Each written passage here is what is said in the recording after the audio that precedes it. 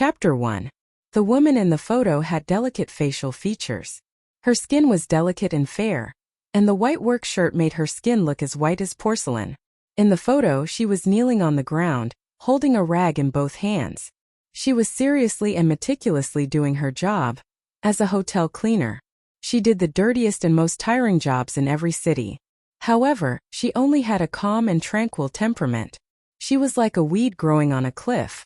But anyone who knew what the woman in the photo had gone through couldn't help but admire her tenacious perseverance and extraordinary wisdom. But for the rich lady holding the photo, she hated it to the core. "Yiqian, do you want to live? Let's see if I'm willing or not." An elegantly dressed young lady with bright red lipstick pursed her lips tightly. She stared at the photo with a cold gleam in her snake fangs, cold and vicious. "Yiqian, you shouldn't be alive," the rich lady said gloomily with a strong murderous intent. She wouldn't let go of someone who knew all of her secrets, even if it was her cousin. The lives of the poor were worthless. Those who shouldn't live should just disappear. She took away everything that belonged to Yiqian. Now that she was in a high position and married into a good family, she naturally had to play with her cousin who knew her secrets. She had no choice. If she died, it would be hard to explain to her husband, who knew that she had a cousin who didn't do her job properly. "You didn't pass the probation period. The hotel has decided not to hire you. Pack your things in 3 days and get out of here." Yi Jian, who was 28 years old, was fired again after 2 months of work. She was just like in the photo. Her temperament was calm and tenacious. She stood straight in front of the hotel manager in the lobby. She didn't bend over because of the manager's words. Nor did she panic because she lost a job. She was used to losing a job every 2 months. While she became cold, it also made her heart stronger.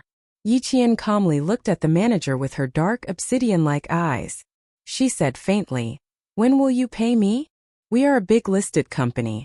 How can your 2,000 yuan salary be small?" Manager Lu looked at the face in front of him that was so beautiful that it could make any man's heart flutter, and his heart itched badly. 10 minutes ago, he had been scolded by the HR manager because he had recruited a woman who had offended a big shot. He stared at Yiqian as he pulled open the drawer of his desk, took out an envelope and threw it out. Yiqian threw the envelope containing his salary to the ground. His pupils constricted as he clenched his fists. The phone on the desk rang, and Manager Lu picked it up in a bad mood. Damn it, he had to turn off his phone later. "Manager Lu, I know you're a man who has tender feelings for women. Yiqian, who seduced his teacher at the age of 14, you should know what to do. Don't worry, nothing will happen. Just don't kill him." A gentle voice came from the phone. Hearing that voice, Manager Lu felt that the other party was a beauty. "Train her well. I'm happy. You want to be the vice president of the hotel? It's just a word from me." Stupid. She got involved with a man at the age of 10, and she's still pretending to be a loyal woman in front of me. After hanging up the phone, Manager Lu's lust was aroused, and he became even more unbridled. He was so damn lucky. He had ordered someone to make Yiqian drink the drugged water.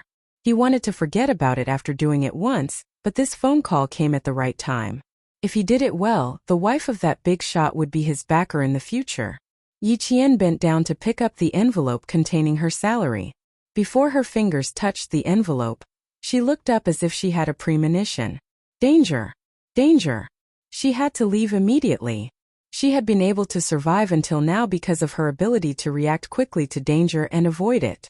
This was probably the only grace that life had bestowed upon her. At this moment, her body swayed without warning. Yiqian's alarm bells went off in her heart. Before she could stand up, an indescribable feeling of embarrassment spread through her limbs and bones. Her lower abdomen seemed to be on fire, and she fell down beside the desk. "Damn it, why are you pretending to be a pure woman? You're a who got involved with your own teacher at the age of 14. Someone told me to treat you well. Let's see how you're going to escape this time." The drugged Yiqian was pressed against the desk. She didn't struggle violently. She clutched her collar tightly with one hand and groped around the desk with the other. When she came in, she saw the display on the desk clearly. With just a glance, she could remember the things on the display, where they were placed, and which were things that could be used as tools for self-defense. For example, there were 7 pens, 2 pencils and 3 fountain pens in the black leather pen holder. One of the fountain pens was not capped. 2 ballpoint pens. Oh, and there was also a pair of office scissors. 2 buttons on her shirt had been ripped off, and that pair of dirty hands was holding onto her collar. Her pearly white teeth bit down on her lower lip. Even if she bit it until it bled, she didn't let go. Pain could make her more clear-headed, and she wouldn't succumb to the drug.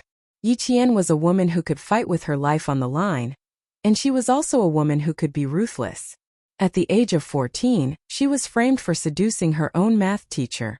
So many years had passed, and no matter how much her cousin, who had married into a powerful family, had played dirty tricks, she still managed to survive. Today, whether or not she could survive, she had to fight for it. Yi Qian, who hadn't wasted any energy struggling, grabbed the uncapped fountain pen and stabbed it hard into the man's arm. The sharp tip of the pen pierced into Manager Lu's arm. Caught off guard, the man screamed and let go of the pen. Yi Qian, who was already battered and exhausted, picked up the envelope containing her salary without any emotion in her eyes. She dragged her weak legs and staggered away without looking at the beast whose arm was covered in blood. Before she could take 2 steps, the hair on the back of her head was grabbed. "Damn it! How dare you hurt me?" Manager Lu was a man after all. Even if he was injured, he still had the upper hand against a drugged woman. Bang! Yi Qian, who was holding her head, was slammed onto the office desk. Immediately, warm liquid flowed out. Manager Lu was furious. He slammed Yi Qian's head onto the desk again and again. He roared violently. "You shameless bitch! I'm going to kill you today." Yi Qian knew that she had lost a lot of blood. Her head felt like it was going to shatter from the impact. She placed her hand on the office desk and reached for the scissors in the pen holder. The office phone was swept to the ground. If she moved forward a little more, she would have swept the pen holder over. Holding the scissors, Yi Qian used the last of her strength and stabbed it into Manager Lu's chest with extreme precision. The sharp scissors accurately pierced his heart. Yi Qian had cleaned the autopsy room at the medical school. She was a woman who was better at her professional classes than medical students who attended formal classes. She knew the structure of the human body very well. She couldn't just stab the scissors in, she had to pull them out. Only by pulling them out could the blood in the heart gush out like water from a high-pressure water gun. You want to save him? Maybe in your next life. Yi Qian's face was covered in blood. Even her hair was drenched in blood. It was as if she had just walked out of hell. She leaned against the office desk with her eyes closed and felt for the office phone. Her bloody fingers pressed a string of numbers. Chapter 2. Shuku Village in Fujian Town was a village guarded by a troop deep in the mountains. In the middle of the night, the villagers of Shuku Village could faintly hear the sound of a truck. It was the sound of a military truck driving past the village entrance at night. It was past 2 in the morning, and the villagers were all sound asleep. Even if they heard it, they wouldn't deliberately wake up. Even if some people woke up, they would wait until they couldn't hear the sound before turning on the lights. The village chief had said that if anyone dared to disobey the rules, the road that the country had painstakingly repaired would be dug up. As for the person, he would be sent straight to jail and never be released. Yi Qian had been awake for a long time. When she heard the sound of the military truck disappear, she endured her headache and climbed out of bed. She turned on the flashlight, and the flashlight shone on the wall with the calendar hanging on it. So it really wasn't a dream. So she could open her eyes again and see the sun tomorrow.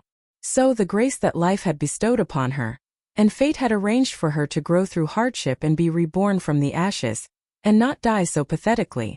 Time ticked by. At 6 o'clock in the morning, smoke was already rising from the chimneys in Shuku Village. The mountain village bathed in the morning sun was lush and green, and the water gurgled.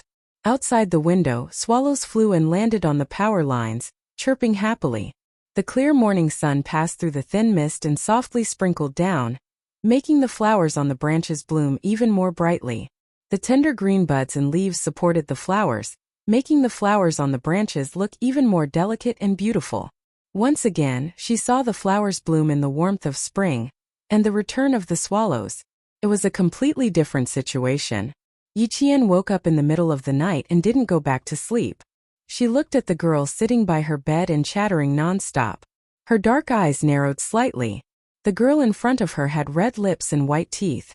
Her black hair was braided and hung nimbly from her shoulders.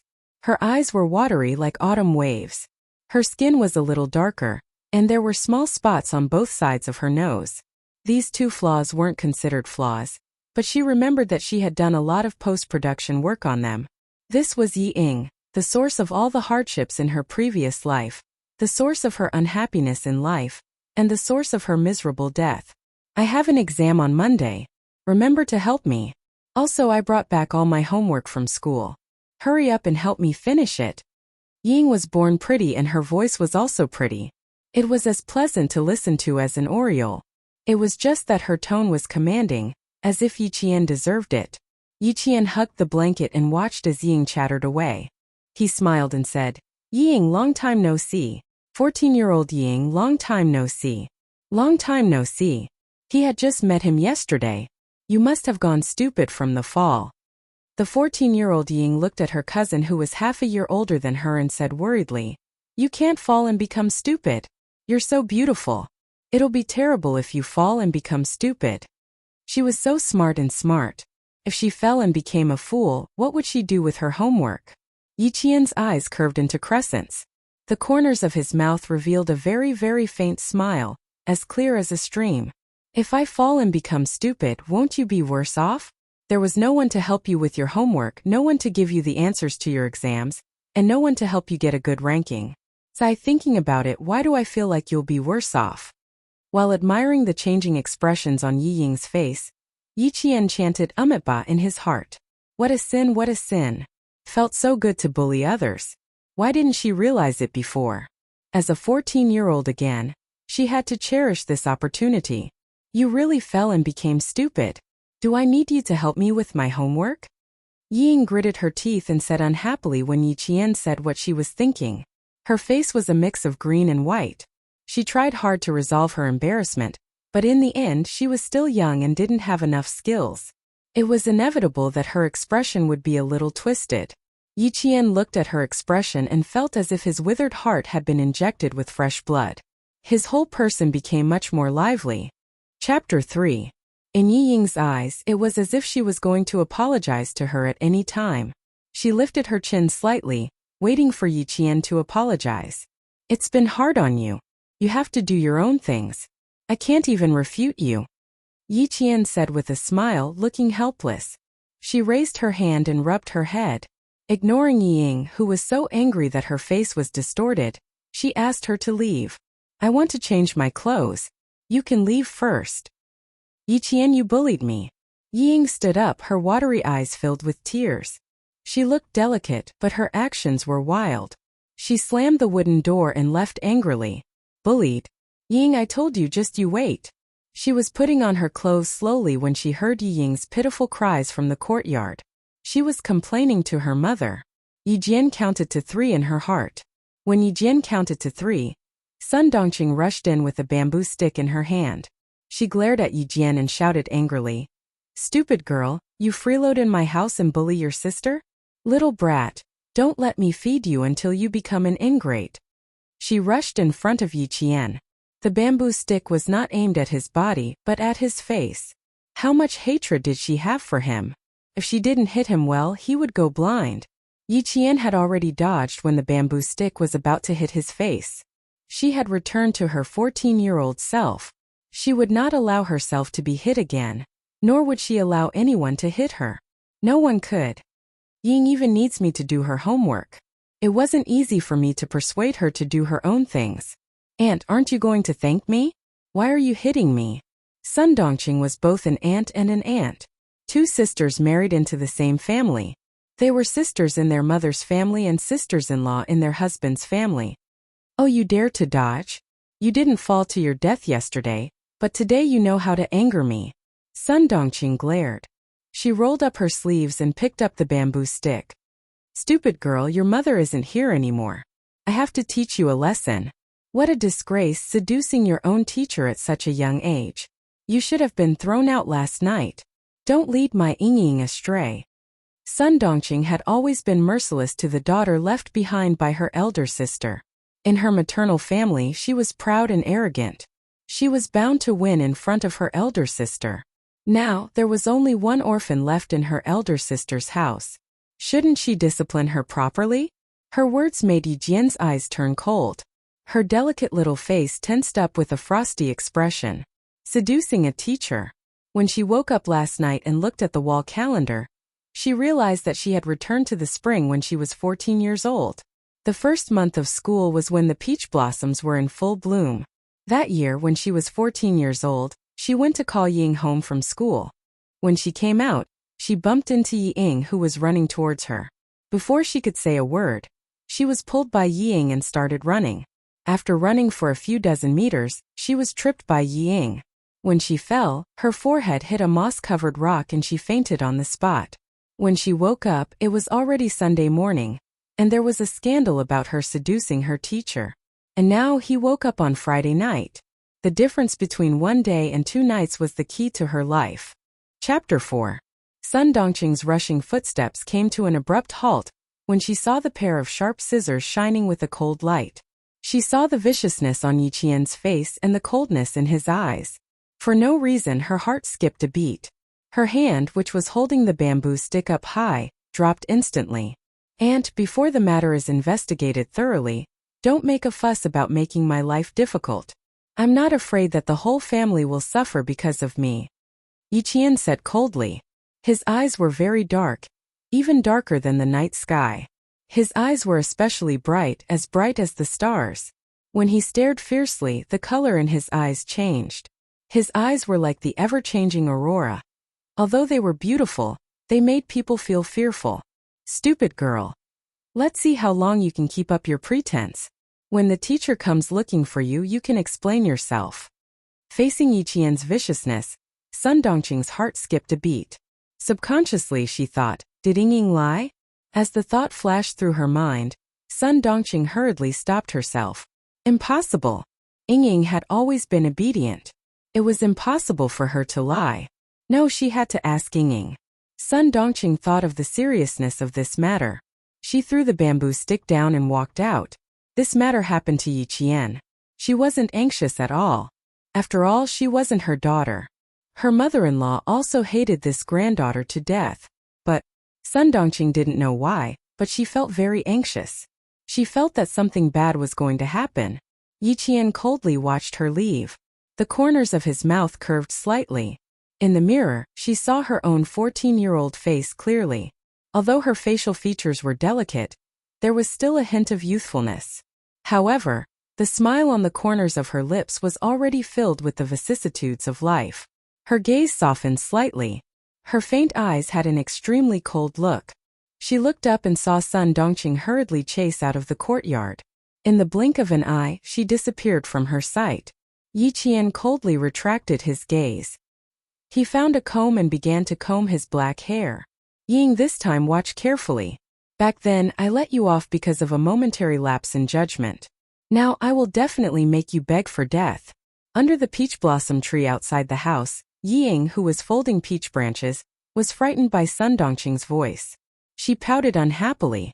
"Mom, you scared me." Sun Dongqing couldn't bear to say harsh words to her daughter, so she asked in a low voice, "What did you say when you came back yesterday? What's going on?" "What do you mean?" Ying lowered her head, the tip of her nose gently touching the delicate peach petal. She hid the panic in her eyes. "How would I know what's going on? Come in and tell me." Sun Dongqing looked around and made sure that no one was around. Then, she pulled her daughter into her bedroom and began to interrogate her. Yiqian, who came out from the other side of the house, watched the mother and daughter tugging and pulling each other into the house. With a faint smile on his lips, he walked out of Sun Dongqing's house. This was not her home. Her house was located in the innermost part of the village, next to a bamboo forest. Every brick and tile had been added by her parents when they were still alive. Before the age of 4, it was heaven. In front of the house there was a garden full of peach blossoms. Behind the house there was the sound of bamboo waves.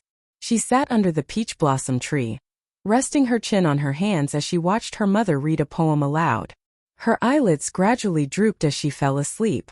Her father, who had just returned from digging up spring bamboo shoots, was beside her, peeling bamboo shoots while laughing.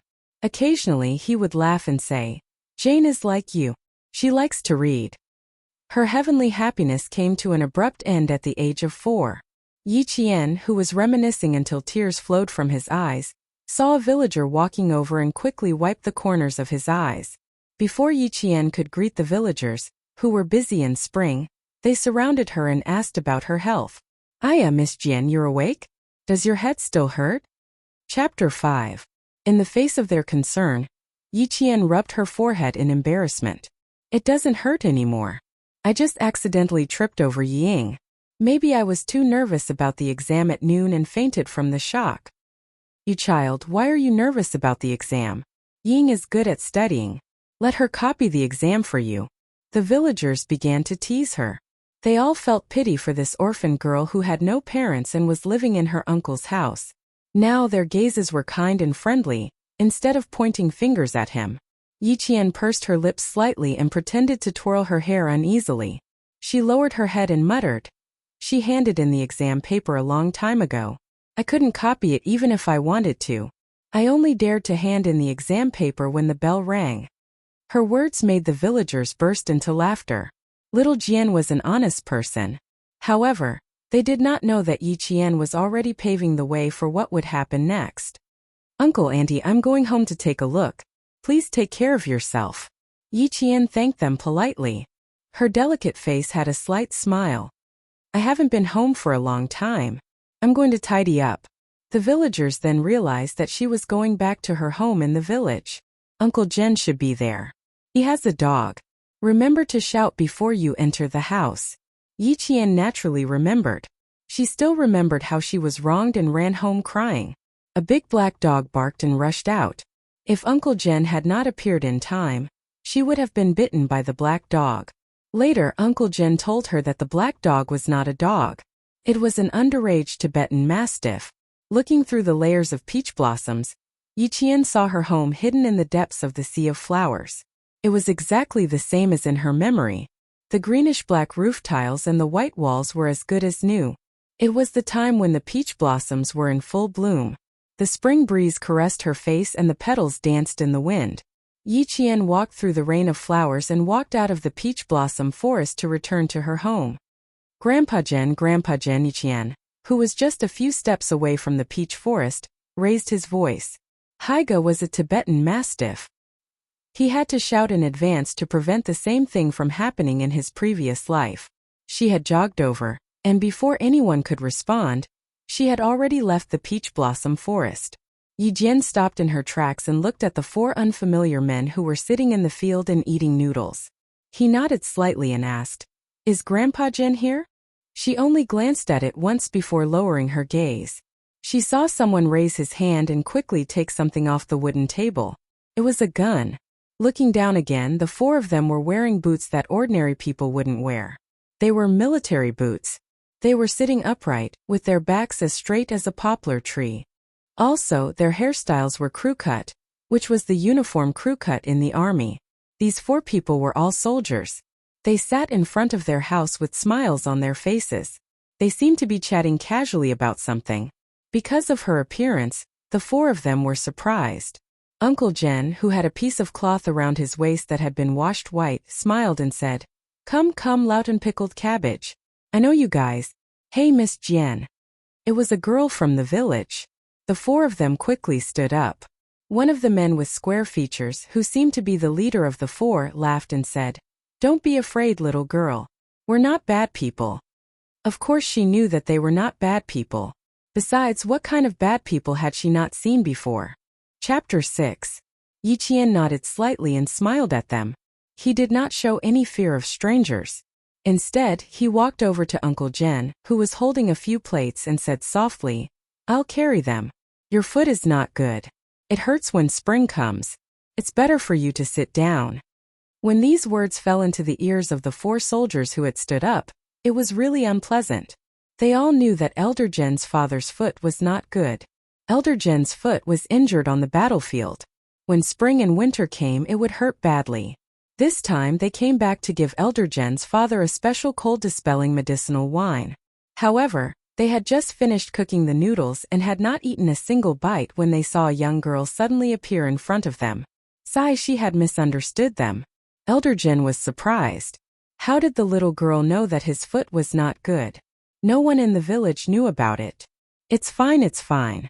You just need to take care of yourself. Elder Jen was naturally referring to the incident where Yi Qian fell and fainted yesterday. However, there were other people present, so he did not say it out loud to save the little girl's face. Yi Qian pursed his lips and revealed an unnatural smile. It's just an accident. Thank you for worrying. She nimbly placed a few plates of sour and refreshing pickled cabbage on the wooden table. Then she skillfully dripped some sesame oil on the table and added a spoonful of red chili oil. Not only was the pickled cabbage fragrant, but its color also became more vibrant. The bottle of soy sauce on the bed was not screwed shut. Yi Qian also screwed the lid shut. There were not many children in the village who were pampered. Children who did not have parents did not have the right to be pampered. Elder Jen looked at the young girl. Although she was thin and weak, she worked as if she had worked for more than 10 years. He felt a little sad and sighed softly. Little girl, don't be busy. They will clean up after they finish eating. Little girl, please take a rest. We will do it ourselves. Thank you, thank you. We will do it ourselves. If the company commander were to find out that these men were being served by a little girl, he would definitely be scolded badly. The four of them were embarrassed to let a little girl do all the work. One by one, they reached out their hands to block her, and the chopsticks on their bowls accidentally fell to the ground. The soldier closest to the chopsticks reflexively wanted to pick them up, but a pair of slender fingers beat him to it and accurately caught the chopsticks in her own hands. Yi Qian put his chopsticks back on the bowl and smiled faintly. It's not dirty. You don't have to wash it. Thank you.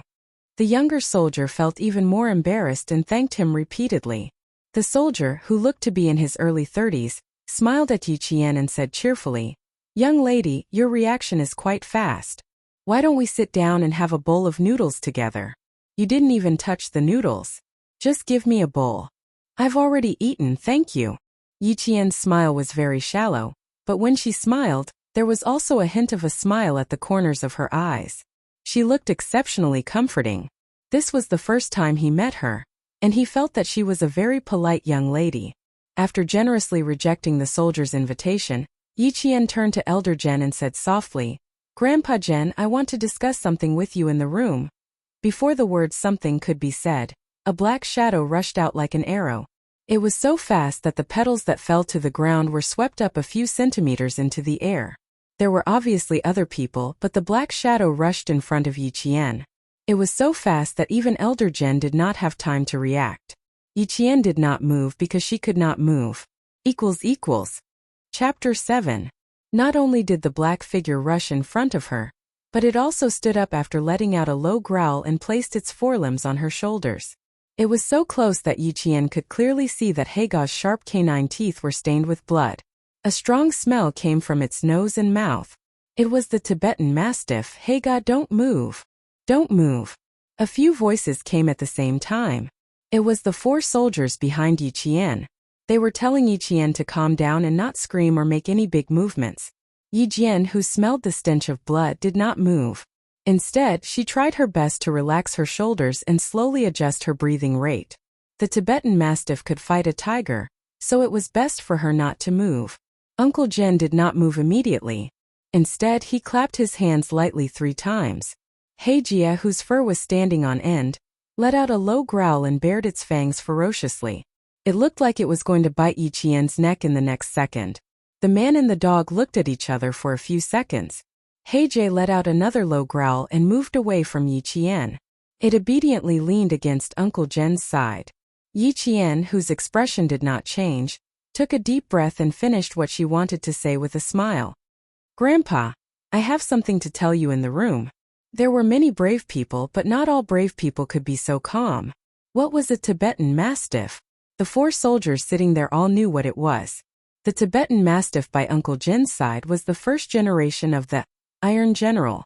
Its fighting ability, reaction speed, and ferocity were all at the first level. A normal soldier would not be scared to the point of peeing his pants, but his expression would definitely change drastically. This little girl in front of them could still finish her sentence so calmly. It was indeed admirable. Uncle Jen seemed to have guessed something. He looked at the 4 soldiers who were looking at Yi Qian in shock. He nodded and brought Yi Qian to a room with new furniture. Little girl Jian, this room has always been prepared for you. This is your home. As long as you want to come back, you can come back anytime. His simple words instantly touched the softest part of Yi Qian's heart. She turned around and bowed deeply to Uncle Jen. Grandpa Jen, thank you. This was a big gift. Coming out of nowhere, it really startled this old revolutionary who had walked through a hail of bullets. His calloused hands firmly supported Yi Qian. He said with a deep voice, "Little girl, I can't accept your bow. This is your home. I'm just staying here. As long as you don't come back, of course I have to keep watch for you."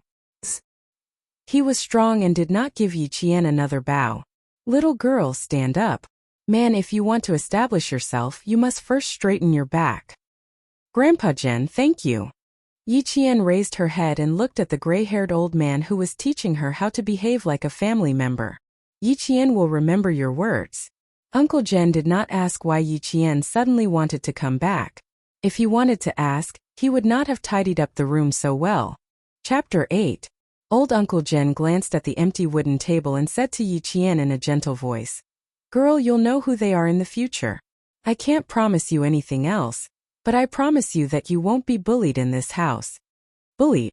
She wouldn't let herself be bullied again. Yi Qian nodded lightly. She thought about it seriously and blinked her eyes playfully. "Don't worry, I won't say anything. There was no shortage of smart people in this world, but there was a shortage of smart people." Old Uncle Jen laughed loudly and looked at Yi Qian with even more kindness. "Okay. Grandpa will wait for you to come home." When Yi Qian walked out, He Jie suddenly appeared. Old Uncle Jen smiled at her. "Weren't you afraid just now? You weren't scared?" A young Tibetan Mastiff was stronger than an adult dog. Yi Qian glanced at it and smiled. "I'm not scared. All intelligent dogs can recognize their masters." "Girl, you're a brave person. But this isn't a dog, it's a Tibetan Mastiff.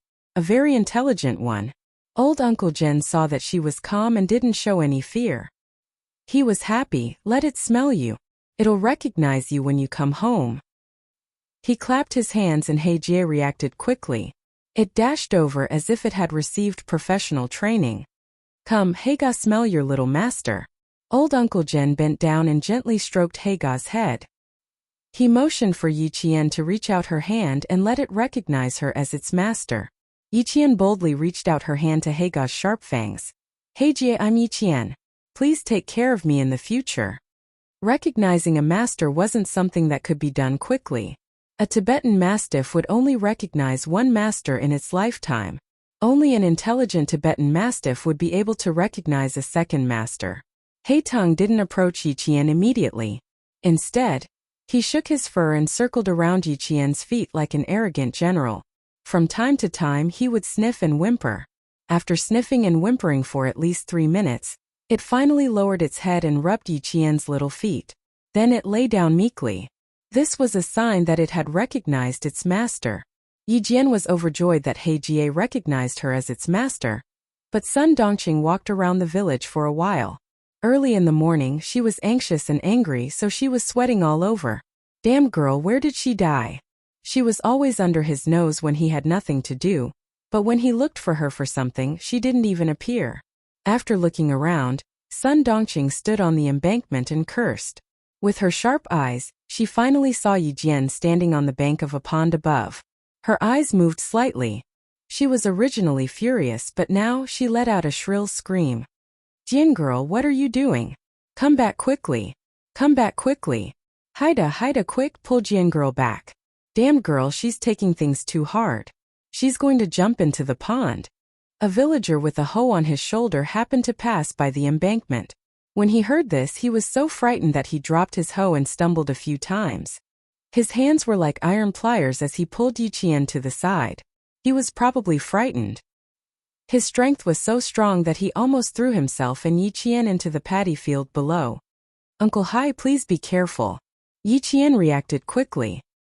He even pulled the middle-aged man who was about to fall into the paddy field. "I just came out of my house. Auntie yelled at me. I was stunned. The middle-aged man felt cold sweat break out on his back. When he heard Yi Qian's words, his expression turned ugly. That auntie of yours is always so noisy. She's almost scared my soul out of me. Chapter 9. Yi Qian quickly apologized. Uncle Hai, I'm sorry. I don't know what my aunt said about me jumping into the pond. Even though I'm young, I know that jumping into the pond will cost me my life. I can do anything else, but I can't do this. Heh, the little girl's spirit has risen after a fall. The middle-aged man laughed when he heard this. He raised his hand and rubbed Yi Qian's head. It's good that she's more spirited. If she's like your Aunt Ha, she'll scare me to death sooner or later. Below, Sun Dongqing ran all the way over shouting, You little girl, don't get me killed. You're so young, yet you don't say anything when something happens. You even know how to jump into the pond. If you die, it'll be a clean slate, but I'll be criticized behind my back for the rest of my life. Who taught you to do such a stupid thing? Jump into the pond, jump into the pond. Stupid girl, if you have the guts to jump into the pond, why don't you have the guts to let the matter rest? Yi Qian saw her shouting and her actions were extremely exaggerated. In order to show that she was really anxious, she purposely missed her foot and stepped into the water field. When she pulled her foot out, she realized that her leather shoe was stuck. She even remembered to pull it out and put it on before running. After running for 2 steps, she fell again. She didn't even have the dust on her body, making it seem like she was really anxious. Her voice was loud and the matter was so serious that the villagers who were busy at home all rushed over. They didn't understand why they came back. They only heard Sun Dongqing shouting and thought that Yi Qian had done something embarrassing and felt that she was going to jump into the pond. What happened? What happened? Little girl Jian jumped into the pond? How can a child know how to jump into the pond? Quick, go and see what happened. That woman Sun Dongqing is so scared. It was undeniable that Sun Dongqing was really willing to go all out for Yi Ying. She was a smart woman. Yi Qian always knew that he had suffered a lot at her hands in his previous life. But this time, he wanted to make her lose all her face. What's wrong with my aunt today?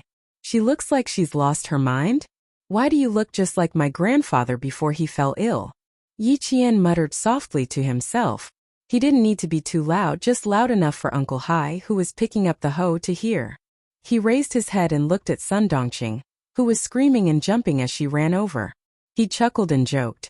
Isn't that so? You're crazy. He paused and looked at Yi Qian with a smile. When your grandpa had a relapse, you were only 3 years old. How did you know? Yes, he got sick on the 7th of April.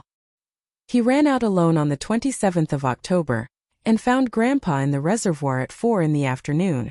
Yi Qian lowered his eyes slightly.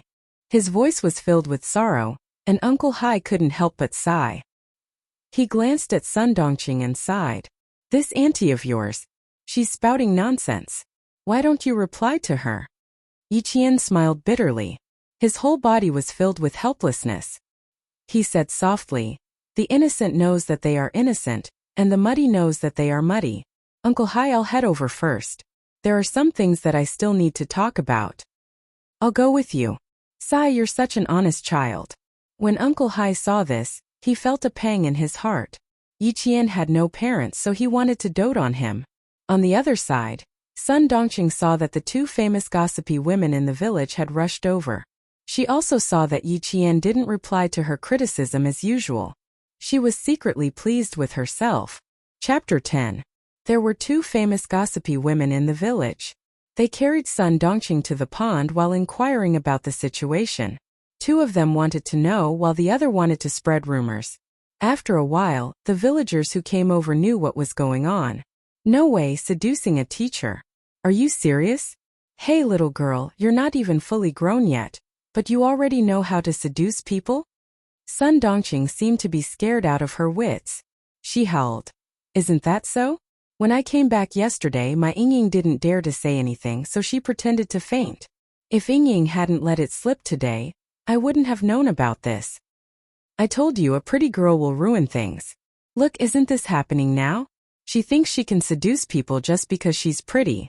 TSK, TSK, TSK. Be careful not to lead your Yingying astray. The 2 gossipy women spoke one after another, convicting Yi Qian in just a few sentences. The villagers who didn't know what was going on were stunned when they heard this. They were all skeptical and doubtful. You all know that the Jian girl is mischievous, unlike my Ying who is honest and only knows how to study. With such a big thing happening, I only hope that the school won't come knocking on our door. Sun Dongqing howled even louder, throwing all the blame on Yi Qian. Onto you, I've never thought of myself as pretty, and I've never done anything just because I'm pretty. I really can't bear to hear you say that. What would a little girl like you know? Yi Qian walked over and stood in front of them, blocking their way. He raised his voice and said calmly, "And Auntie Chiu, you know that I'm not fully grown yet. How could you believe that I seduced a teacher? Your daughter is my classmate. You can ask your daughter Wenli if I seduced a teacher. Have you two seen me seduce a teacher with your own eyes? I, Yi Qian, may not have parents, but I know that a teacher is not to be bullied. The best way to fight back was to stand up bravely in the face of rumors and slanders." Yi Qian's experience from his previous life allowed him to stand upright in front of them at the age of 14. Her gaze was as clear as the sun at this moment, so clear that it was as if all the darkness could be seen in her eyes, and there was nowhere to hide. Sun Dongqing was stunned when Yi Qian stood in front of her and said his first sentence. This wretched girl actually dared to talk back to him and even talk back in front of the neighbors. After being stunned for a while, he thought to himself, "Oh no, I'm afraid that this wretched girl is not easy to deal with." Throwing a tantrum and pestering endlessly was her specialty. When she saw that the situation was not right, she cried out "Ayaya," and started to make a fuss. "Elder sister, you left a troublemaker with me. She even knows how to talk back. Are you trying to piss me off? Are you trying to piss me off?" Aunt Yu and Auntie Chiu were still supporting her on either side. After Yi Qian finished speaking, they couldn't help but look embarrassed. When Sun Dongqing started to make a fuss, the two of them tactfully let go of her. She continued to make a fuss. Yi Qian looked on coldly, pursed his lips and calmly said, "I was an orphan when I was young. This is something that everyone in the village knows. Auntie, you don't have to talk about it every day. It's precisely because I'm an orphan that I have to be more careful. Because I don't have the qualifications to cause trouble." Chapter 11. When Sun Dongqing heard this, she immediately stood up from the ground. She stopped complaining and slapped her thigh. "You dare to talk back? You wretched girl, do you respect me as your aunt? You dare to talk back to your elders like this? I know what kind of person you are. You even dare to talk back to your elders. Seducing a teacher, you think you can't do it? Aunt, you said that I seduced a teacher. Have you verified it? Have you gone to the school to ask? Have the teachers come to our house? Did you ask Ying what's going on?" Yi Qian calmly dragged Ying into the conversation. Not only did she stand upright, her words were even more upright. A few villagers that Yi Qian met early in the morning also gathered around.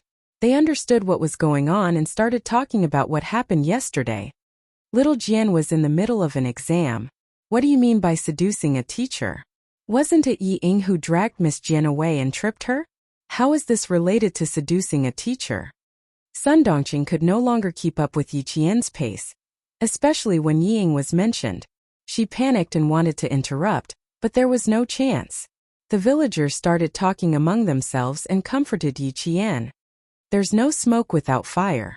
You didn't do it, so why would others accuse you?" Sun Dongqing was furious. She pulled apart the neighbors around Yi Qian and pointed at Yi Qian. "Flies don't bite a flawless egg. If you were a good person, no one would dare to criticize you."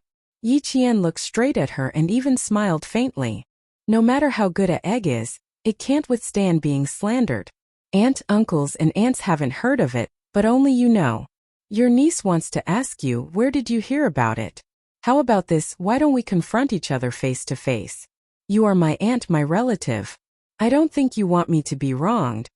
Yi Qian knew that this was the only way to prevent the villagers from thinking that he was really going against Sun Dongqing. Sun Dongqing, who had made up her mind, clenched her teeth tightly. On the surface, she put on a pained expression as she beat her chest and stomped her feet. "Do you know what I've wronged you and what you've done? That damned girl was still being stubborn even now. I want to keep it a secret for you, but can I?" When the villagers heard this, they felt that something was amiss. This kind of thing. If Sun Dongqing hadn't told them, they wouldn't have known. The child is still young, how could he do such a thing? Seducing a teacher, how big of a crime was that? Sister-in-law Dongqing, I think you'd better call the person who passed the message over and confront him face to face. That's right, this kind of thing that tarnishes a child's reputation. Whoever spouts nonsense is going to suffer 1,000 cuts and 10,000 cuts. Yi Qian stood steadily. His words were loud and clear without a trace of guilt. His expression was bright, his eyes were clear, and his movements were calm. It was enough to prove that she had been wrongly accused. Confrontation? How could there be a confrontation? Sun Dongqing was secretly gritting her teeth. She glared at Yi Qian with a fierce and gloomy expression. Yi Qian, now that you've grown up, your wings have hardened, haven't you? I haven't grown up. I've just become more sensible. I know the severity of the matter, and I know that I have to stand up for this kind of thing. Seducing a teacher requires a time and place. Since Aunt is so sure that I'm shameless, then you must know everything. Chapter 12. Yi Qian didn't back down and instead advanced. This made Sun Dongqing a little nervous. She said firmly, "Stupid girl. I really took your kindness for granted. Fine, when the teacher comes, I'll see what you say." She couldn't stay here for too long. If she stayed any longer, Sun Dongqing felt that she wouldn't be able to handle it. Stupid girl, did she change her personality in one night? She even knew how to bring the villagers here to testify. She couldn't be bothered with her. Seeing that the situation wasn't right, she, who had always been clever, quickly shook her hand and left while cursing. At this moment, the surrounding villagers all understood what was going on.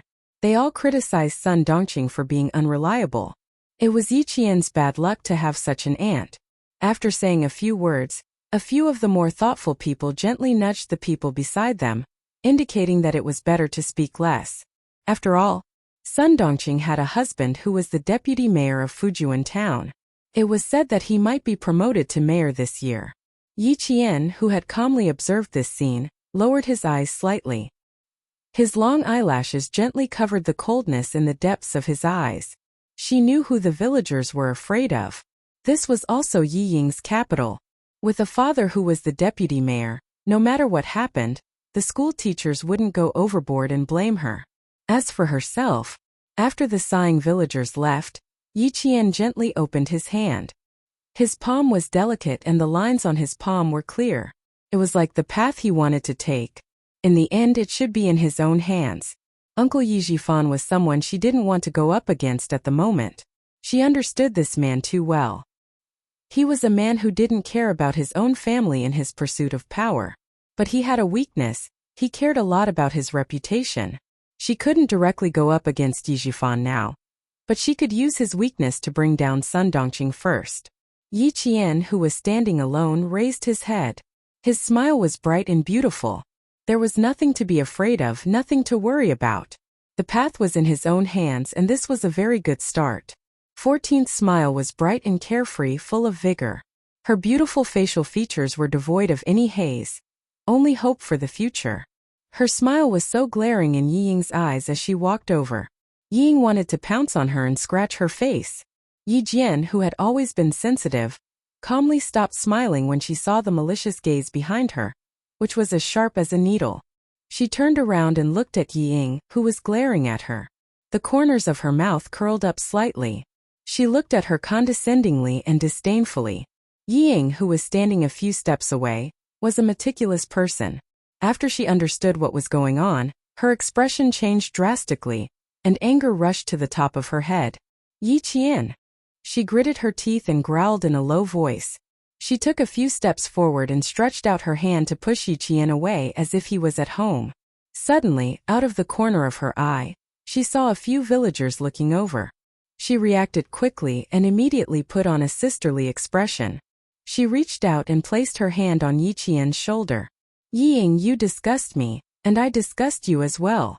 Yi Qian avoided her easily and didn't let her act disgust him even more. He chuckled coldly and said, "You know what I mean. Don't put on an act for others to see." In the eyes of the villagers, Yi Ying from the deputy mayor's family had always been obedient.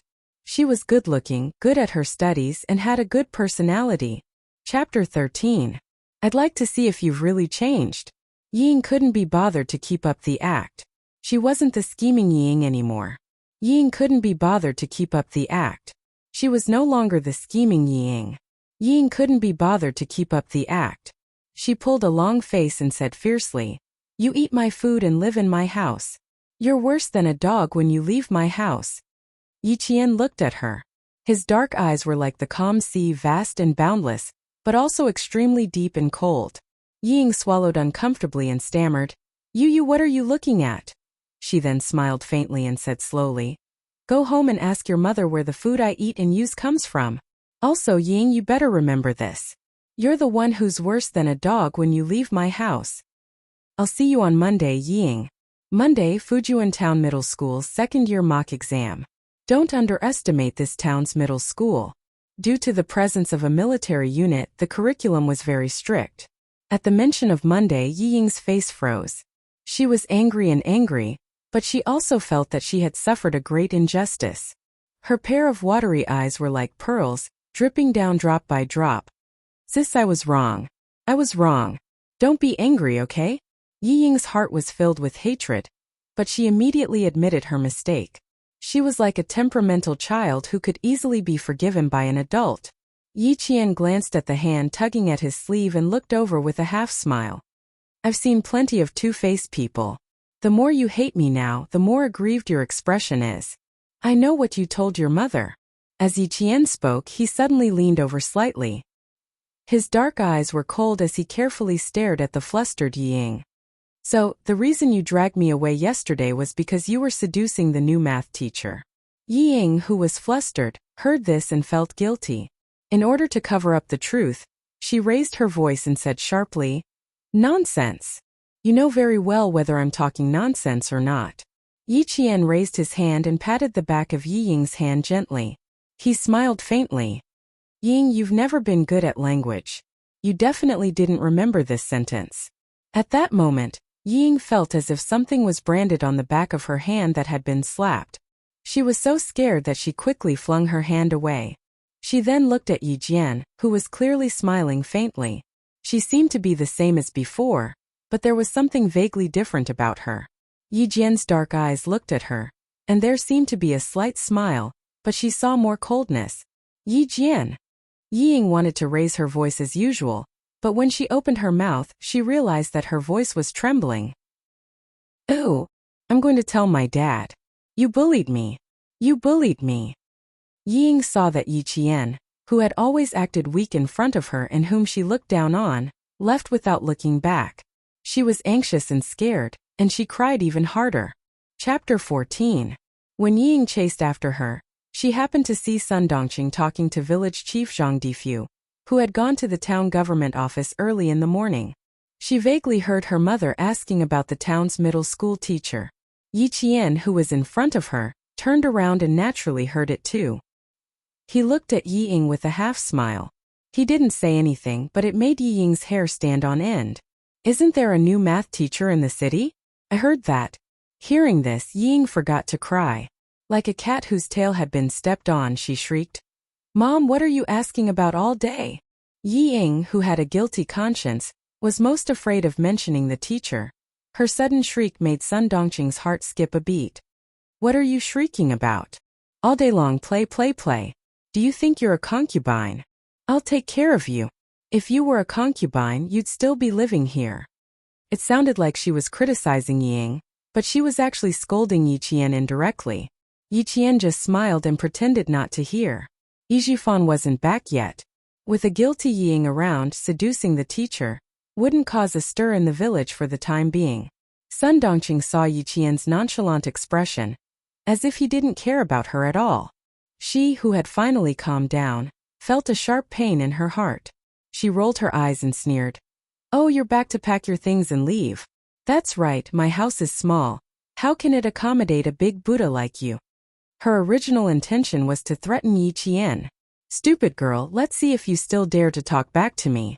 How dare you be naughty? Without this house, where can you go?" Village Chief Zhang Difu was already frowning.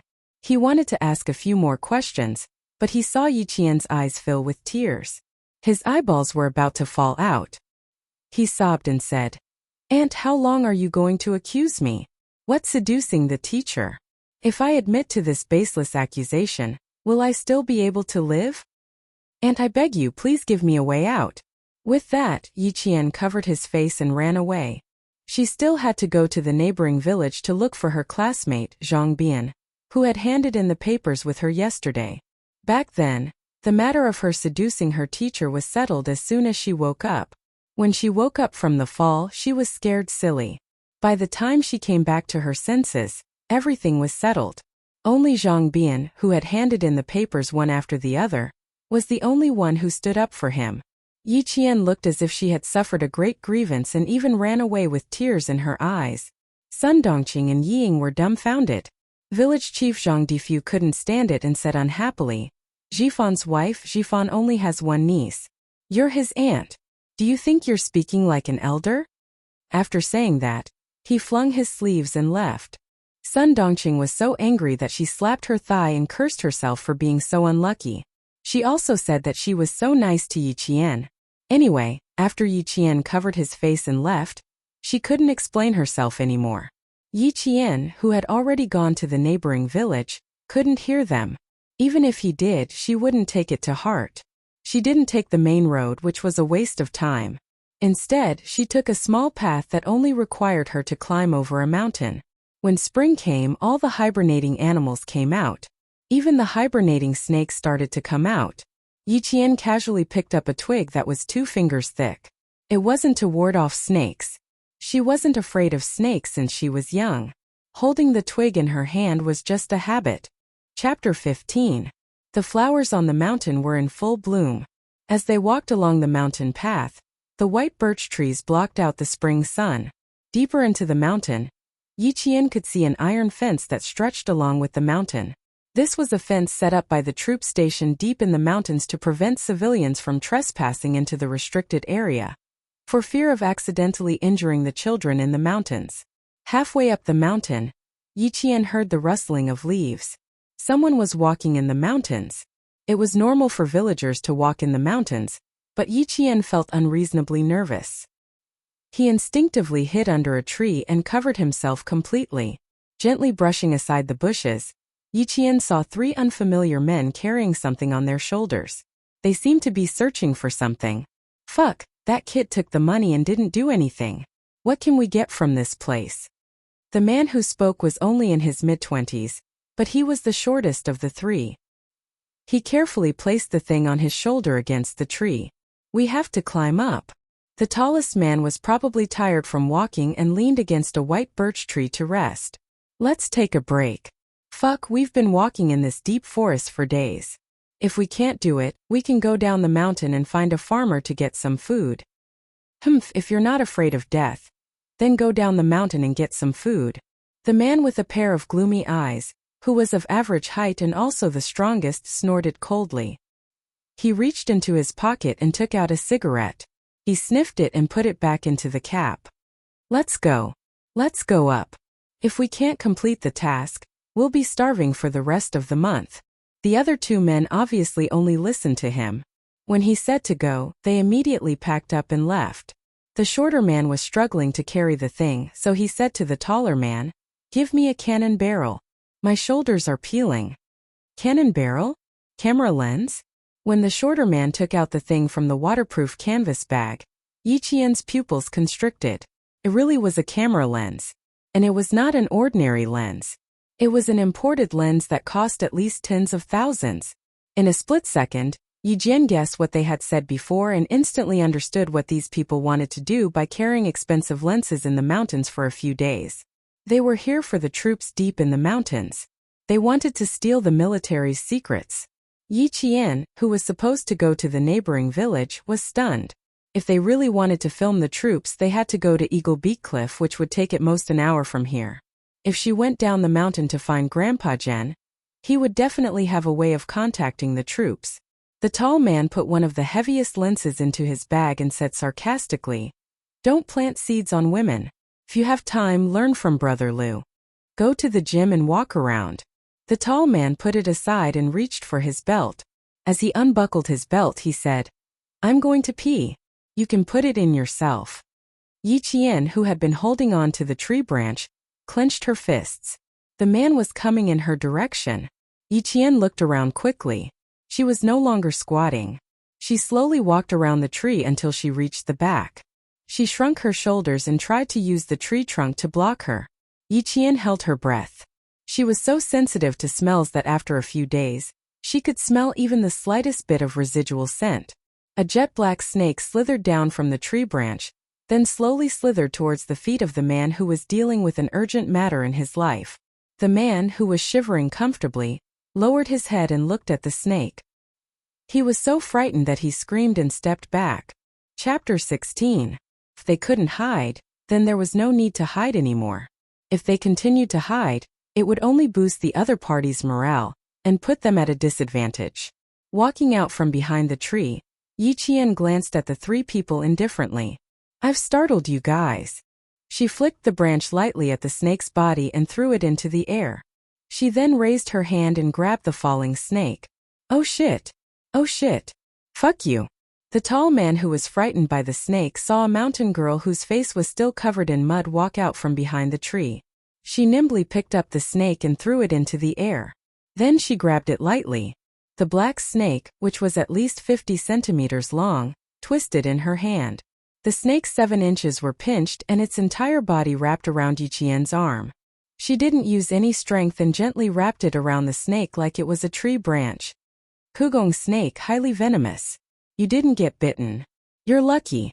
Yi Qian grabbed the snake's head and skillfully opened the snake's mouth, exposing the venomous fangs hidden in its upper and lower jaws. Good fangs, good venom. Can be used as medicine. It's worth a lot of money.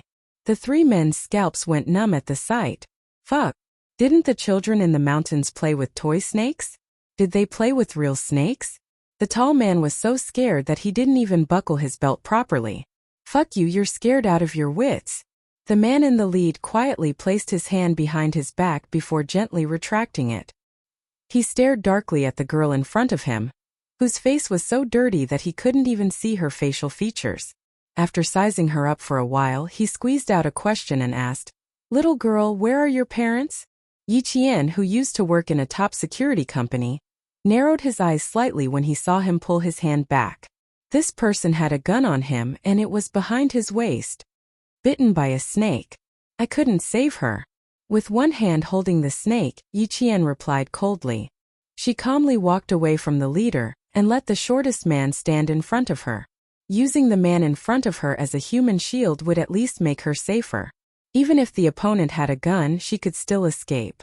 Not only was he bold, but he was also extraordinarily calm. The short man who was closest to Yi Qian raised his hand and blocked Yi Qian's path. Little girl. You want it. Yi Qian did not let him finish his sentence. His eyes narrowed slightly, and the venomous snake with its mouth wide open suddenly moved closer to the other party's eyes. If you want it, sure. I caught the snake. Pay for it. Her movements were so fast that the short and small man was so frightened that he shuddered and took a few steps back. He gasped and shouted, "Fuck! You scared me to death. Who the hell wants to buy it?"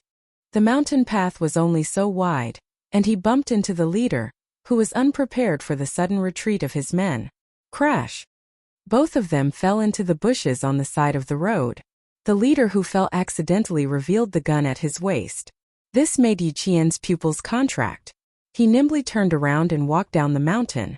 When the tallest man saw his men fall into a mess, he who had gathered his courage to stop Yi Qian, hurriedly shouted, "Brother Kuan!"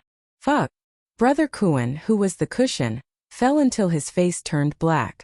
The guy who was on top of him was still scrambling to get up. Out of the corner of his eye, he saw the village girl who caught the snake walking down the mountain. Brother Kuan fiercely shouted, "Stop her!" Chapter 17. All snakes were agile. As long as their weak spots were not pinched, they were extremely aggressive, especially poisonous snakes. The free Mr. Crow moved its body and opened its mouth wide, biting Brother Kuan's arm. Ah! Brother Kuan, who was bitten, grabbed the Mr. Crow snake and threw it into the forest. He gritted his teeth and said, "Get them back here. This stupid girl knows what we're talking about." It was not easy to catch up with Yi Qian. After her first accident in her past life, she had developed the habit of running in the morning to make her body stronger. She had a strong personality and never stopped running, even if it was raining or snowing. Otherwise, how could the boss of the security company, who also ran every day, let her into the security company when she did not have an identity card and a household register? A 28-year-old soul and a 14-year-old body combined so well. The mountain wind blew past her face and the trees behind her. She was able to shake him off from afar. It took less than 10 minutes to run from the mountainside to the foot of the mountain, but Yi Qian did not choose to run on the mountain path.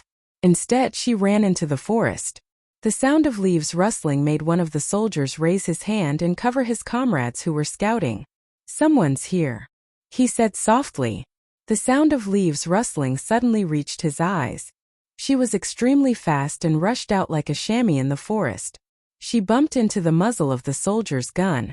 Yesterday at around 5 o'clock in the morning, the soldiers patrolling the mountain discovered traces of someone squatting in the mountain.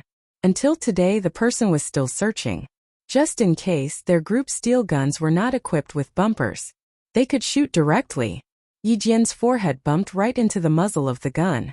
She did not get scared, but the soldier who was holding the gun was scared out of his wits. "You little girl." The soldier who broke out in cold sweat recognized Yi Qian, whose face was covered in dirt. He quickly put away his gun and said, "Go back quickly.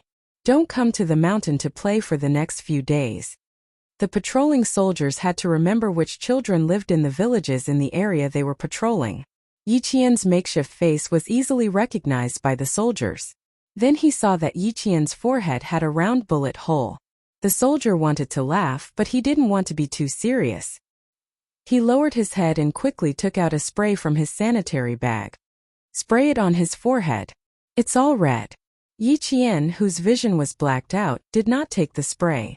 Instead, he said to the soldier in combat uniform, "There are 3 people with imported lens equipment. They are 500 meters above us.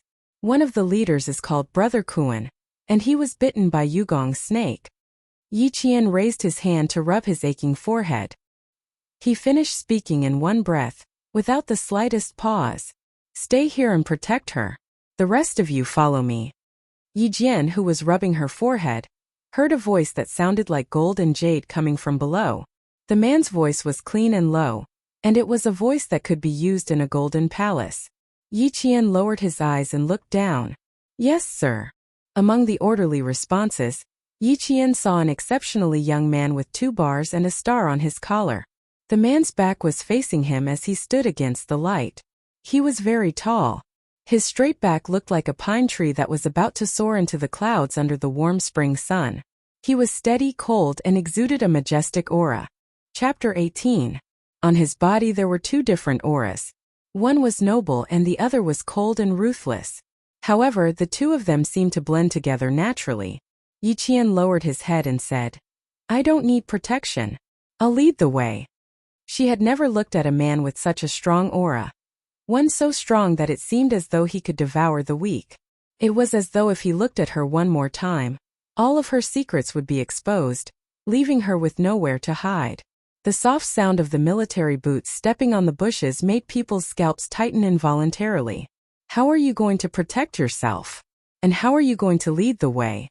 The young man stood in front of Yi Qian. His voice was slightly raised, and there was a hint of a smile in it.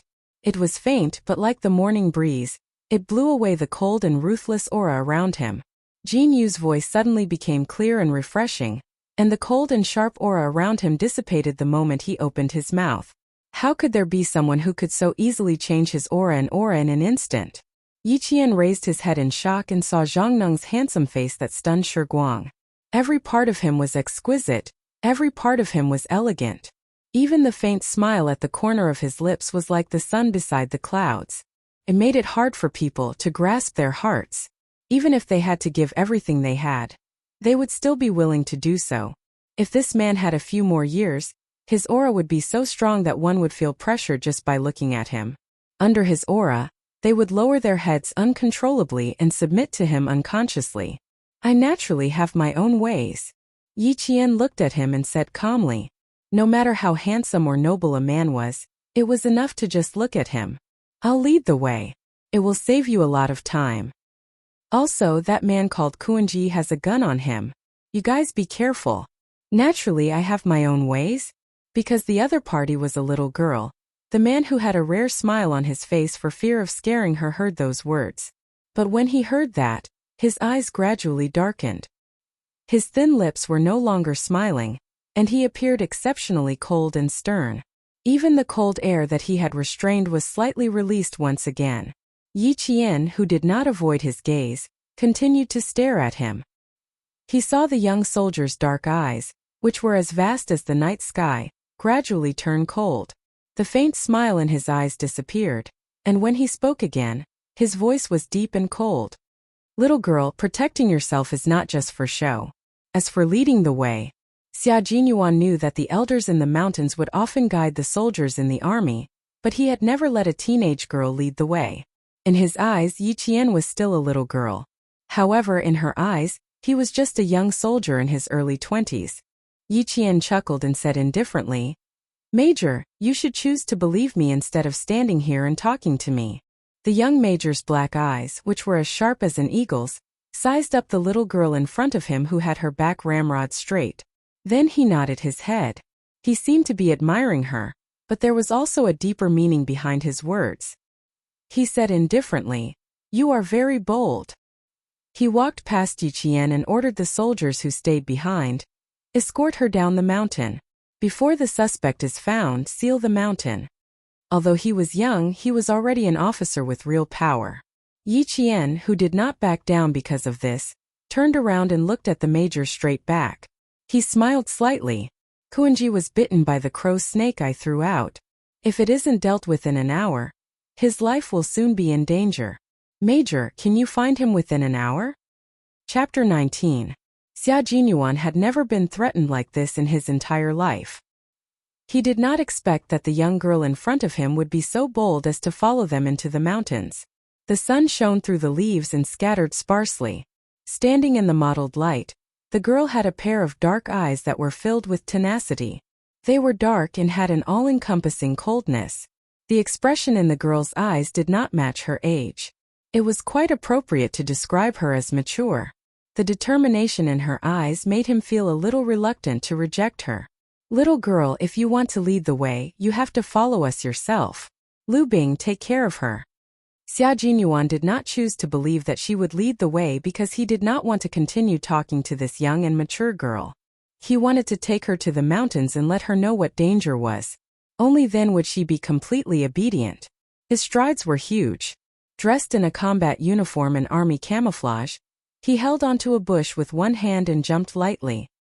His arched back made him look like a ferocious beast that had its eyes on its prey in the forest. The soldier who was left behind, Lu Bing, took off his helmet and laughed. Little girl, you actually have the guts to threaten Captain Xia. Fortunately, you are not his soldier. Otherwise. He took off his helmet and placed it directly on Yi Qian's head. Otherwise, you would have to fix it. Wear your hat and follow closely. Captain Xia was referring to the young major. What was there to be afraid of? She naturally had her own reasons for bringing it up. Yi Qian did not even have the chance to refuse to wear his helmet. He held onto the bush with both hands and followed closely behind her. There are traces of squatting here. There are traces of a tripod. Take a picture of this as well. Yi Qian quickly caught up and saw the soldier who was supposed to be chasing the criminal and the man called Captain Xia standing together. He pointed to a spot and a soldier took a picture with his camera. Xia Jinyuan had already heard the rustling of the bushes behind him. He was a little surprised. The little girl was quite wild. She caught up so quickly. I met them a little on the other side. But they're gone now. Yi Qian pointed at the slope in front of them and pursed his lips. However, I'm sure they won't dare to walk up the mountain. After being bitten by a snake, walking on the mountain was a dead end. Xia Jinyuan obviously understood what she meant. He turned to look at her and smiled faintly. That's right, so we can collect evidence first. All signals in the surrounding area had been blocked. It was impossible for the people who had escaped into the mountains to send out information or call for help. Although this was a man with a cold aura, when he smiled, he was indeed very charming. Yi Qian had always thought that she was not a woman who would be dazzled by a man, but at this moment, she could not help but take another look. The cool mountain breeze blew over, and when it blew away the flash of light for a moment, it also carried a trace of smell. Holding her breath, Yi Qian took another light breath. Her eyes suddenly lit up and shone with a diamond-like light. She took a few light steps to Xia Jinyuan's side and said in a youthful voice, "How much longer do you need to collect evidence? They haven't gone too far. We can catch up with them immediately." Xia Jinyuan's intimidating black eyes were sharp as he looked indifferently at the girl who was only a fist away from him. Chapter 20. Xia Jinyuan, who always had his own plans for the operation, did not answer immediately. Instead, he quietly looked at the little girl who had a determined and cold expression in her eyes. Perhaps it was because he had been silent for a long time, she spoke again anxiously. "If we go down from here, we'll reach Yangjiao Creek. If we run in that direction, we'll reach the main road. Captain Xia, if you trust me, please follow me this way." Yi Qian, who had chased after them in a hurry, had a small cut on her face from the leaves of a shrub. Her forehead was red and swollen, and her little face was dripping with blood. However, her gaze was firm and unwavering, like a sapling that had taken root at the edge of a cliff. Even the wind and rain could not break her proud and unyielding character. Xia Jinyuan was silent for only a few seconds. His thin lips curved slightly. Under the helmet, although his extremely handsome face was cold, it gave Yi Qian warmth. Because he said, "Okay." Concise and crisp without any pause. "I can guarantee it." Yi Qian pursed her lips and nodded gently. She said in a clear and childish voice, "None of you are as familiar with this place as I am. You won't go wrong if you follow me." Xia Jinyuan, who was smiling, clasped his slender fingers together, then slowly and coldly waved them out, indicating for Yi Qian to go first. "I can also guarantee that with us around, you'll return home unscathed." Sometimes one chose to believe because of a look, an action, or a sentence from the other party. Xia Jinyuan believed in Yi Qian because he could see calmness and confidence hidden beneath the calmness in her eyes. She was an interesting little girl. She was wild and knew when to advance and when to retreat. Believing in her was actually not a difficult thing to do. In order to make himself believe in her, her face was tense and her eyes were filled with defiance. It was like the sun shining down from the sky, bright and dazzling. She really wanted to help them. Xia Jinyuan smiled faintly and nodded. He said in a low voice, "We'll be in front and you'll be at the back. Don't act rashly under any circumstances." "Okay, I won't be a burden to you." Yi Qian knew that he heaved a sigh of relief. The wind blew gently again, and the smell in the wind grew fainter. The soldier in charge of the map glanced at Yi Qian and whispered to Xia Jinyuan, "Captain Xia, she's right. This is the fastest way to escape to the main road. You three this way." Xia Jinyuan's slender fingers gently stroked across the map. With a serious and cold expression, he was like a king who was guiding the country and guarding his great mountains and rivers. "The three of you stay here and guard the rear." Xia Jinyuan raised his head and looked coldly in the direction of Yi Qian. "Little girl, since you know he has a gun, you'd better hide it well." Yi Qian nodded. "Okay." Although the soldiers didn't quite understand Xia Jinyuan's decision to bring a little girl with them, they didn't immediately ask. They carried their guns and quickly chased after them under Yi Qian's lead. There was no mistake in the direction she chased in. A soldier who used to be a scout secretly looked at Yi Qian, who was walking in front of him in surprise. This little girl didn't observe her surroundings, didn't look at the scene, and didn't analyze the possibilities. How did she do it? Compared to the scout's surprise, Xia Jinyuan was only shocked for a short while before calmly accepting it.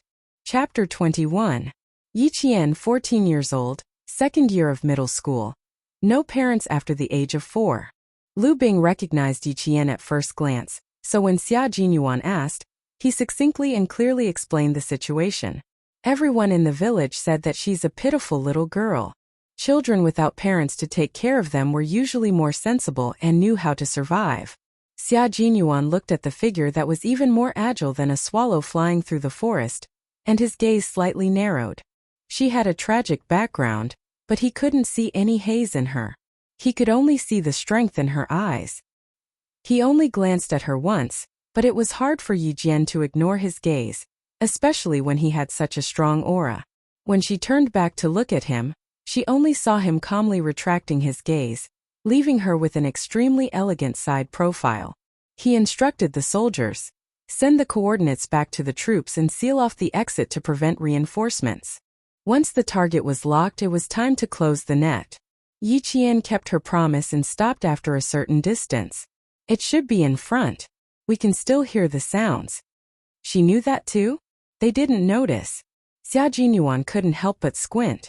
She raised her hand and gestured to them to move forward. The group of people searched in the direction she pointed. It was indeed in front. The rustling of the leaves was obviously different from the sound of the wind. She wondered if they could tell the difference. Yi Qian pursed her lips and thought. Xia Jinyuan, who was the first to come down, glanced around the rocky slope and found the traces left behind by the three suspects. The large patch of thorns that had been cut open was the strongest evidence left behind by the suspects. How did she know the exact direction the suspects had gone? How did she know that the suspects had stopped here? Yi Qian came down after her. Before she could steady herself, she felt a questioning gaze on her. She looked up and met the gaze of the person who was looking at her. What a sharp girl. Xia Jinyuan suppressed the growing doubts in his heart and reminded Yi Qian again. "Hide well and wait for us to come back. I'll send someone to send you back to the village later." Who asked him to send someone? As soon as they left, she immediately turned back. She only helped them because in her previous life, when she was at her lowest point, a soldier wearing the same military uniform bought a ticket for her. This was a favor that he would never forget no matter what. Brother Kuan and the other two were captured while they were resting. As Yi Qian was leaving, he vaguely heard the sound of a gunshot behind him.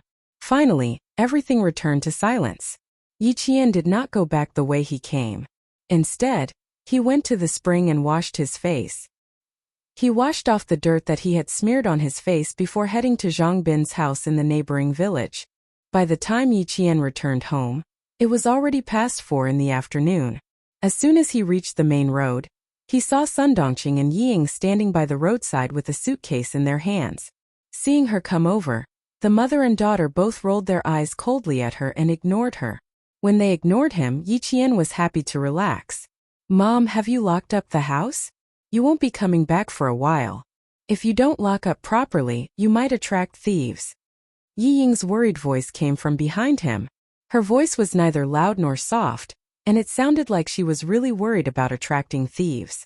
Sun Dongqing snorted coldly and continued her daughter's words with a fake smile.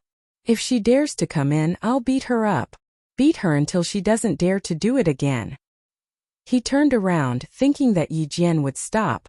Who knew she had already walked far away. Sun Dongqing bit her cheek and spat in disdain. Her narrowed eyes flashed with malice. Chapter 22. On the mountain, Xia Jinyuan ordered the soldiers to stop looking for her through his earpiece. This little girl, he had told her to hide well, but she actually left without saying goodbye. Was it that difficult to say goodbye before leaving?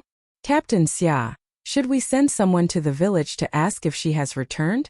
Lu Bing, who had just returned, was a little worried. There were wild boars in the mountains. Don't let them hurt her. The order to return to the team came from the headset. Looking at the darkening sky, Xia Jinyuan smiled faintly and said, "No need. A clever fox can survive no matter where it is. Retreat. Retreat, retreat. Attention at ease." Returning to the team in the mountains was not as orderly as returning to the field.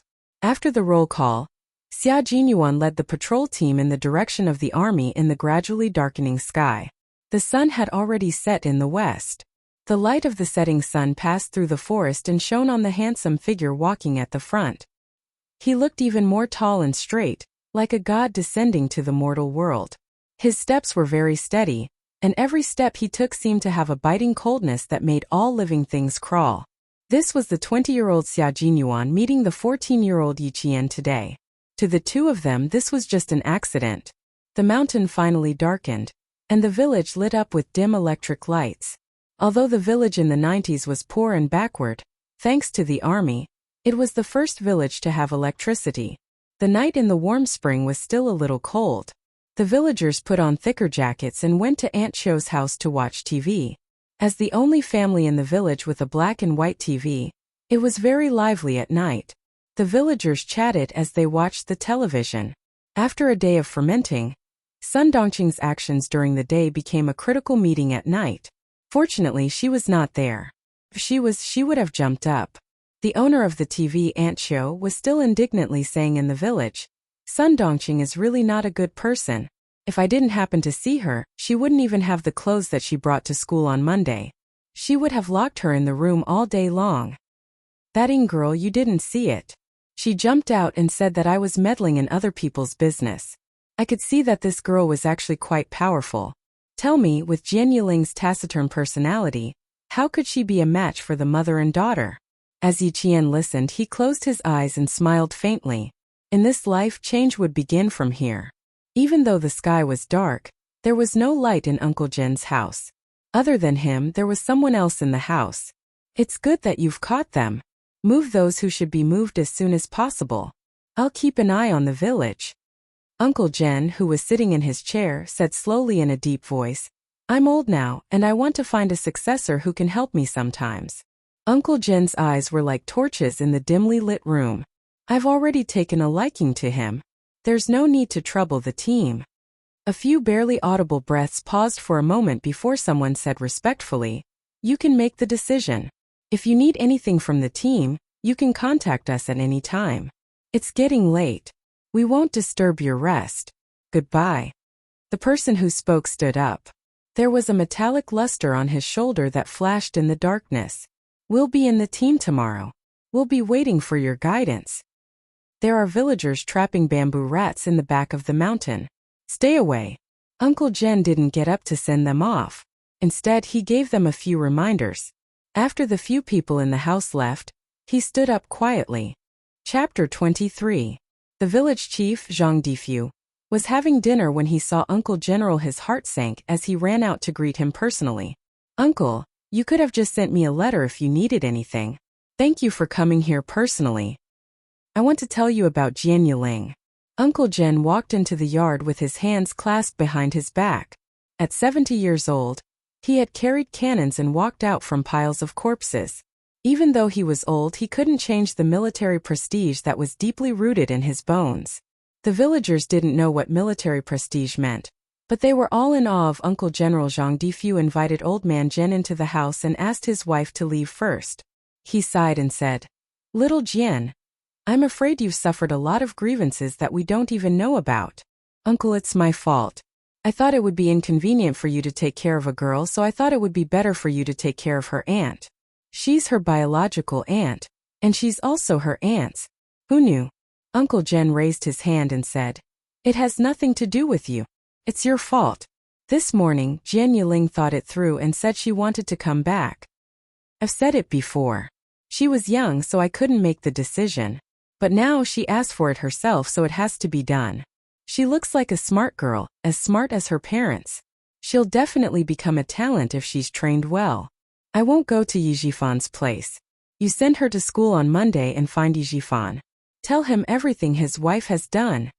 Uncle Jen's last sentence was spoken in an icy tone. Zhang Difu's heart skipped a beat when he heard it, and he was extremely flustered.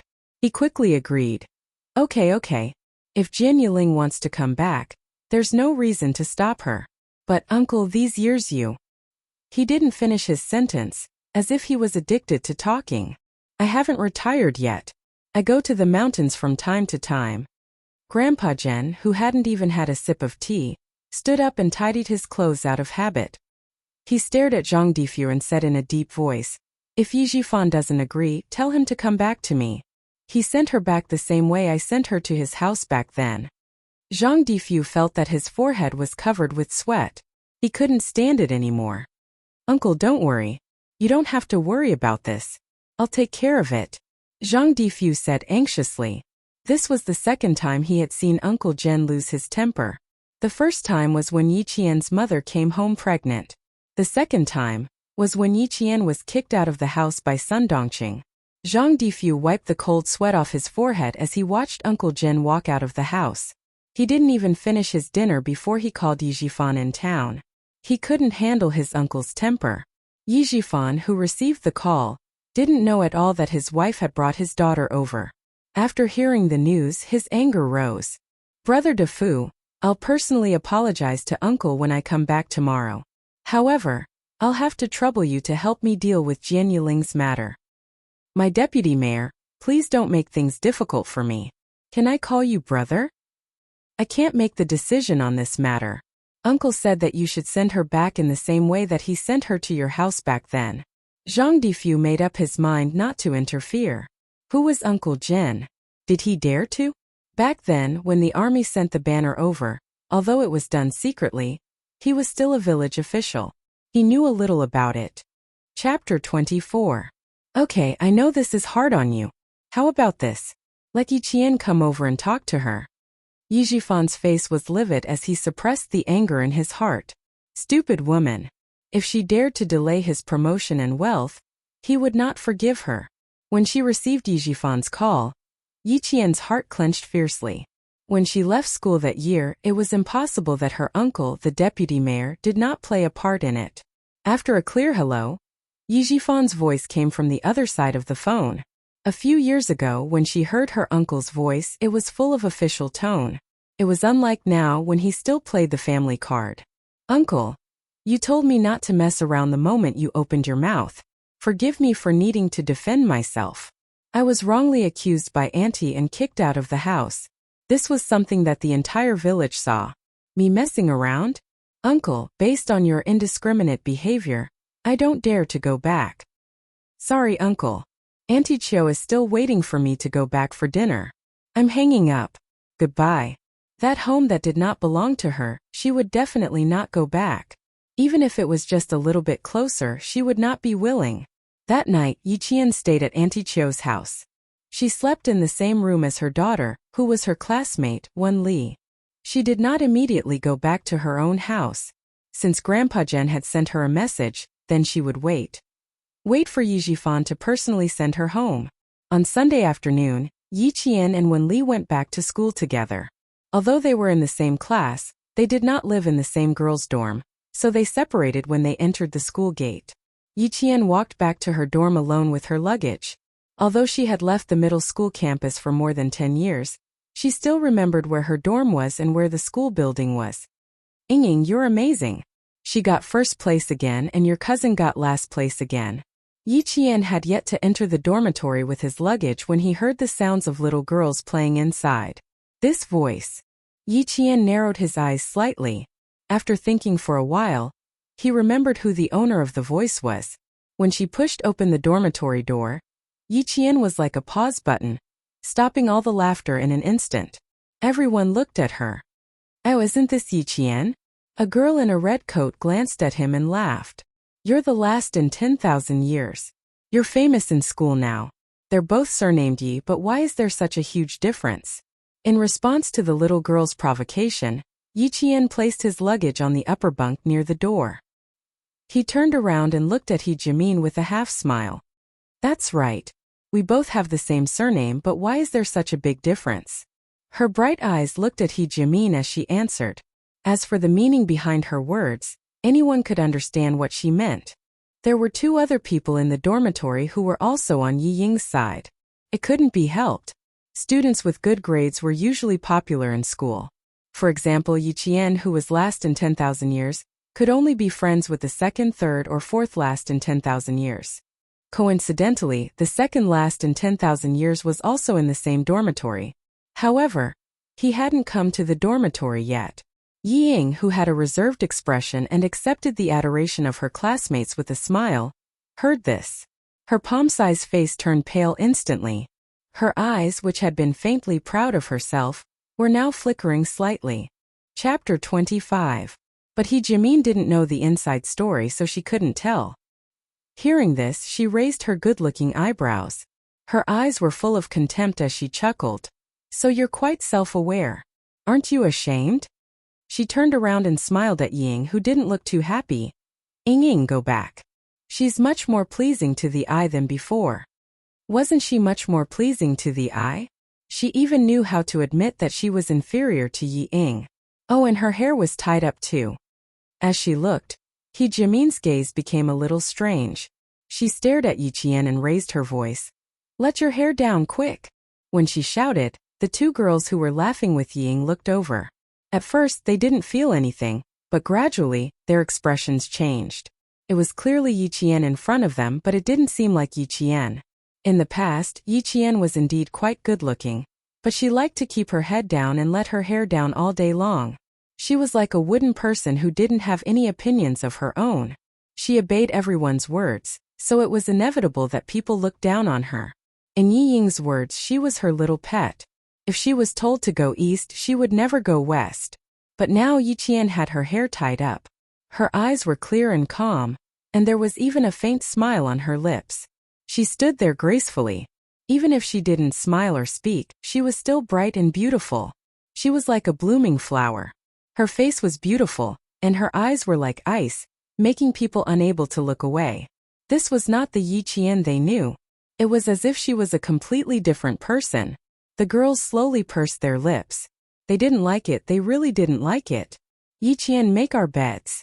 He Jimin suddenly pointed at her bed and shouted, "Quick! I want to sleep." With her speaking, the other two girls' eyes flickered. They looked at Yi Qian as if they were watching a good show. So what if she was pretty? She was still being bullied. Yi Qian raised her eyebrows. Her calm eyes contained some coldness. She said calmly, "If you admit that you're disabled, I can be kind and help you." "You!" He Jimin was so angry that her face turned red. Without thinking, she raised her hand and swung it at Yi Qian's face. Raising his hand, Yi Qian fiercely grabbed He Jimin's wrist. He stared coldly at He Jimin and said word by word, "You still want to bully me like before? He Jimin, you can try." He swung his arm and pushed her forward, pushing He Jimin down without any hesitation as she was caught off guard. Yi Ying and the other two girls who had wanted to watch a good show screamed when they saw her push He Jimin down. Yi Ying was the first to stand up. She reprimanded him sternly. "Yi Qian, why did you hit him? Beat someone up? What a huge crime. Hit people." "Student Ying, if this is called hitting someone, then you're wrong. I was just defending myself." Yi Qian laughed coldly. He glanced at Yi Ying, who was the embodiment of justice, and turned around to make his bed. He Jimin, who felt that she had lost face, could not take this lying down. She got up from the ground and threw herself at Yi Qian. "Yi Qian, you dare hit me, you dare hit me." A delicate girl facing off against Yi Qian, who used to work in a security company. The outcome was clear. A shoulder throw and she fell to the ground again. "I said, don't provoke me." Yi Qian clapped his hands and looked at He Jimin, whose face had turned pale from the fall. He looked up and coldly glanced at the other two girls, who were so scared that their shoulders shrank back. "Tanwei Xiesifeng, if you want to play tricks behind my back, I don't mind playing with you." Chapter 26. There had been no news of these girls ever since they graduated from junior high school. Yi Qian didn't really want to do anything to them. He just wanted to intimidate them. There was no need for him to do anything. Yi Ying helped He Jimin, who was scared out of her wits, sit up on the bed. She looked at Yi Qian with a faint smile in her eyes. "You came at the right time." He just didn't know how his mother was doing. "Yi Qian, let's see how long you can be smug for." Yi Ying laughed coldly. Her eyes were not only smug but also certain.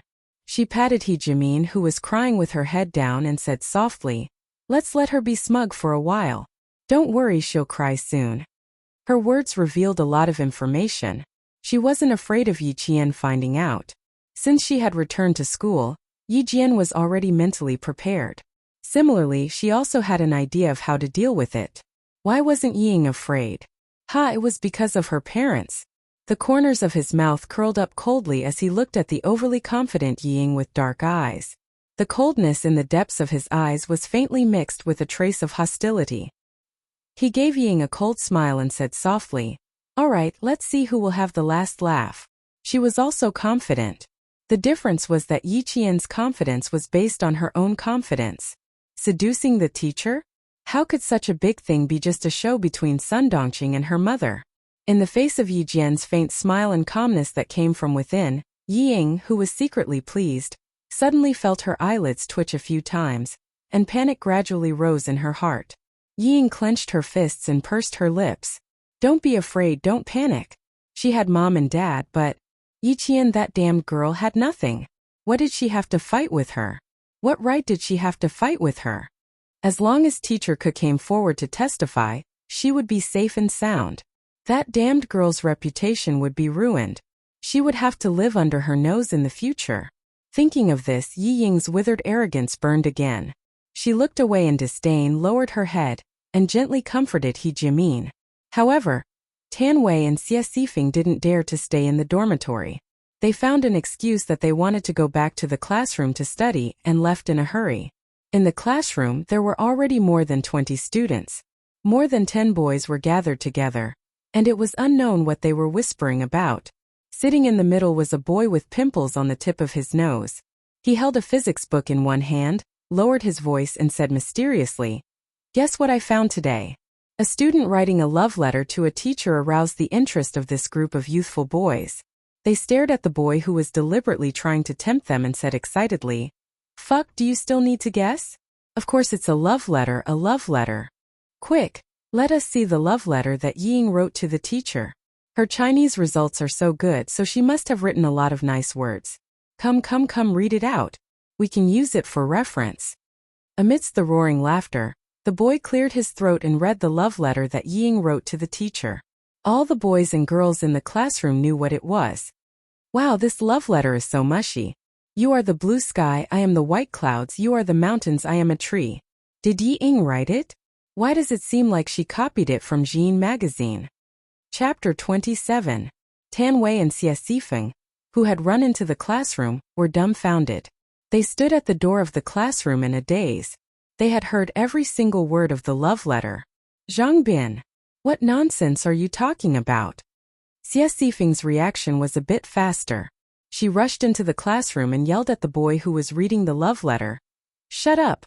There's no way Yi Ying would write to the teacher. Don't accuse Yi Ying." The girl was thin-skinned, so she vaguely said the word love letter.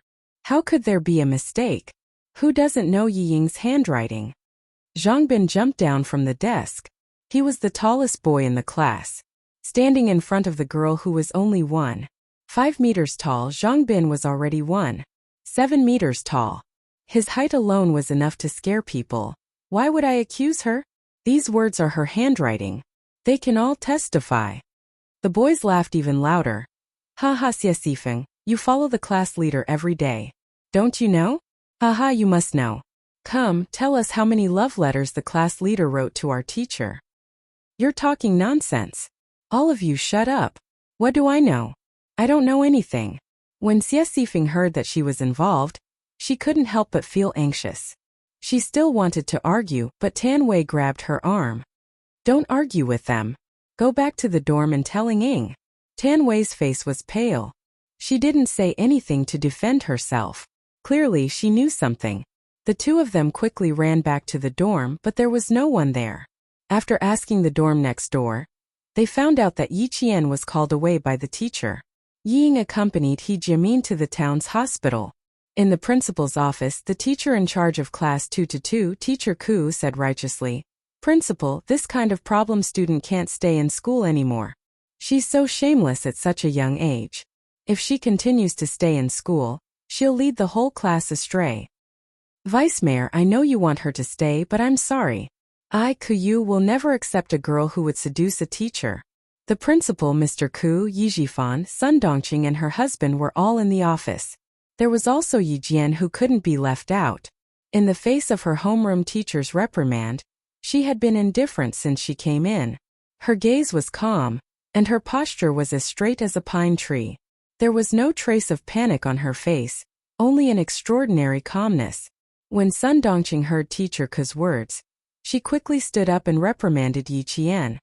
"Why are you still standing there? Hurry up and apologize to the principal. You're so young, but instead of studying you're thinking about finding a boyfriend. You're trying to drive me and your uncle to death." She wanted to force Yi Qian to confess to the crime of seducing a teacher. "Principal Chun, this niece of mine has been an orphan since she was a child, so she lacks proper discipline. How about this, Teacher Ku? I'll transfer her out of your class, but she'll drop out of school. Principal, please make an exception. After all, she's still young, and our country has a 9-year compulsory education. Although she has made a big mistake, I asked the principal to give me Yijifan face and let her finish her junior high school here. I promise that I'll educate her well when she gets home. I'll make sure she doesn't cause any trouble for the school during her 3 years in middle school. Chapter 28.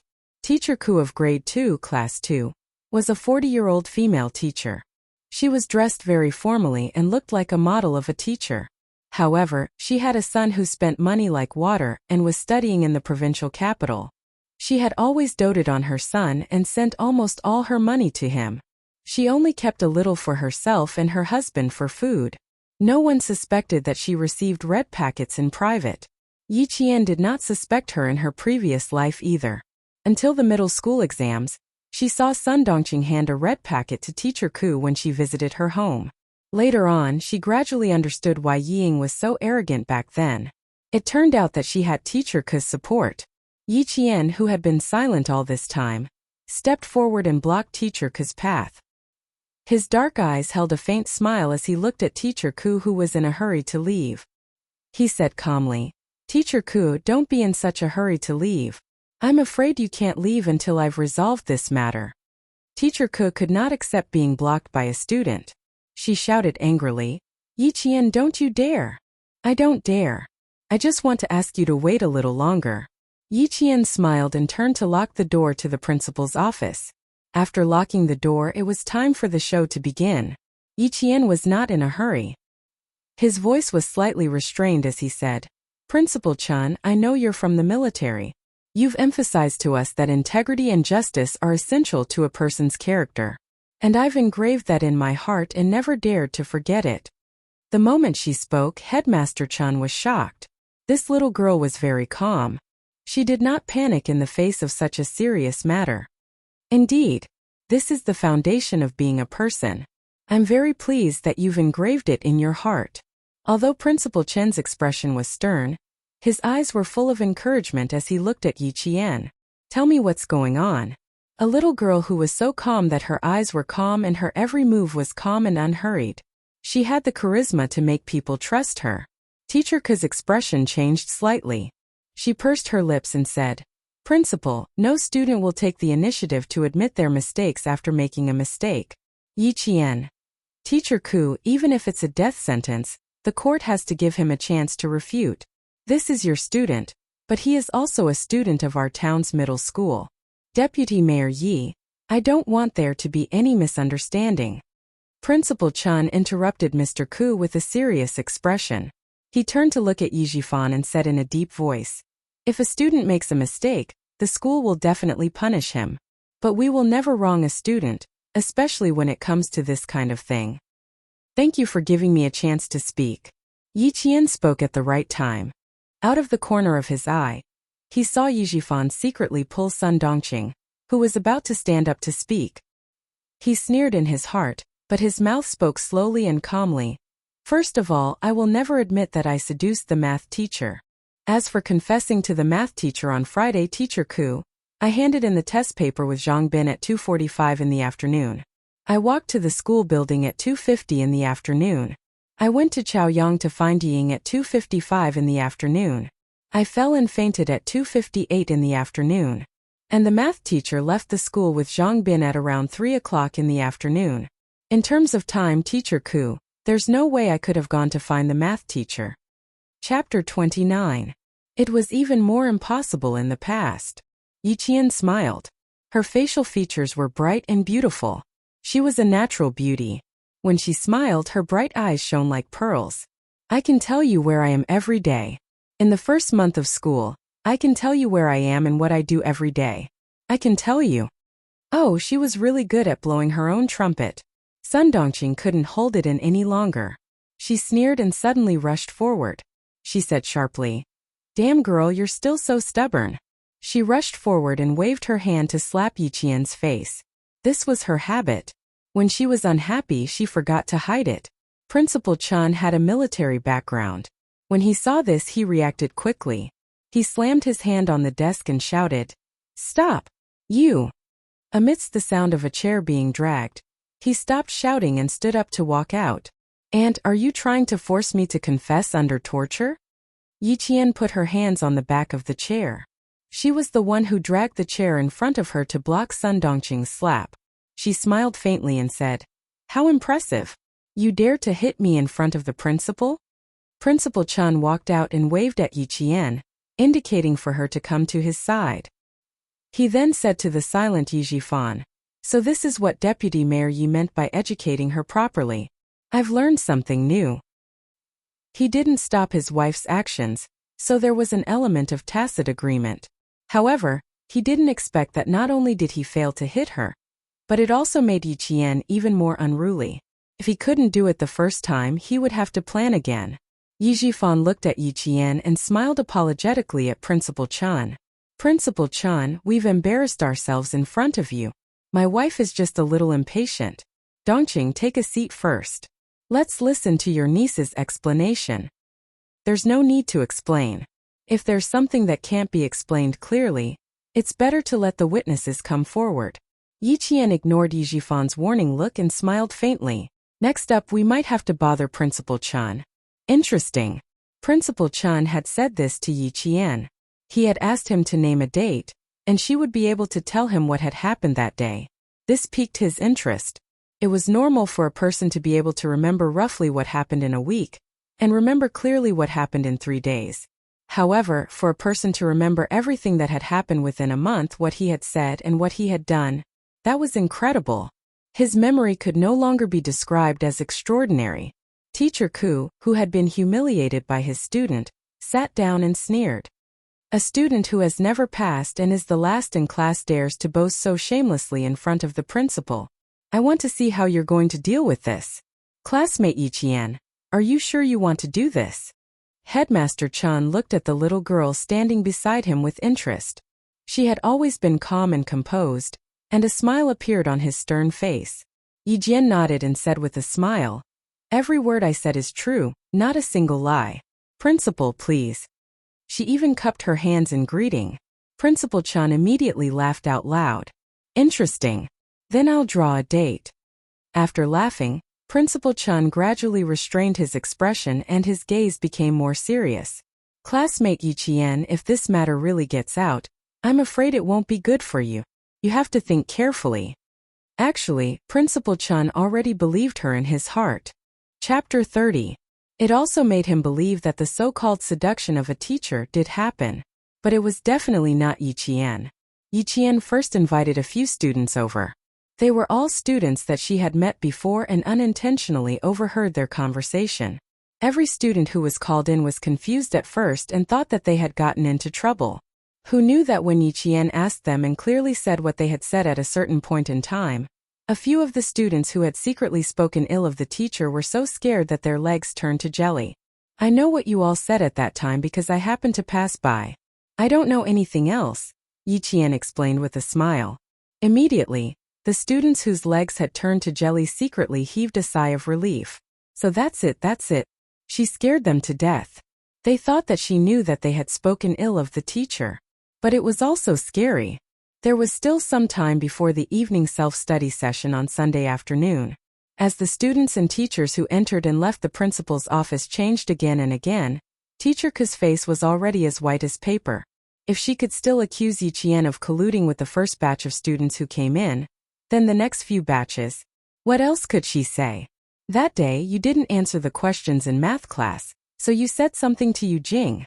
Yi Jian recounted what had happened on the 16th of March, the people she had met, and what they had said to each other. Yu Jing comforted you and said, "The questions just now were really difficult, so it's normal that you couldn't answer them." She also said, "There's a beautiful butterfly hair clip from the school's canteen, and she wants to buy it so that she can wear it on her birthday." Yi Qian's voice was soft and gentle. He repeated the conversation between the two girls on the way to the cafeteria without missing a word. The two girls were stunned and their eyes widened in shock. They were both scared stiff. Oh God, how could she still remember it so clearly? The girl named Yu Jing pointed at Yi Qian, then pointed at herself, then looked at her classmates. She was so shocked that she stuttered. You're too scary. I forgot what I said that day. Oh God, how did you get this brain? This way I can still remember it." She wasn't the only one. The rest of the boys were already saying fuck, fuck, fuck. Looking at the little girl who recited everything they said that day without missing a single word. I fucking forgot what I said. But she actually remembered it all. The boy raised his hand and clasped his fist. Classmate, I'm impressed. You can even remember this? Fuck.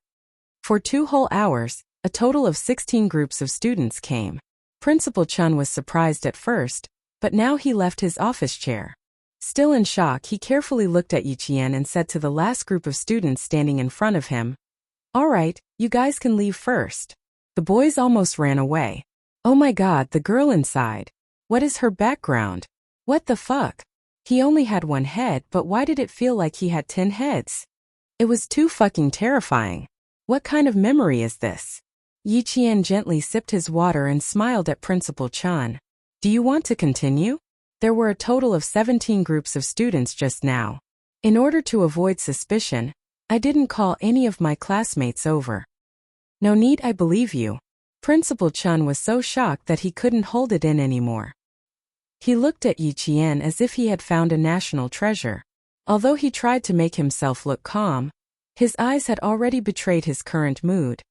I actually didn't know that our school had such a powerful person. Yi Qian, classmate, have you been doing this on purpose these past few years?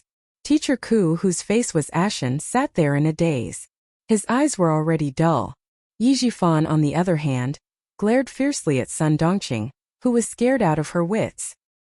He was a public official after all, so he could still say calmly, "It seems that my niece has been wronged. President Chun, I hope?" Chapter 31. Ying had no idea what was going on in the principal's office. She was helping He Jimin back to school from the town hospital when the bell rang for the evening self-study session. The classroom of the second-year class was on the 3rd floor. When the two of them appeared at the door, the noisy classroom instantly quieted down. Everyone looked at Yi Ying. A few girls who were not on good terms with Yi Ying had already started to chuckle. Their chuckles caused the quiet classroom to be filled with low buzzing noises once again. Tan Wei had already run over from his seat. He grabbed Yi Ying's hand and pulled her outside. "Ying, let's talk outside." Teacher Ku was not here yet. He had to tell her quickly. Yi Ying could not help but frown. She pursed her lips and asked, "What happened?" Why were they all looking at her with strange expressions? Something happened. Tan Wei looked anxious. He lowered his voice and said, "Zhang Bin found that love letter somehow. He was called to the principal's office just now. Hurry up and go take a look." Love letter? Love letter. Yi Ying was only stunned for a second. When she came to her senses, her expression changed drastically. Her watery eyes widened and her whole body trembled uncontrollably. In the principal's office, Sun Dongqing was so angry that her whole body was trembling. If Yi Jifan had not held her back, she would have torn Zhang Bin, who had handed over the love letter, to shreds. "Auntie, I'm just telling the truth. Why are you glaring at me?" The love letter was written by Yi Ying. It has nothing to do with Yi Qian. How can you accuse me wrongly? Zhang Bin was not afraid of Sun Dongqing's gaze. He had been waiting for this day ever since Yi Qian came over and told him about it. No wonder Yi Qian was so miserable in class. It had something to do with Yi Ying's family. He dared to say it today because he was not afraid of Sun Dongqing scolding him. He spoke with the truth. He did not feel guilty at all. Zhang Bin's words made Sun Dongqing so angry that her liver hurt. She could not scold Zhang Bin, so she glared at Yi Qian and scolded. "How did our family wrong you? How could you do this to your sister and ruin her future? So Aunt knows that this kind of thing will ruin your future if it spreads." Yi Qian laughed mockingly. Ming Yan's facial features were as cold as ice. Her eyes were as dark as the night, and there was not a hint of emotion in them. "I happen to know that this kind of thing will ruin your future. And if you dare to ruin my future, it's useless even if you're my aunt." Her eyes were too cold, and there was a faint hatred that could not be removed. What? What? You still want to?" Sun Dongqing shouted even louder. Suddenly she met Yi Qian's eyes. Her heart sank, and she couldn't bring herself to say those harsh words. Seeing this, Principal Chun could vaguely understand what was going on. Even a rabbit would bite when cornered. Yi Qian was clearly retaliating. Seeing Yi Jifan's dark expression, Principal Chan said in a low voice. Zhang Bin, go back to the classroom first. Ask Ying to come to my office while you're at it. He wanted to see how Ying would explain herself. He hoped that this outstanding student's character was as good as her grades. When Teacher Ku heard this, her legs went weak, and she felt a bitter taste in her mouth. The principal wanted her to stay, and did not give her a chance to leave. Outside the door, Ying took a deep breath and was about to knock when the tightly shut office door opened without warning. Ying, who was still mentally preparing herself, was so frightened that she coughed. When Zhang Bin saw that it was her, he opened the door and strode out. When Sun Dongqing heard her daughter's voice, she rushed out and hugged Ying outside the door. Ying, you've been wronged. You child. She sounded like she was crying, but she quickly said in a soft voice, blame everything on that wretched girl. Don't say that you wrote the love letter. Don't worry, Mom and Dad are here. Chapter 32. Of course, Sun Dongqing knew her daughter well. She could hear the lie in her daughter's tone. Sun Dongqing's expression darkened. She said in a low voice, unless you want to drop out of school. Otherwise, Principal Chun didn't know Ying well, but he would first look at a person's eyes, then at the person. He had been secretly observing for a while. He smiled and tapped lightly on the love letter Zhang Bin handed over. He asked slowly, Ying should have an impression of this love letter, right? I have an impression of it. Ying lowered her eyes and clenched her fists. Her voice trembled slightly. I wrote it on behalf of Yi Qian. Principal, if you want to punish me. I didn't persuade my sister. Don't punish her. If you want to punish someone, punish me. Principal Chun gently closed his eyes. He had to admit that he was quite disappointed in this student with excellent grades. When he spoke again, his tone was rather light. Oh, then tell me why she asked you to write it? Why didn't she write it herself? Ah, Principal, you don't know. My niece's handwriting is like a chicken. She can't even write properly, so how can she write a good love letter? Sun Dongqing liked her daughter's calmness. That was how it should be. If her daughter didn't admit it, would the school force her to admit it? Under Principal Chen's gaze, Ying pursed her lips and nodded for a while. She didn't speak, but she had already agreed with her mother's words. Sun Dongqing couldn't wait to jump out and confirm her daughter's words. Principal, our Ying never lies. She's a very honest child. You can tell just by looking at her grades. She has excellent grades every year. Teacher Ku was already looking up and rubbing her temples. Ying was taking one step at a time. Who knew that? An adult wasn't as steady as a child.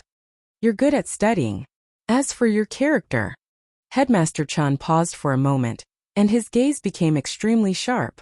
Yi Jian, you ask him. I want to see who dares to wrong you with me here. This meant that they were completely on Yi Qian's side. Ying, whose heart was thumping, suddenly had the urge to rush out of the door. In the tense atmosphere, she clenched her fists tightly, and her brain was spinning at high speed. Principal Chan had complete faith in Yi Qian, so she definitely couldn't do as her mother wished. Then she abruptly turned around and looked at Sun Dongqing. Seemingly puzzled, she asked, Mom, you and Dad didn't come to school just because of a love letter, right? It's true that I wrote the love letter on behalf of Yi Qian, but it's normal for us little girls to write love letters in private and only show it to ourselves. Are you making a fuss over nothing again? Yi Qian had always known that she was a very scheming woman, but he did not expect the young Ying to ruin her mother's reputation for him. She didn't even recognize her own family. As expected of Yi Jifan's daughter, Sun Dongqing, who could not keep up with her daughter's pace, was dumbfounded. Before she could regain her senses, Yi Jifan slammed the table and stood up. Sun Dongqing, can you stop making trouble for me and my daughter?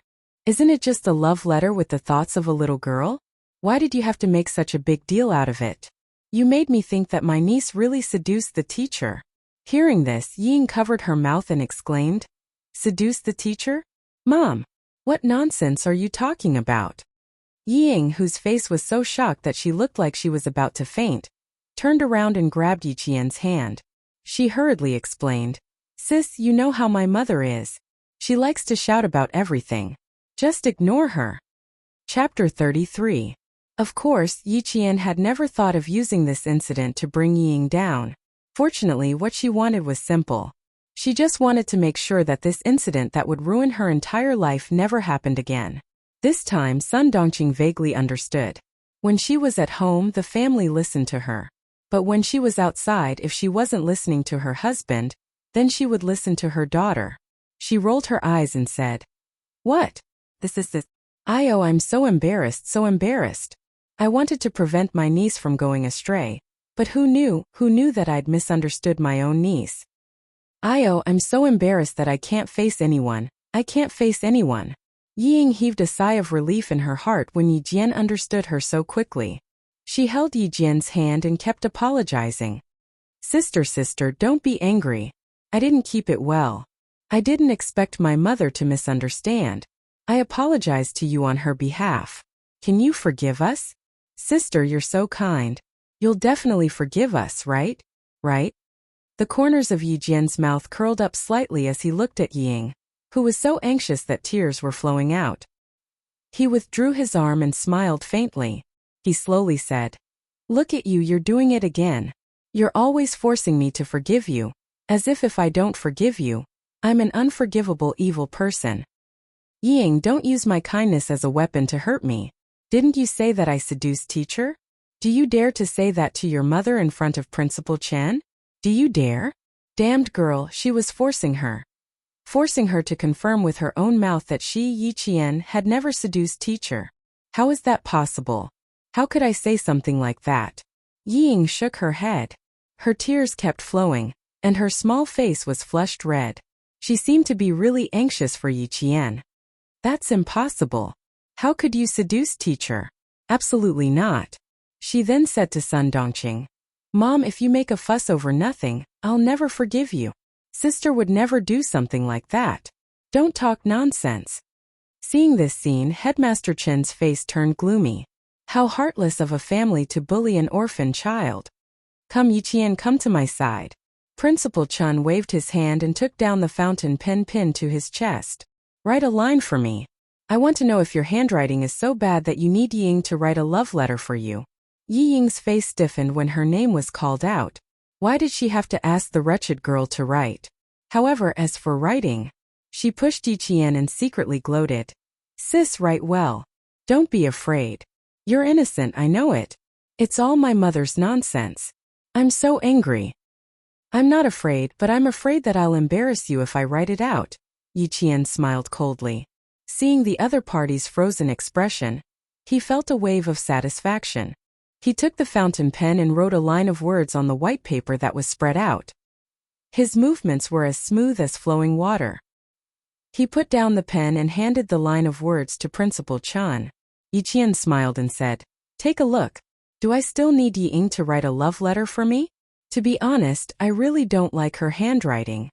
Yi Ying, whose expression was stiff, turned pale. She secretly clenched her teeth. Chapter 34. Deputy Mayor Yi, who didn't want to say much due to his status, took the paper and looked at it. He felt that he had lost all face today. "You call this ugly? You call this handwriting from chicken scratch? Are you fucking blind?" Yi Jifan wanted nothing more than to slap the thin piece of paper in his hand on Sun Dongqing's face. He stood up with a cold expression and said to Principal Chen, "Principal Chen, I still have some work to do here. I'll have to trouble you with school matters." He stuffed the paper in his hand into his wife's hand and said through gritted teeth, "I fucking came out with you to make a fool of myself, and I even implicated my daughter." After he finished speaking, he turned and left. Yes. I really made a fool of myself today. Sun Dongqing opened the paper and was completely stunned. She couldn't even speak. At this moment, Yi Ying saw that her mother had taken all the blame. She calmed down a lot, but when she saw that Sun Dongqing seemed to have suffered a huge blow, she started to worry again. "Mom, don't blame yourself. Sister will." When her gaze fell on the paper, Yi Ying's eyes instantly widened. How could it be? How could this be written by Yi Qian? The paper gently floated down from her hand, and she saw a line of elegant words written on the pure white paper. The words were like the person. They looked beautiful and long, but in fact they were slightly hidden and contained a sense of horizontality. Yi Qian reached out and gently caught the paper that was about to fall. He smiled at Yi Ying, who looked as if she had been electrocuted. Do I need you to write a love letter for me? Yi Ying, you're really ruining your own image. Stay here and explain to the principal. At that moment, Yi Ying wished that she could faint. It was better than being laughed at by someone she looked down on. Yi Jian, who had returned to the classroom for her evening self-study session, received the attention of the entire class. When she saw these unfamiliar yet familiar faces again, the smile at the corner of Yi Yinghan's mouth did not disappear. Everything would eventually pass. She didn't need to be afraid anymore. She didn't need to worry anymore. She had finally taken the most difficult first step. Sitting in his seat, his deskmate was none other than Zhang Bin. Thank you, Zhang Bin. Thank you for standing up for her and speaking up for her. In her previous life, she owed him a word of thanks. In this life, she must personally thank him. Yi Qian raised his head. His dark eyes held a clear smile as he said slowly and solemnly, "Thank you very, very much." Hey, Zhang Bin chuckled. His eyes clearly reflected Yi Qian's face, which was like a blooming rose and still appeared to be a bit shy. You have changed a lot, he said in amusement. You look a lot better than before. It was a very sincere and pure compliment. Yi Qian's eyebrows curved into a smile. The water in his eyes was like a gurgling spring under the sun, dazzling and eye-catching. Thank you. Because of his help, Yi Ying's image was no longer as pure as ice and jade. The matter of her writing a love letter to the teacher would forever be a stain on her academic career. Don't mention it. I just can't stand her bullying you. Sure, the teacher is here. The boy who spoke immediately sat up straight, not daring to lower his head and whisper anymore. Yi Qian lowered his head, flipped open his English book, and quickly immersed himself in his life as a student. The night gradually deepened. The lights in the school were turned off, and there was no sound of people. Occasionally, a few stray cats scurried by, making a somewhat frightening sound. After the meeting that night, Principal Chun, who had reported that the matter with Teacher Ku had been settled, didn't go to bed. He was still in the office and didn't leave. His gaze occasionally glanced at the silent landline, and then lowered to look at his watch. Chapter 35. It was the first time that Principal Chun, who absolutely obeyed the army's arrangements and stayed in the town's middle school, was absent-minded because of a student. Student Yi Qian from Class 2 shocked him, but also made him see a dazzling rising star. She didn't hide her ability. She stood at the forefront in a way that would make her classmates remember her.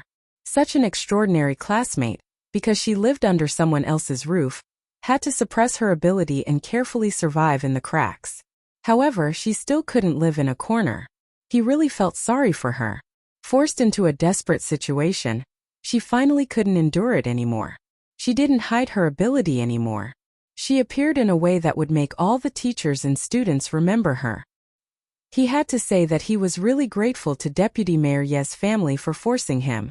Otherwise, a bright pearl would be covered in dust and very likely be silent forever. The quiet phone suddenly rang, interrupting Principal Chen's thoughts. Principal Chen, who picked up the phone, lost the scholarly temperament he had during the day and gained a steel-like coldness. I'm Chen Dongfeng. A steel-like cold voice faintly came from the phone. I'll be there in 5 minutes. Okay. Principal Chen hung up the phone, picked up the black coat on the office chair, and turned off the office lights. He, who was at least 1.8 meters tall, blended into the thick darkness. He walked directly to the back of the office building. That was the school's freezer, which was funded and built by the army. Everyone knew that the town's middle school specially built a freezer to store fresh meat, vegetables, and fruits in order to ensure the quality of the students' meals. However, no one knew that under the freezer was an oil depot transfer station. Logistics needed to be guaranteed. The army would never put all its eggs in one basket. Principal Chen had been the principal here for as many years as he had been guarding the freezer. No one knew that this middle school principal, who had a scholarly temperament and faint white hair at his temples, was a world-class sniper before he retired from the army. The soldiers who came here didn't know, but the deputy company commander who accompanied them knew. Not only was there a world-class sniper here, but there was also a 70-year-old first-grade sergeant major who even the chief would salute when he saw him. Jumping down from the front passenger seat, the deputy company commander trotted to Principal Chen, who had been waiting for a long time. He stood at attention and saluted without hesitation. "I'm here to disturb you again. Recently the oil depot has been tight. The time it will take to replenish the reserve oil depot will be extended. When war breaks out, resources will be tight." Principal Chun briefly mentioned that Rwanda in 1994, Yugoslavia and Bosnia in 1995, these three wars affected the international community. In the past few years, the Chinese border has been guarded by a large number of troops to prevent people from taking advantage of the chaos to challenge the prestige of our country. Fujian Town was a town that had to be passed through when transferring weapons between the north and the south. The oil reserves and supplies had to be followed closely and could not be delayed. The oil depot was in the basement. It was pitch black down there without a trace of light. In order to prevent the electric circuit from misfiring and causing danger, the oil storage depot didn't even have electric lights installed. The soldiers who jumped down to transport the oil used the lights on their helmets and quickly used the indoor loading and unloading truck to transport the oil tanks out one by one. About 20 minutes later, the truck started again and slowly left the school. Chapter 36. Regardless of whether it was in her previous life or now, her sleep was as light as ever. She would wake up at the slightest sound. But the good thing was that once she woke up and confirmed that she was not in danger, she could quickly fall asleep again. However, the refrigerated truck that came tonight was a little strange. It came with a full load of goods, and when it left, it was still full of goods. It was as if it had left without unloading the goods. Yi Qian turned over slightly, closed her eyes, and smiled. Not long after, she fell asleep again. Before 5:30 in the morning, Yi Jianjian had already washed up. She put on her school uniform and ran to the playground alone. The playground of the town's middle school was as big as 2 football fields. 14.5 laps around it was almost 12 kilometers. Her experience from her previous life told her that training required perseverance. With enough stamina and a strong body, she could protect herself in times of danger without relying on others. After 14.5 laps, the school bell rang, and there were already students on the field who had started their morning run. When Yi Qian returned to the dorm, he bumped into Xie Sifeng, who was about to wash her face and rinse her mouth. She was probably not fully awake yet. She yawned and said out of habit, "Hey, did you get us some hot water?" Just as she finished speaking, Xie Sifeng realized something and her face froze. Her eyes flashed with obvious fear, and she rushed out of the dorm. "Good morning." Tan Wei pursed his lips and greeted her in a low voice before leaving in a hurry. They used to be all high and mighty, but now they were like mice that had seen a cat. Yi Qian laughed and shook his head. He got some hot water to wipe his sweat, then took his textbooks to the cafeteria for breakfast. "Look, that's the girl. Do you guys know her?" "What about her?" "She's quite pretty and her skin is good too. She's the one I told you guys about last night. The girl with super good memory. Oh my god, now that I think about it, she's quite scary." After a few girls passed by, they whispered to each other. They were afraid that Yi Qian would hear them, so they lowered their voices to a whisper. "That's her. She's really pretty. How come I've never heard of her before?" Not only were the girls discussing her, but the boys were also discussing her. During breakfast, Class 2, which had not been alerted yesterday, learned about what had happened in the principal's office. When they returned to the classroom one by one, they saw the upper and lower grades discussing Yi Qian. They had mixed feelings. Good memory? He could remember the events of a month? Could she still remember every word spoken by everyone at that time? Why did it sound so scary? A boy in the class who usually liked to bully Yi Qian walked over with a steamed bun in his mouth. He sat down on Yi Qian's desk and said in disbelief, "Yi Qian, what did we talk about last night?" Yi Qian, who was reviewing Chinese, looked up from his textbook. He tapped his finger on the desk and said calmly, "I don't like this behavior of yours. Please leave." "Ai Ying didn't come. You've become bolder." The boy chuckled and deliberately twisted his body to shake the desk. He said provocatively, "So what if you don't like it? What do you want?" "Ah, it hurts. Let go, let go." His provocation instantly turned into a plea for mercy. Yi Qian stood up, grabbed the boy's index finger, and pressed it down forcefully. Chapter 37. Yi Qian had seen a lot of retired soldiers in the security company, even retired special forces soldiers. She had seen how they trained hard, how they fought, how they could kill with one move, and how they could gain the initiative in an instant. They were so outstanding that she could even see them on TV. From the age of 21 to 23, that was the happiest time of her life. At the same time, it was also the time when she learned the most. Only now did she realize that the hardships she had gone through in the past were actually blessings bestowed upon her by God. Does it hurt? It shouldn't hurt too much, right? I didn't use too much force. Yiqian smiled faintly. Her bright eyes rippled like black stones. When I invited you, you didn't want to get off. You wanted me to stand up and invite you. When I stood up to invite you, you said it hurt. Liao Jian, you're really making things difficult for me. Listening to her clear and melodious voice that sounded like the gurgling of a mountain spring, her person, her smile, and her voice made people feel as if they were sitting beside a mountain and listening to the sound of the spring water. Was this really Yiqian? Was this really Yiqian? The Yiqian they knew was overly docile, overly gentle. If you scolded her, she would just listen with a smile. If you scolded her, she would just listen quietly. She was like a puppet without a soul. She only knew how to obey them and had no opinions of her own. At this moment, Liao Jian's cries of pain made the students in the class realize that the Yiqian they knew had disappeared. Under the bullying of the students, under the pressure of Yi Ying, the docile Yiqian had disappeared. Yiqian, you can be gentler. It won't be good for anyone if you break a bone. The other boys hesitated and spoke up. Looking at Liao Jian's finger that was bent at an odd angle, one or two of them felt pain in their own fingers. Yiqian smiled as she looked at them. They were all from the depths of her memory. Whenever she saw them again, she would remember their names. They were also the boys who liked to bully her. 1, 2, 3, 4. Including the one in her hand, not bad, there were exactly 5 of them. He's the one in pain when his bones are broken, not me. What's wrong with me? Yiqian exerted a little more force, and Liao Jian's cries of pain became a few decibels louder. The 4 boys who were still trying to persuade Liao Jian took a few steps back. Liao Jian was already in so much pain that his screams were endless. It's broken, it's broken. Let go, let go. Do you want me to invite you down again? Yiqian knew how much strength she had used. Even if she tried again, she couldn't really break her classmates' fingers. Do you still dare to bully me in the future? Oh my God, who would dare to do that?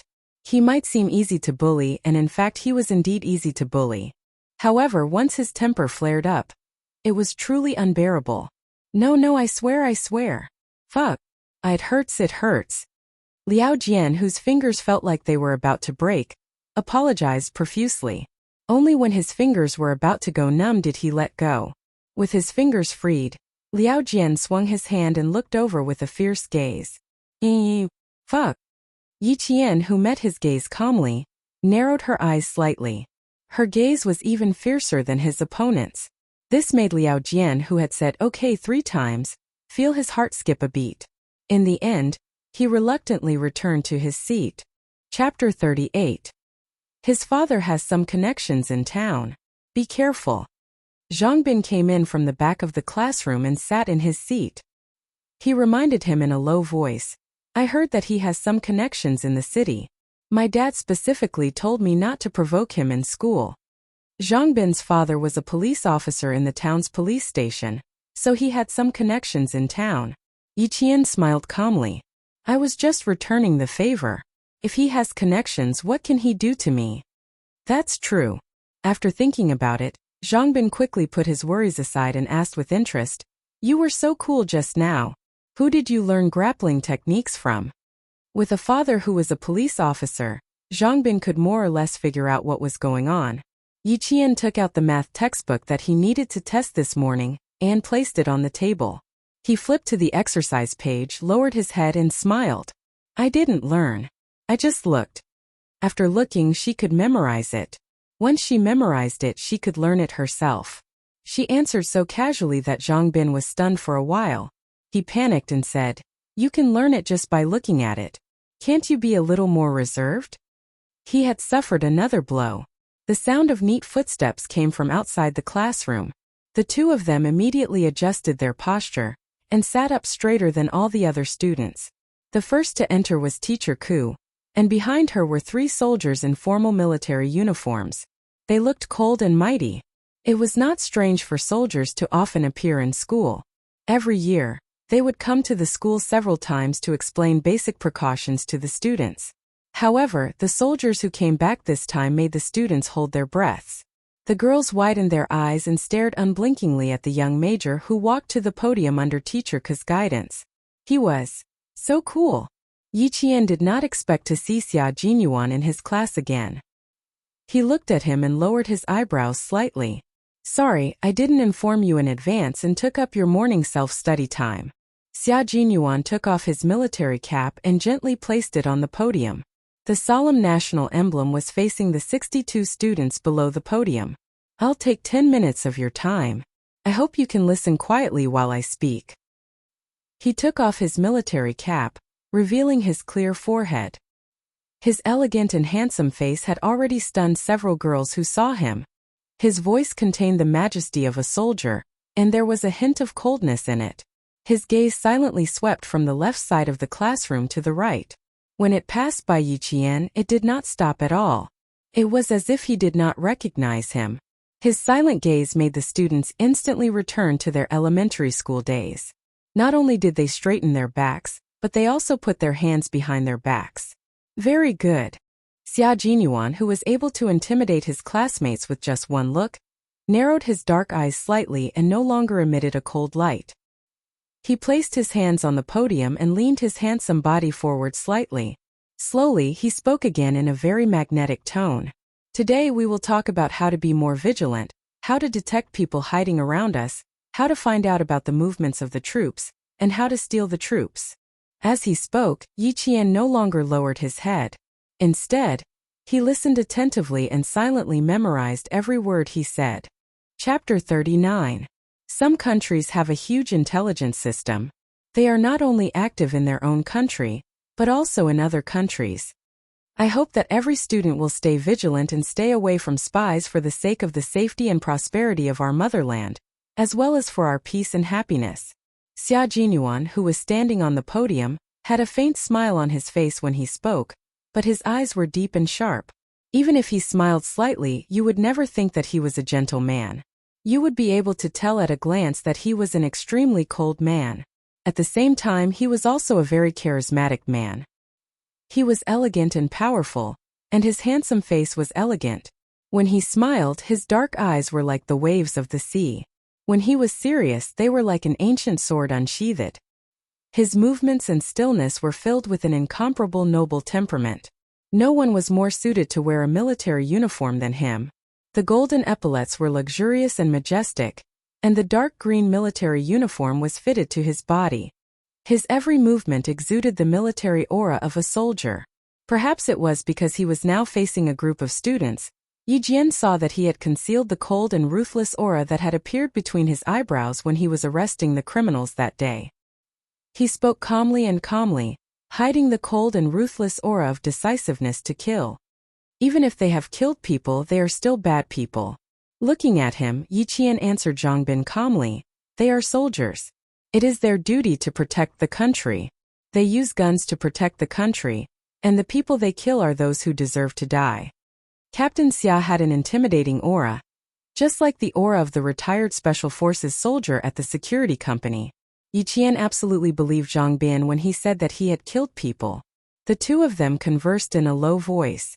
Although they did not make any big movements, Xia Jinyuan saw everything. His gaze swept over them slightly and paused on Yi Qian's face for about half a second. His deep eyes darkened slightly. So this little girl is a student of grade 2 class 2. Although you are only students, you are the main targets of foreign spies. At this point, Xia Jinyuan's smiling eyes paused slightly in a certain direction. He held onto the podium and quickly made a gesture to the two soldiers' left hands. Yi Qian's gaze instantly froze. He followed the direction of his gaze and tried to use his peripheral vision to see who their target was. However, just as she was about to take a look, Xia Jinyuan suddenly called out a name on the stage. The third last female student in Group 5. Can you answer my question about how many tests you usually use to lure students? Third from the bottom in Group 5. Wasn't that Yi Qian? The moment she was called out, The 60 or so gazes of the entire class all turned to look at her. They didn't quite understand why she had to be called out when there were so many students in the class. Yi Qian immediately realized that he was trying to prevent himself from looking over to avoid alerting the enemy. Under the gaze of the entire class, she stood up with a faint smile on her face and slowly answered. Students looking for help, invitations for research, payment by piece. Most of the time, it's in these seemingly reasonable scenarios to open the curtain and lure students into the trap. Chapter 40. However, how would she know that this was a special forces hand signal? He timed the 10 minutes very precisely.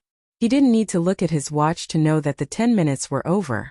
If the students have any questions or find anyone suspicious, you can contact our team or the local police immediately. Sorry to disturb you, goodbye. He picked up the military cap on the podium and habitually patted the brim before putting it back on. The brim of the military cap covered his clear forehead, leaving only a pair of dark eyes that were as sharp and deep as an eagle's. When this pair of eyes swept across the students below the podium again, they paused briefly on Yi Qian's face. The other students didn't notice, but Yi Qian did. She smiled slightly and met his gaze calmly. Her petal-like lips moved slightly. Hello, Captain Xia. What a bold girl, she even greeted him. The smile on his handsome face seemed to deepen. Xia Jinyuan nodded at Teacher Ku, who was standing next to him, looking a little dispirited. He politely said, Sorry to disturb you. Then, under the gaze of all the students, he left with the two soldiers standing by the door. Although they only appeared for 10 minutes, Xia Jinyuan's influence was too great. As soon as he left, the sighs of AI could be heard continuously. Naturally, most of them were girls who couldn't restrain their thoughts for a while. It wasn't until Teacher Ku slapped the blackboard on the podium a few times in warning that the girls who had yet to restrain their thoughts secretly stuck out their tongues and obediently picked up their books to prepare for the lesson. The first lesson is math. Listen up, if anyone dares to drag our class down again, copy the test paper 100 times and stand outside the classroom for a week as punishment. When the self-study session was about to end, Teacher Ku, who had been silent all this time, angrily said a few words before she left. Her gaze swept across the students who had been dragging the class down again and again, and lingered on Yi Qian's face for at least 10 seconds. It seemed that this sentence was only directed at Yi Qian. Yi Qian, who was flipping through his book, completely ignored the gaze that swept over him. No matter how she looked or stared, he did not take it to heart. The school's music broadcast was interrupted. Then came the slightly sweet voice of the third-year school's announcer, who spoke in Mandarin with a bit of a local accent. Students from Year 2nd Class 2, Yi Qian, please come to the principal's office. Students from Year 2nd Class 2, Yi Qian, please come to the principal's office. Teacher Ku, who had just walked to the door of the classroom, stopped in his tracks. There was a trace of hesitation on his gloomy face, and he quickly left with a cold face. Yi Qian walked briskly to the Principal Chen's office. After knocking on the door and entering, he saw Xia Jinyuan sitting in the guest chair. But Principal Chen was not there. I'm the one looking for you. Xia Jinyuan looked up at the girl with sparkling eyes. His thin lips couldn't help but curl up slightly. Seeing that she was still standing at the door and had no intention of coming in, he waved his hand and smiled gracefully. Come in, I have a few things to tell you. He had a wary look on his face. What did she think he was going to do? Yi Qian saw that he was treating her like a child and lowered his head to look at his 14-year-old body. He was indeed a little small. He was considered short in class. Chapter 41. It's not good for people who know too many secrets. Xia Jinyuan took off his military cap, and the smile on his face became clearer. How do you understand hand gestures? Who taught you? That handsome face with a slight smile looked elegant and gentle, but it made Yi Jian's nerves begin to tense up. He was smiling, but his eyes were extremely sharp, like a sharp blade that could split a person's soul in half, and could flash a cold light at you at any time. Yi Jian did not sit directly in the seat that he had designated. Instead, she sat on the guest chair that was closest to the door. Her expression was somewhat indifferent as she replied, No one taught me. I just happened to see your movements. Oh, that good. You just happened to see it and you know what it means. Xia Jinyuan raised his eyebrows and his eyes darkened. His expression was still calm as he said, "You've changed a lot, but Uncle Jen is still protecting you." The 70-year-old first-grade sergeant major stood in front of the regiment commander. His vigorous voice resounded through the air as he told the regiment commander, "There is absolutely no problem with Miss Jian. She had the protection of a first-grade sergeant major and the appreciation of a world-class sniper. What other surprises could this little girl have for him?" "Grandpa Jen?" Yi Qian moved his fingers and his eyes became sharp. He stared at him and said coldly, "You're related to Grandpa Jen? Aren't you just suspecting me?" Not only was his temper bad, but it was also bad. Xia Jinyuan smiled and looked at her. He pondered for a moment, then said casually, "Relax, don't be so tense. We only have deep respect for Uncle Jen, and we will never offend him. I asked you to come here not because I suspect you, but because I want to remind you. Liao Jian, you can treat him like you normally do." This was the reason why Xia Jinyuan asked her to come over. He wanted to remind her so that she wouldn't get into trouble when she didn't know much about it. Although she was a little girl, she was calm enough to make him believe that she wasn't an impulsive girl who couldn't keep things under wraps. Yi Qian didn't expect him to remind her so directly. She looked at him with her dark eyes and asked, "Is he related to the people we caught in the mountains? So far we've found out that he's related, but that's not something you should be concerned about." Xia Jinyuan didn't care about anything else. He reminded her again, and it didn't matter. "What you should be concerned about now is your studies. Just now, when I was retrieving Liao Jian's student file, I accidentally flipped through your results." The smile on his lips gradually deepened, and his gaze towards her was already filled with disappointment. "Student Yi Jian, you still have to work hard." He wasn't the only one who knew about his terrible results. Almost the entire school knew about it. Hearing it again, Yi Qian accepted it calmly. He smiled and said disapprovingly, "I didn't show my ability, so it's nothing." Yi Qian didn't even bat an eyelid at Xia Jinyuan's arrogance. He stood up with a smile and said, "If there's nothing else, I'll go back to the classroom. There will be a test later, so I have to prepare in advance." The little girl had a bad temper. He only tried to test her, but she immediately became stubborn. Even his last attempt to appease her didn't break the coldness in her eyes. Chapter 42. With the care of a first-rank sergeant major and the appreciation of a world-class sniper, as long as she did not lead herself astray, she would be able to carve out a bright future based on her own abilities. How many fathers of the generation dreamed of having a son born from a humble family? However, Deputy Mayor Yi did not know this. The bell for the first class rang. Under the accompaniment of Principal Chun, Xia Jinyuan led the soldiers to a jeep and left the town's middle school, heading towards the army. At this moment, Yi Qian had already started the first question of the math test. It was just a small test for the teacher to understand the students' learning progress over the past month. The invigilator was the math teacher of the class, a female math teacher who wore black-rimmed glasses and was dressed very seriously. She walked over as soon as Yi Qian started writing. Teacher Ku had just reminded her to pay more attention to Yi Qian. Did the homeroom teacher's reminder mean that the student might cheat? She walked over with a serious expression and saw Yi Qian holding a pen. She only paused for a moment before writing the answers on the test paper. In just a few steps, she had already written at least 5 questions. And what about the other students? They were still doing it on draft paper. Teacher Yang, who had expected better from Yi Qian, suppressed her anger and walked over. She did not speak immediately. Instead, she stood beside Yi Qian and stared at the test paper with a serious expression. After a few seconds, her serious expression shifted slightly. She looked at Yi Qian in surprise and saw that she had written the correct answers without using a piece of draft paper. Was she calculating in her head? Yi Qian looked up at Teacher Yang, who was standing beside her. She seemed to have understood something and smiled. She continued to bury her head in her writing. It's a good thing that you can calculate in your head, but you still have to be careful so that you don't lose marks.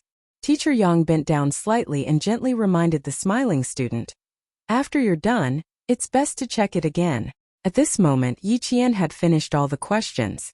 Teacher Yang, who already knew the answers in her heart, had already given her full marks. She put away her test paper and called Yi Qian outside the classroom for a chat. When Xie Xifeng saw this, a contemptuous smile appeared on her face. So what if she changed? She was still an idiot who did not know how to do anything. What was there to be proud of? Humph! The students in the class were all used to Yi Qian handing in his papers in advance. They all had the same thought in their minds. Yi Qian will still be in the last place. It can't be wrong. Both periods of mathematics were spent on exams. Yi Jian, who had finished her heart-to-heart talk with Mr. Yang, was already resting in the dormitory. When the physical education class in the afternoon was cancelled, Mr. Yang came in with the math test papers from the morning. Under the nervous gazes of the students, he called out a person's name and asked him to come up and take the test papers. As usual, students with full marks report their results. Although Mr. Yang was strict, he was a teacher who cared about the students' self-esteem. Zhang Wenjin 100 points, and Jessen 100 points. The first to announce their names were the top math students in the class. When they announced Yi Qian's name, no one took it seriously, as if they had made a mistake. Since Yi Qian was the last to hand out the papers, Teacher Yang kept her at the podium as soon as she went up. Teacher Yang pushed his glasses up the bridge of his nose and looked sternly at the students with their heads bowed. He said in a deep voice, "This time the focus is on Yi Qian. 100 points. I saw with my own eyes that she managed to finish all the papers within 30 minutes. Wipe the disbelief off your faces. Don't be so naive to think that Yi Qian can't do something you can't do. She has been working hard in a place you can't see." Chapter 43. Every teacher would assume that a diligent student must be very hardworking. Taking notes in class and doing exercises at home, all of them grasped the main points of the teacher's teachings and formulated a study plan. Therefore, Teacher Yang also took it for granted. Unfortunately, Yi Qian could only take out her math textbook, but she couldn't take out a single notebook. Yi Qian, who never liked to lie and would never lie about such trivial matters, shook her head. Under the ambiguous gazes of the entire class, she smiled calmly and said, "Teacher Yang, I'm sorry, but I don't have the habit of taking notes." She admitted it so honestly that her classmates couldn't help but laugh out loud. This time they weren't laughing at her. Sometimes the interactions between people were just that subtle. Just because Yi Qian embarrassed the teacher in front of all the students, many of the students who both loved and hated the teacher suddenly had a good impression of her. Teacher Yang looked stern, but she was an extremely broad-minded teacher. Hearing this, she revealed a faint smile that was almost invisible. "You're an honest one. You actually made it so that I can't educate those students who also don't take notes." With a hint of humor, the entire class was unexpectedly more harmonious than any other class in the past. After class, some of the students tried to strike up a conversation with Yi Qian. "If only you were like this in the past. We've been classmates for 2 years and now I know you're actually like this." They were originally classmates, and they didn't have any grudges against each other. So a few casual words were enough to break the distance. A few girls surrounded Yi Jian and started talking to her one after another. As for Yi Qian, she cherished her new life as a student. She remembered those who had hurt her in the past, but she also maintained friendliness with those who had never done anything to her. "When I woke up from my sleep, it was like waking up from a dream. I thought through a lot." Sitting in the middle of the circle, she smiled and answered the questions in their hearts. The huge change from before to after was somewhat surprising, but so what? She was Yi Qian and Yi Qian was her. If you're surprised, that's your problem. What does it have to do with her? The math class representative and Jessen was a straightforward female student. She was also the first student to extend a hand of friendship to Yi Qian. Hearing this, a smile appeared on his handsome face. "You're finally back to normal after waking up from your dream. Congratulations, Yi Qian." "Same to you. In the future, you don't have to worry every day about who will bully me today, and you don't have to lose bets until you have to eat breakfast for a week." Yi Qian raised her eyebrows and winked mischievously. She joked about the past, and it became a way to improve their friendship. And Jessen laughed out loud when she heard that. "So you knew about it?" "Ha ha, I lost for 2 weeks last semester. It's winter." "Yi Qian, I've been getting breakfast for them for 2 consecutive weeks." Xie Xifeng, who was sitting next to them, looked at Yi Qian, who was like the moon surrounded by stars. She felt as if she had spilled a bottle of 5 flavors, and her face was full of discomfort. She slammed the math textbook in her hand on the table and walked towards Yiqian with gritted teeth. Don't be so smug. What's so great about getting full marks? Who knows how much you copied? Humph, Yingying gets full marks every time. Chapter 44. Xie Sifeng, you're being unreasonable. And Jessen frowned as she spoke. She had always disliked these girls who always bullied Yiqian. After a few times she realized that Yiqian was willing to do so she stopped bothering. Xie Sifeng, who was in a fit of anger, glared at Jessen, who was blocking her. It's none of your business. Get out of my way. Xie Sifeng used a little too much force. And Jessen, who was caught off guard, was pushed backwards. Just as she was about to hit the desk, a pair of slender hands caught her firmly. Go back to your seat. I'll handle it myself. Yiqian steadied her. His smile had completely turned cold. He stood in front of the furious Xie Sifeng and said coldly, It seems like last night's lesson wasn't enough. Do you think this school is your own home? Xie Sifeng's father was a contractor. Her family had some money, so she usually looked down on others. She never cared about the consequences of her actions, and only wanted to feel comfortable. When she saw Yiqian stand up, she instinctively took a step back. Just as she was about to take another step back, Yiqian, who wanted to return the favor, raised his hand and pushed Jessen back the way she had pushed Jessen. Crash! Bang! Xie Sifeng's wobbly hands moved the desk and chair.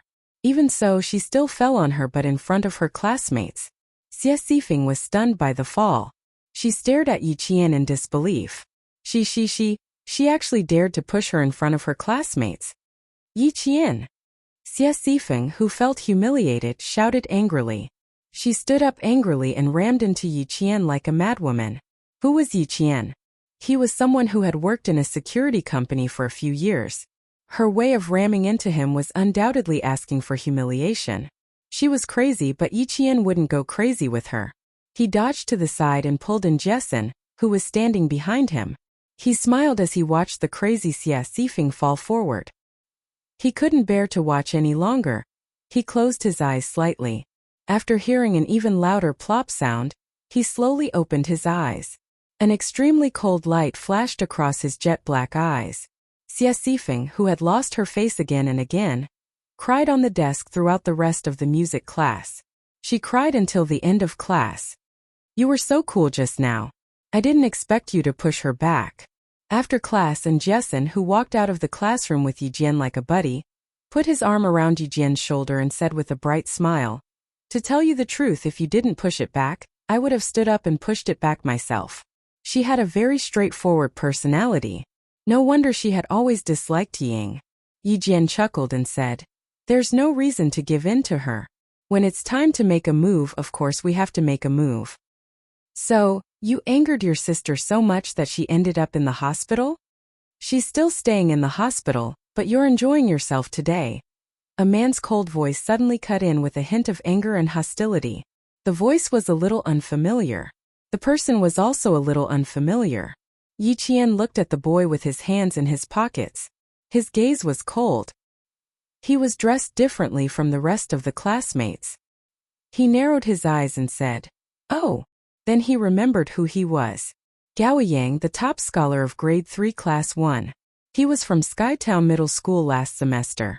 It was said that someone saw him being sent here on the first day of school. Chapter 45. Gao Yang, who came from the provincial capital, was different from the boys in town. He was extremely handsome with a hint of arrogance. He liked to wear jeans of various colors, a t-shirt, or a sports jacket. He had an arrogant aura that other boys did not have. His expression was also cold. When he saw the teachers, he nodded as a form of greeting. Are you mute? He frowned impatiently. When he met Yiqian's gaze, a trace of disgust flashed across his eyes. He looked away and said coldly, I'm going to see Ying now. You're coming with me.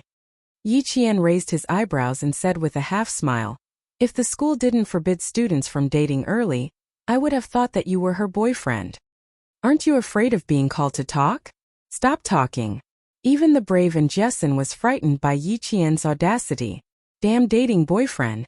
How could she dare to say it out loud? Yiqian gave her a reassuring smile and said softly, "It's okay. Just listen. My relationship with Ying is not for you to tell me anything." Gao Yang's lips were pressed tightly together. The disgust in his eyes was so deep that he could not hide it. His voice was changing, so if he raised it slightly it would sound gravelly. He also realized this and immediately lowered his voice. "She's been crying. You're the older sister. Shouldn't you go and see your younger sister? Student Gao, right?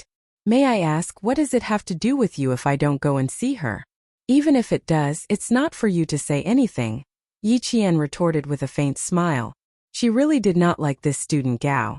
However, Ying did have many suitors in school, and Gao Yang was one of them. Probably because he was not used to Yiqian's change, Gao Yang's handsome face instantly darkened. He reached out and blocked Yiqian's path. "Stop right there. If you stop me one more step, I'll call you molestation right now." Blocked again, Yiqian's eyes suddenly turned cold. He looked up and stared at him with his dark eyes. "Student Gao from the provincial capital, you should know what molestation is." And Jessin felt her legs go soft, and so did her hands. Seeing the boy's gloomy expression, she pulled Yiqian, who was so daring that he wanted to go to heaven, and their bodies pressed against the wall. They quickly moved away. "You scared me. And Jessin's face was pale with fear. She patted her chest and stared at Yiqian blankly. She was a courageous girl, but now she was frightened by her boyfriend, puppy love, and molestation. Her heart was beating wildly. She was just a high school student. At most, she would say that someone was good-looking or had good grades. Even if she had some ulterior motives, she would definitely hide it well. Unlike Yiqian, he even dared to say molestation. Yiqian patted her shoulder. His faint smile was like a gentle breeze blowing through the treetops. His ink-like brows were filled with joy. "He won't molest you. Gao Yang is still a good boy." The girl, who had just caught her breath, was once again choked by Yiqian's shocking words. "Student Yiqian, don't say anything. Let me catch my breath. Let me catch my breath." If she didn't catch her breath, she would really be scared to death. "You understand. What are you afraid of?" Yiqian's eyes were clear. He smiled like water. "You know the difference between a boy and a man."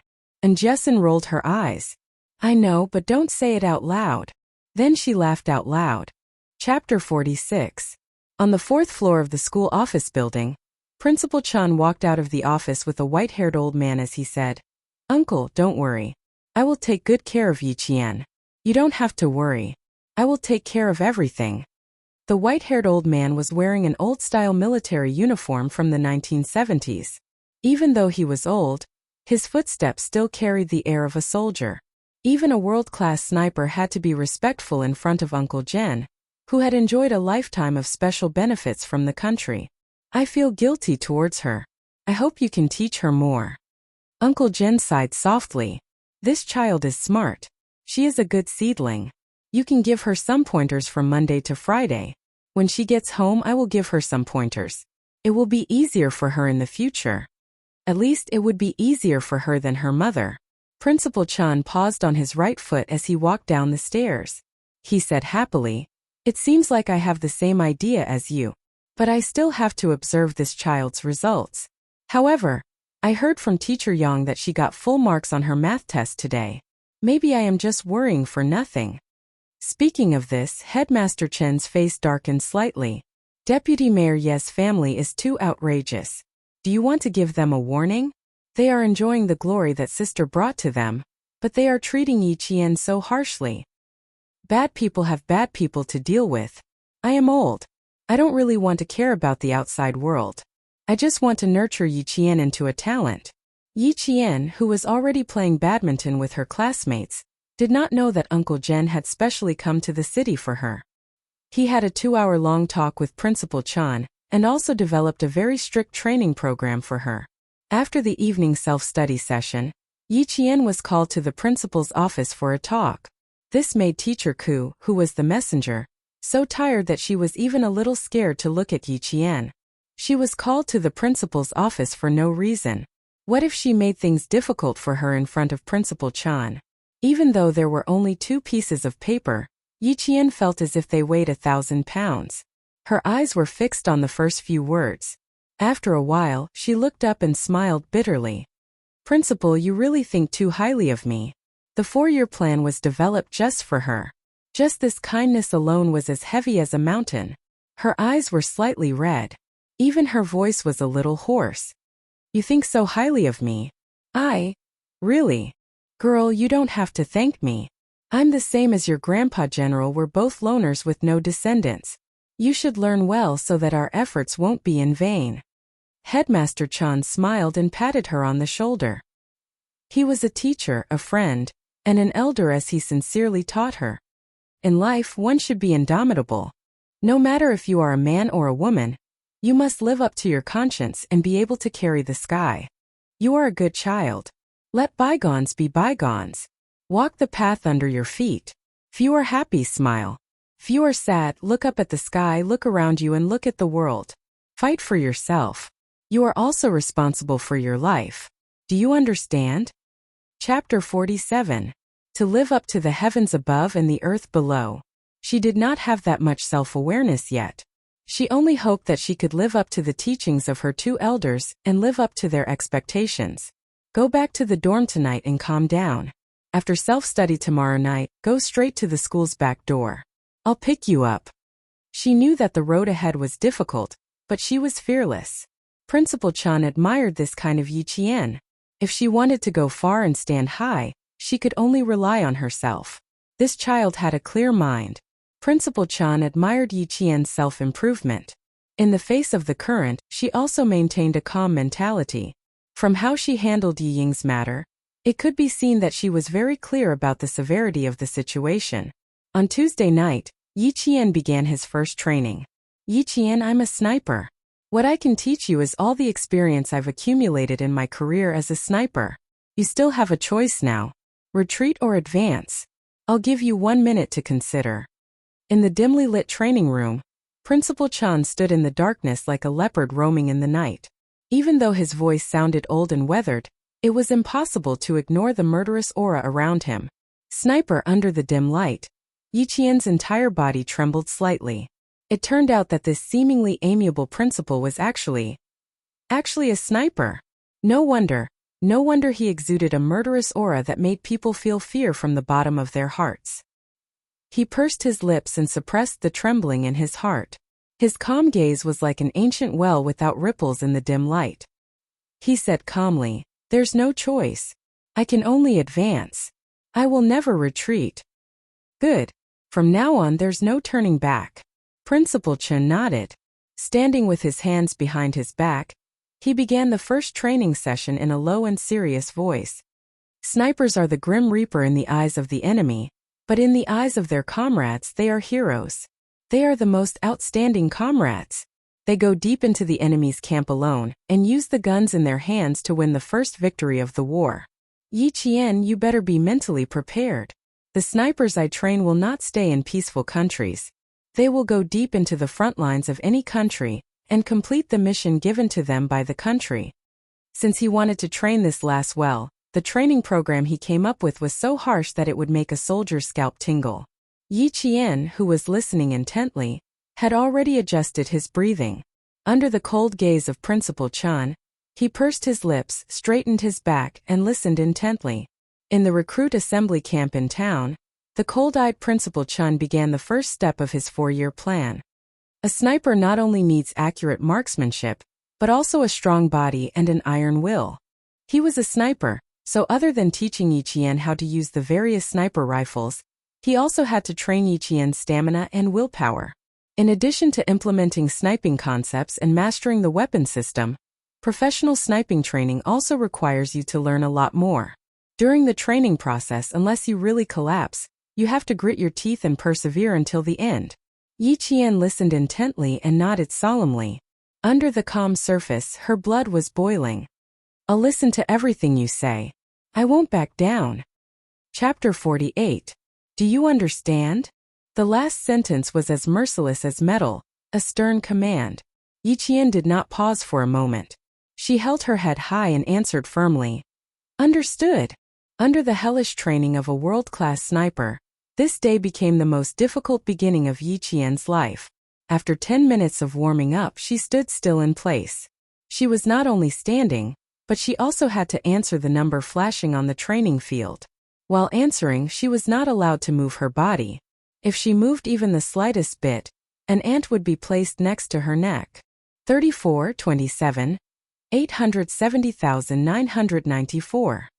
All the number flashes were controlled by AI.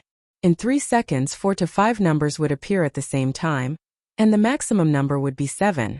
From 1 to 100, Yi Qian had to answer correctly in the blink of an eye. This was to train Yi Qian's reaction and observation skills to her surroundings. It was also to train Yi Qian's willpower and concentration. The firing time of a sniper rifle is 0.22 seconds. After 0.22 seconds, either your bullet will pierce the enemy's forehead, or the enemy's bullet will take away your soul. If you want to survive, basic training is the first step. Because he was concerned that Yi Qian was still a child, Principal Chen did not use the real thing at the beginning of the training. It was like ants crawling into a person's neck. This was child's play. Even ordinary soldiers would encounter it when they were in hiding. After standing for an hour, Yi Qian's concentration did not waver because of the passage of time. Instead, she became more and more focused. By the time the number flashes appeared, she had already called out the exact serial numbers from beginning to end. Left 187, right 591. Over. Not only was her concentration high, but her reaction was also at an excellent level. Principal Chen, who had a folder in his hand, scribbled on it, recording Yi Qian's performance on the first day of training. Basic training and sniper training were carried out simultaneously. After 2 months of intensive basic training, he would let Yi Qian touch a real gun, a loaded gun. From Tuesday to Friday, Yi Qian was an ordinary student during the day. At night, he would become a sniper in training, constantly learning and strengthening himself. In just a few days, the changes from inside to outside were obvious. Her clear and beautiful face was no longer delicate. She was no longer a budding flower, but a pine tree that could withstand the scorching sun and the torrential rain. That kind of change was not something that could be seen at a glance. It was like the spring rain that moistened things silently. By the time you noticed it, everyone would have already gotten used to Yi Qian. Yi Qian, who had returned to the village after Zhou Weiwei, ran down the mountain. He slowed down and walked step by step until he reached Uncle Zhen. It's an improvement from last week. You're 3 minutes faster. Not bad. Uncle Zhen took a puff of his hookah and put the stopwatch in his pocket. He looked at the hard-working girl in front of him and said in a kind voice, "Don't rush it. Let's take it slow." Chapter 49. It's good that you understand. Learn from Principal Chen at school. He's very capable. Grandpa is old, so there's not much I can teach you. Grandpa Zhen put the hookah on his waist and smiled at Yi Qian, who was wiping his sweat. Let's go. I'll take you to a nice place. You'll like it. Yi Qian quickly put the towel around his neck and picked up the bucket of water. He followed Grandpa Zhen with steady steps. His laughter was clearer than the birds in the bamboo forest. Where are we going, Grandpa? You haven't had breakfast yet. Shall we go back and cook some noodles? No need. There'll be food when we get there. Put the bucket down. We'll bring it back tonight. Grandpa Zhen walked with a smile. The 70-year-old man walked in the mountains with steady steps. Even the young men would admit defeat.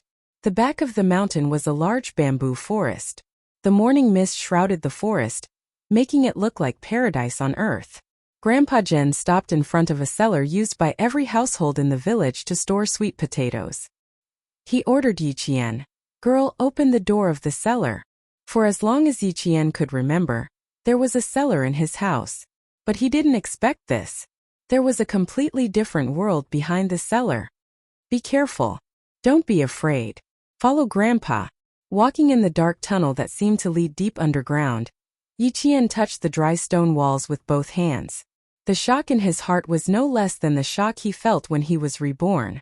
He also understood how those soldiers came to the house from time to time. It turned out that they all went through this long tunnel in the mountains and directly entered the village without alerting any of the villagers. The tunnel was quite long. After walking for about half an hour, Yi Qian could faintly see the entrance of the cave. Half an hour. It was a few thousand meters long. Such a large project. Yet the villagers didn't notice. Close your eyes for a while. Don't let the light hurt you. Standing at the entrance of the cave, Grandpa Jen reminded Yi Qian kindly. Open your eyes in 3 minutes. When Yi Qian got used to it and opened his eyes again, he saw the troops hidden in the depths of the mountains. They were close at hand. After coming out of the cave, they walked down the mountain. Another half an hour later, they arrived at a road paved with asphalt. Beside the road, there was a white banner with red words. Restricted area for troops. 400 meters away, there was an iron-tipped protective net. Behind the net was an iron-tipped gate. Inside and outside the gate, there were 4 armed soldiers standing guard. He then looked into the depths of the forest and saw the sentry post hidden in the depths of the trees. This place was heavily guarded, and under Grandpa Jen's lead, he was actually able to enter so easily. The soldier with the gun walked over and saluted Uncle General. It was a routine check of his identity. The sound of a car came from the front. A very ordinary car came from afar and stopped steadily in front of the sentry post. The left and right car doors opened at the same time. As the car soldier handed over his ID, the young soldier who jumped down from the front passenger seat strode out of the sentry post towards Yi Qian. Grandpa Jen, you're here. The young soldier in the military uniform smiled and saluted Grandpa Jen. I'm afraid I have to go back on my promise from last time. The school called me urgently and I need to go back. I can only come back later. Chapter 50. Yi Jian's dark eyes narrowed slightly when he walked over. She stood beside him without saying a word. Xia Jinyuan, who was talking to Uncle Jen, secretly glanced at Yi Qian and frowned slightly. Why does this little girl like to shrink back whenever she sees me? Could it be that he had really scared her that day at school? Sure, of course. Xia Jinyuan replied to Uncle Jen with a faint smile. He glanced at Yi Qian again and said politely, Uncle, I'd like to have a word with Yi Qian in private. Is that okay? Uncle Jen wasn't surprised that Xia Jinyuan knew Yi Qian. After all, the little girl was the one who helped arrest the 3 suspects. Under the old man's smile, Xia Jinyuan smiled as he looked at Yi Jian, who was staring at him coldly because of his words. His thin lips were already slightly curved. Under the morning sun, the handsome face under the military cap looked even more noble and elegant. Even when he smiled, there was a hint of laziness in his smile. Student Yi Jian, I still have a few words to tell you about the school. Please. Go ahead, little girl. Xia Jinyuan swallowed the words that were about to come out of his mouth. Instead, he turned around and walked in the direction Xia Jinyuan was pointing at. She didn't like to have too much interaction with this kind of dangerous man. She couldn't see through him, and she was used to keeping a distance from people she couldn't see through. I'm sorry for my probing at school that day, but I hope you can understand our position. He explained in a low voice. His low voice was elegant and luxurious, like the sound of the strings of a zither. You don't have to be afraid of what I'll do to you. There won't be any surveillance or surveillance. Afraid? It seemed that this major had misunderstood. Yi Qian raised his head and looked at him with clear and fearless eyes. He smiled and said calmly, Captain Xia, you've misunderstood. I'm not afraid. I just don't want to have too much interaction with you. If there's nothing else, I'll take my leave. Without waiting for his reply, Yi Qian turned and left. Xia Jinyuan did not think too much about it. His slender and strong hand had already grasped Yi Qian's delicate shoulder, preventing her from leaving without any explanation. Girl, your temper is really bad. Why is it completely different from what Uncle said? He smiled helplessly. Uncle is already looking at us. Are you sure you want to listen to me with your back to me? At this moment, Yi Qian only had one thought in his mind, and that was to take down this major. After thinking about it for a moment, he realized that it was impossible for him to do so. In the future, she could give it a try. If you have anything to say, please say it all at once, Captain Xia. Thank you. When he turned around, he skillfully swung his shoulders. His whole body was like a fish, and he escaped from Xia Jinyuan's control. After nearly half a month of training, coupled with Yi Qian's talent, she had learned a lot. Her nimble movements made Xia Jinyuan raise his eyebrows. He smiled slowly and looked at her quietly with his dark eyes. His handsome face was solemn and cold. Listen carefully, Yiqian.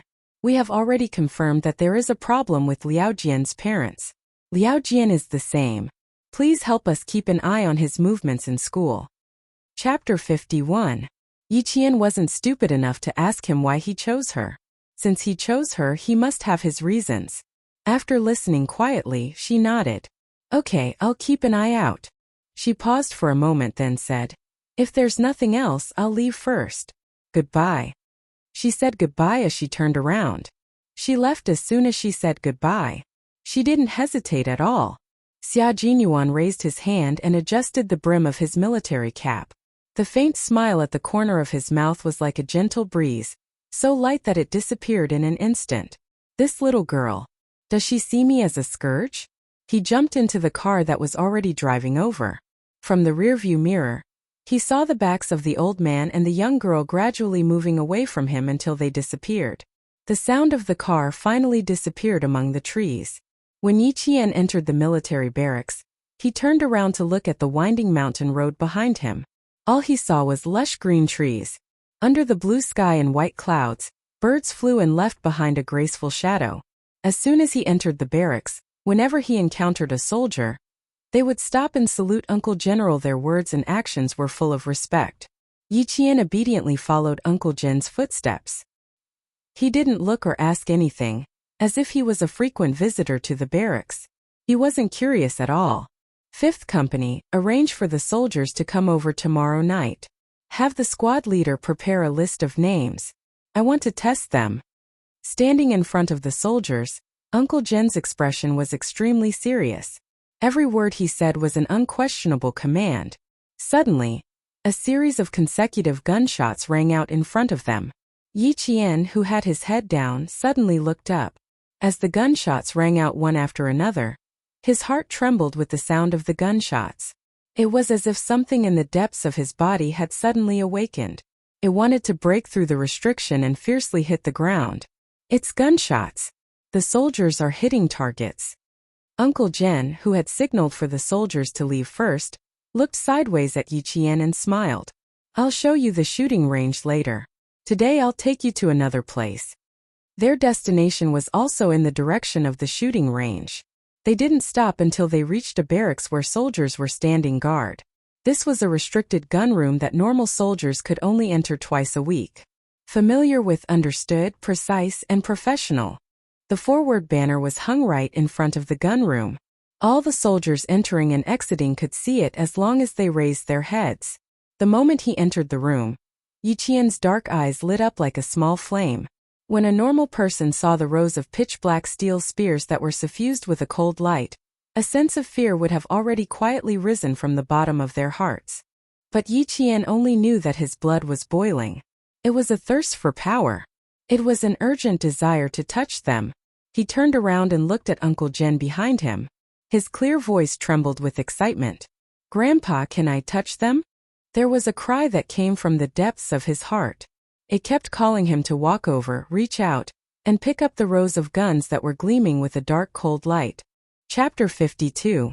She finally knew what it was that wanted to break through the restriction in her body. It was a desire to become stronger and more perfect.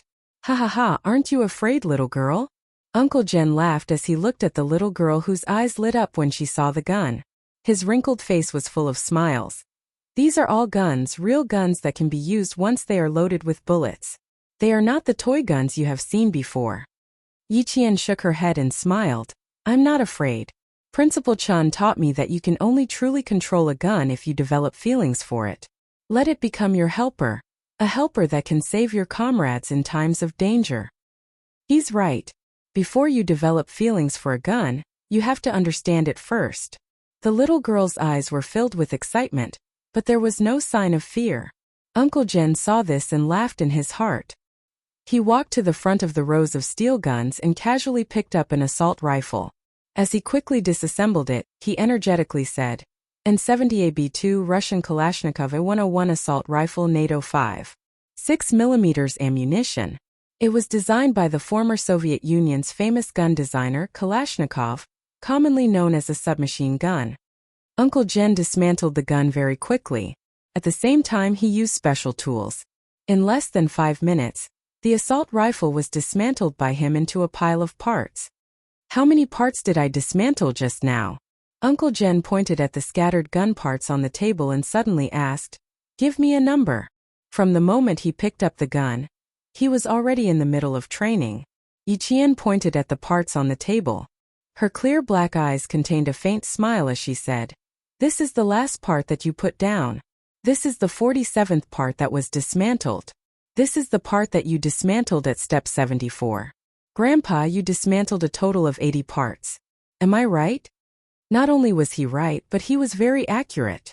After half a month of teaching, Yiqian had already developed the ability to enter the training state at any time.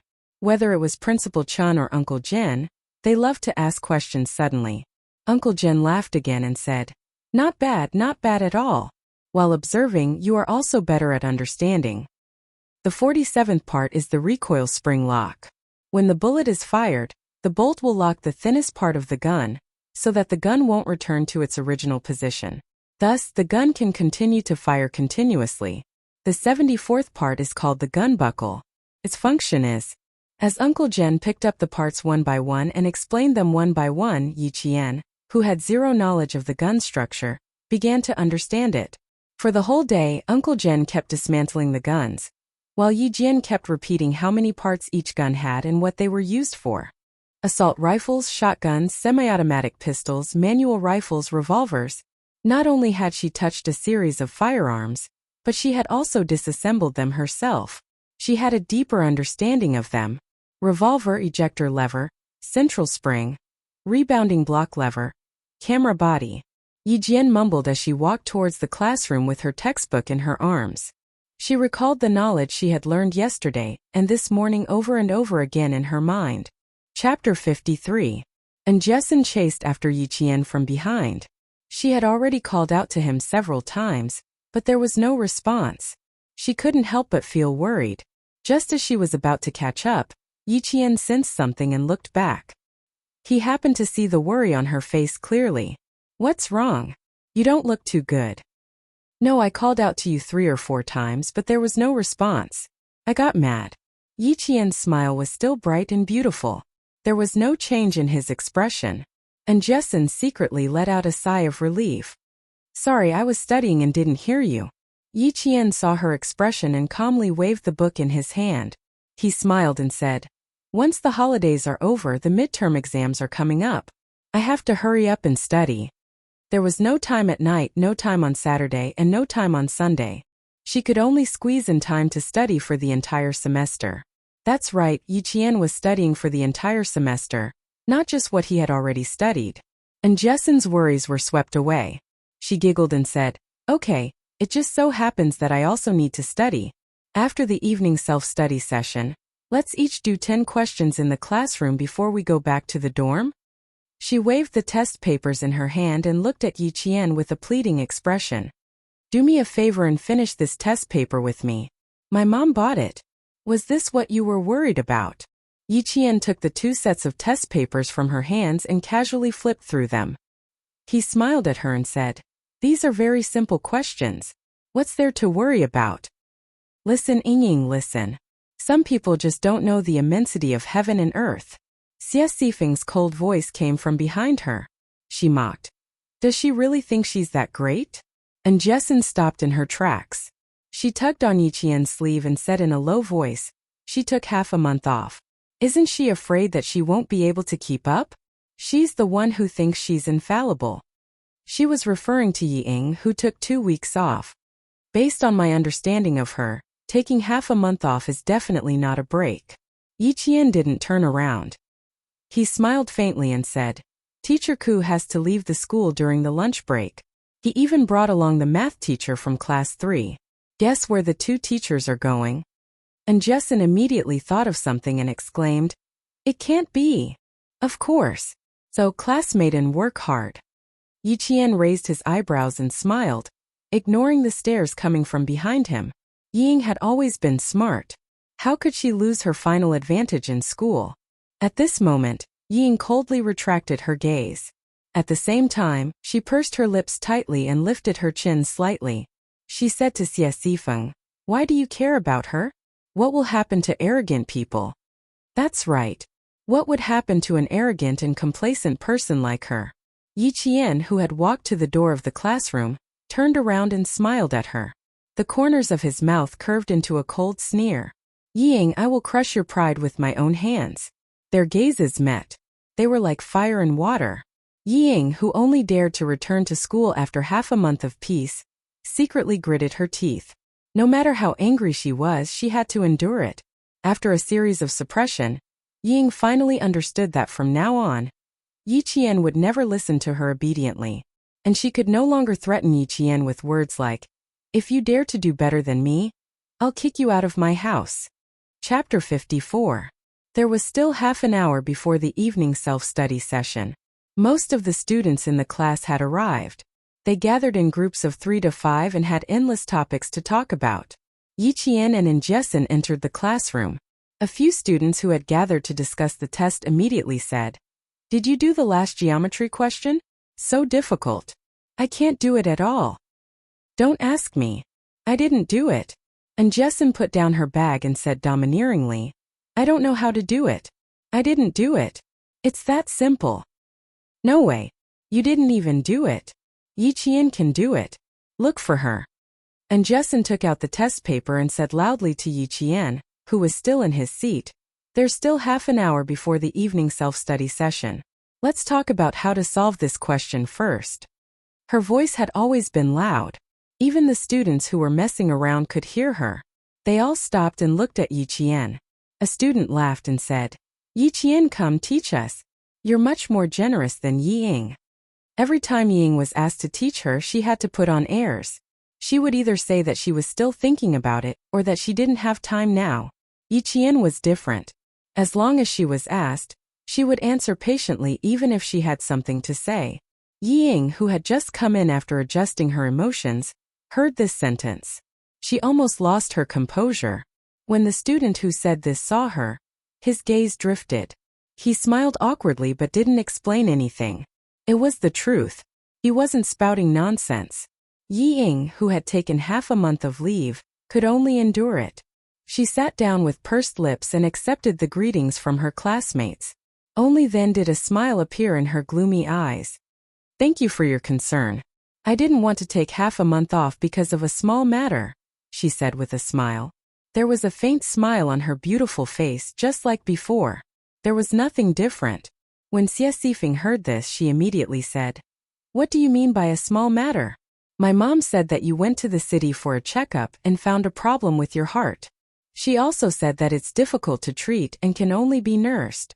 You can't be too emotional. She also said that you can't even run." "What? A problem with her heart? It's so serious that she can't even run." The students who heard this were stunned. Some of them could not help but put their hands on their chests. When they looked at Yi Ying again, their eyes were filled with pity. However, Jessen didn't believe him. She wrote down the formula on the paper and said softly, "Are you serious? You only found out now that you have a heart problem?" Her mother was a doctor in the town hospital, so she knew a little bit of medical knowledge. "So what if it's true or false? It has nothing to do with us. You're wrong here. You have to use this formula to calculate the area of the shadow first." Yi Qian smiled faintly. He did not take her matter to heart. Heart problems? I can't be too agitated. If anyone mentioned the love letter in front of her, it was very likely that she would have a heart attack. Suffering from heart disease was indeed a very good excuse. This kind of lie, which no one would verify, was probably Yi Jifan's doing. The students in the class all expressed their concern. After Yi Qian and the others finished discussing the test paper, they all went to Yi Ying's side to greet her.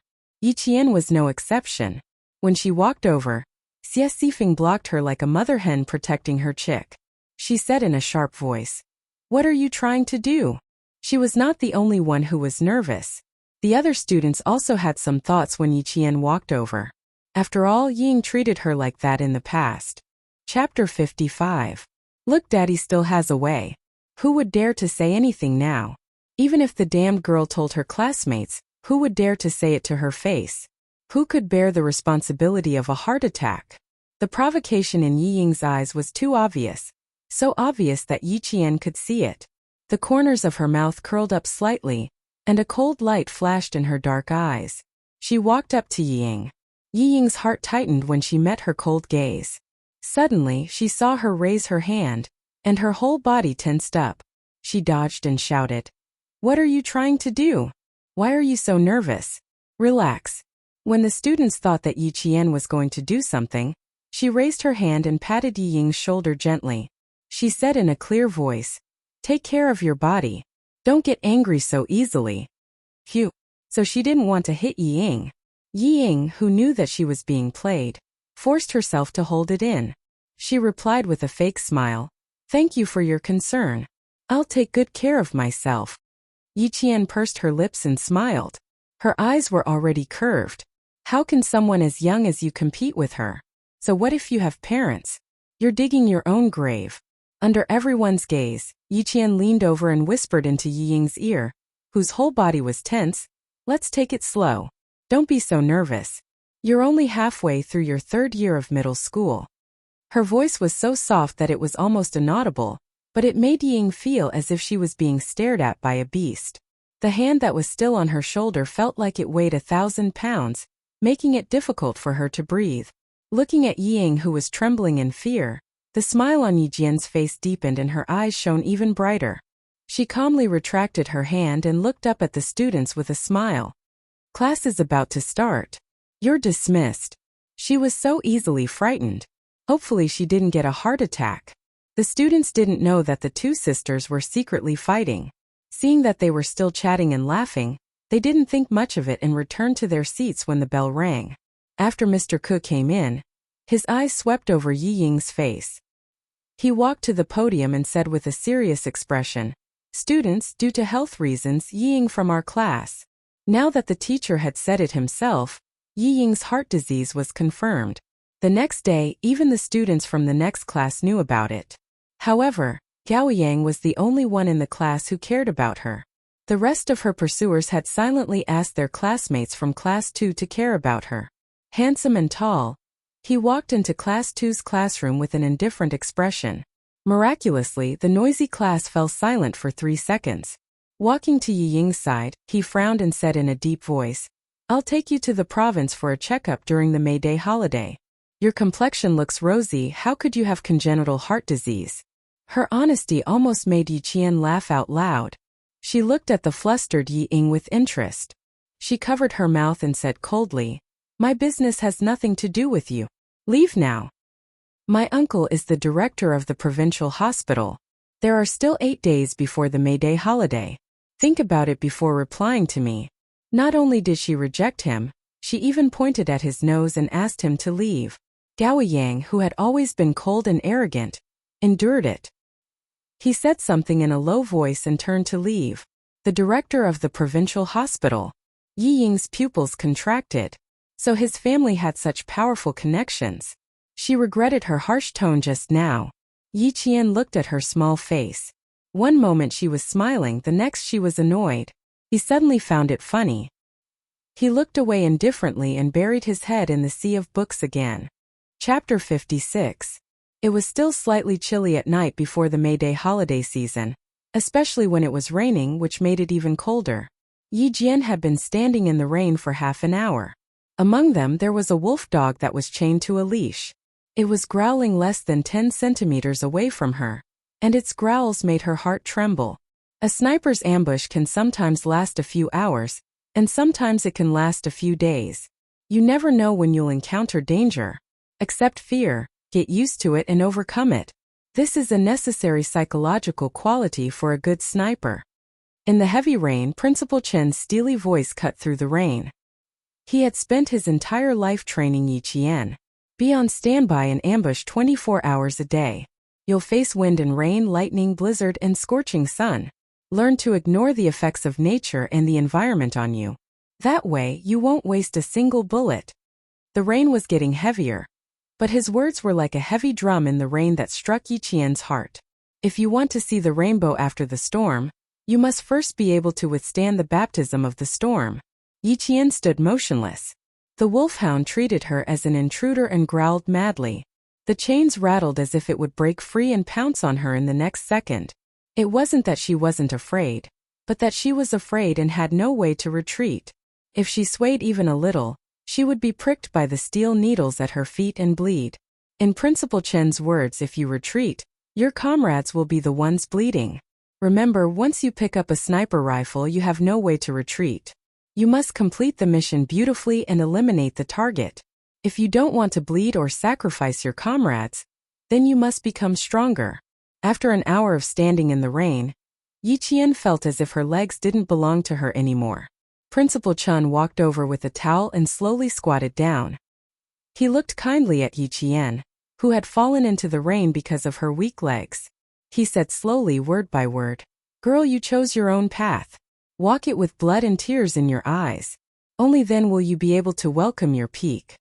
He gently placed the towel on Yi Qian's head and sincerely taught her, "You will be brighter than a flower in a greenhouse. You will grow little by little under the sun.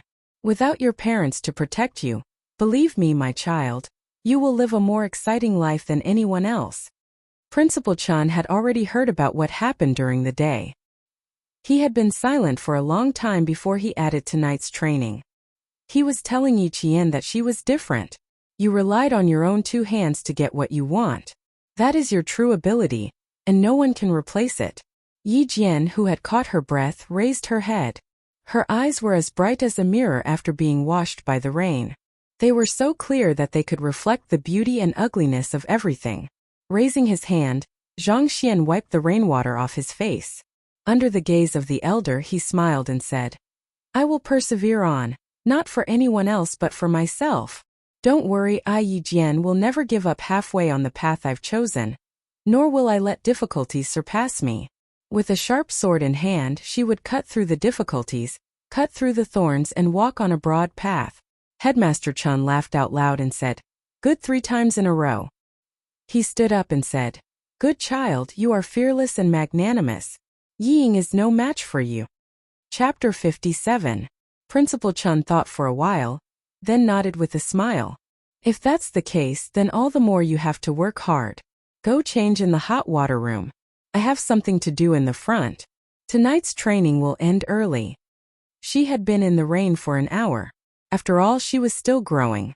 If she rushed it, it would hurt her body.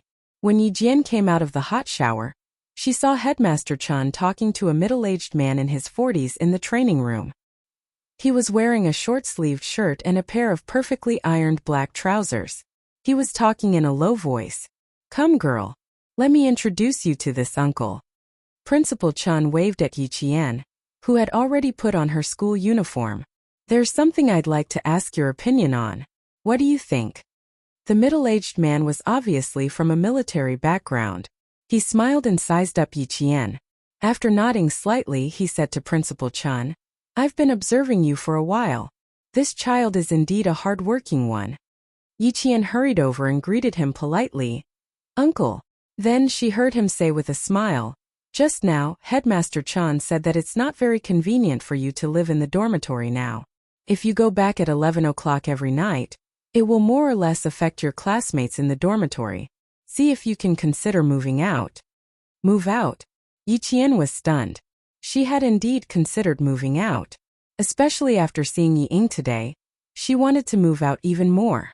She hadn't thought of a plan yet, but Principal Chun had already arranged it for her. The feeling of being cared for by an elder was really good, really good. "I've thought about moving out, but now I'm still thinking." Before she could finish, Yi Qian suddenly looked up at Principal Chun, then at Uncle Yang. Her eyes were filled with joy. Principal Chun knew that she had guessed it. He laughed and patted the middle-aged man's hand. "Commander Yang, I'll have to trouble you to take care of this child for the next 1.5 years. You're too polite. It's rare that you need our help. This matter is settled. As long as the child is willing, you can rest assured on our side." Battalion Commander Yang repeatedly waved his hands. He was ashamed to accept Principal Chen's gratitude. "She's staying in a room with a separate bathroom and balcony. She's still a student. How about this? I'll add a bookcase and a desk lamp for her tomorrow. What do you think?" You arrange it. Seeing that Yi Qian had considered everything thoroughly, Principal Chan was even more relieved to let Yi Qian live alone in the recruit assembly camp. Not only was it safe here, it also wouldn't attract any attention. Yi Qian didn't know how many times his eyes reddened. He bowed deeply to Battalion Commander Yang. "Thank you, Uncle Yang. I won't cause you any trouble." Before he could bend his waist completely, Battalion Commander Yang's strong hand had already reached out to stop him. He said in a low voice, "You're too polite, kid. Remember, we soldiers are indomitable. Straighten your back." More than one person had told Yi Qian that no matter what, he had to straighten his back and never bend his waist easily. By the time he returned to school, it was already 11 at night. Yi Qian gently pushed open the door to the dorm. Dai Qing's brows furrowed slightly. In order to make it easier for the dorm management teacher to check on the dorm rooms, all dorm rooms were not allowed to be locked from the inside. But tonight He was locked from the inside. Chapter 58. Yi Qian didn't knock on the door. His dark eyes stared at the closed door, a cold smile spreading from the corner of his mouth to the depths of his eyes. "Very good. She's starting to make small moves as soon as she comes back." Without knocking, he turned around and went straight to Jessen's room. "What? Lock the door? How dare she?" Jessen's face flashed fiercely under the covers. She gritted her teeth and said, "She's a piece of trash. She's been picking on you since she came back." Yi Qian wasn't angry. Instead, he raised his hand to support his head and laughed softly. "It's a good excuse to move out of the dorm. No, it's an excuse to move out of the school." Since Yi Qian had a dorm that was convenient for his training, he listened to Principal Chan and moved out after class tomorrow. He would use the night self-study time on sniping lessons. Jessen was immediately interested when she heard this. "Move out? Really? Does that mean I can come out to find you more often?" "Classmate, and wait until I move out," Yi Qian sneered, closed his eyes and murmured, "It's getting late. I'll get up early tomorrow and go jogging." "Tch, you're lying." Jessen saw that she wasn't excited at all about moving out. She snorted, turned over and quickly fell asleep. In the dorm, Ying was still waiting for Yi Qian to knock on the door. She didn't expect that when she went to sleep it was still quiet outside. When she opened the door the next day, she saw Yi Qian and Jessen walking over from the washroom with a basin in their hands. Their hair was wet, and they brushed past each other. They didn't even look at her. She didn't return to the dorm until 11 at night for the past few weeks. What could she be doing? Ying stared at the figure that was getting slimmer and slimmer. Even her figure seemed to have grown taller. Yi Ying's beautiful eyes narrowed slightly, and a dark, cold light flitted across them. "You're asking me where Yi Qian goes at night? If she doesn't go back to the dorm after class, where else could she go?" Liao Jian glared at Xie Sifeng, who had taken the initiative to look for him. His eyes turned slightly, and his face, which had a few pimples, suddenly revealed a ruffian smile. "That's simple. You pay and I do the work. How about it?" When Xie Sifeng heard that there was hope, she immediately said, "How much? We're all classmates. You won't ask for too much, right? Don't worry, 10 yuan is nothing to you. It just so happens that I also want to know where she went when she returned to the dormitory so late at night." Liao Jian's eyes darkened and his face revealed a look of resentment. That brat had embarrassed him in class that day. He had been waiting to settle this score with her. Leaving school at night, that's easy. At this time, Yi Qian was already in the teacher's office. He told Teacher Ku that he was moving out of the school, and that he had been locked out of the dormitory last night. Teacher Ku, who had wanted to say more, immediately shut her mouth. She snorted coldly and glanced at Yi Qian provocatively. "Fine, you can sign this letter of commitment yourself.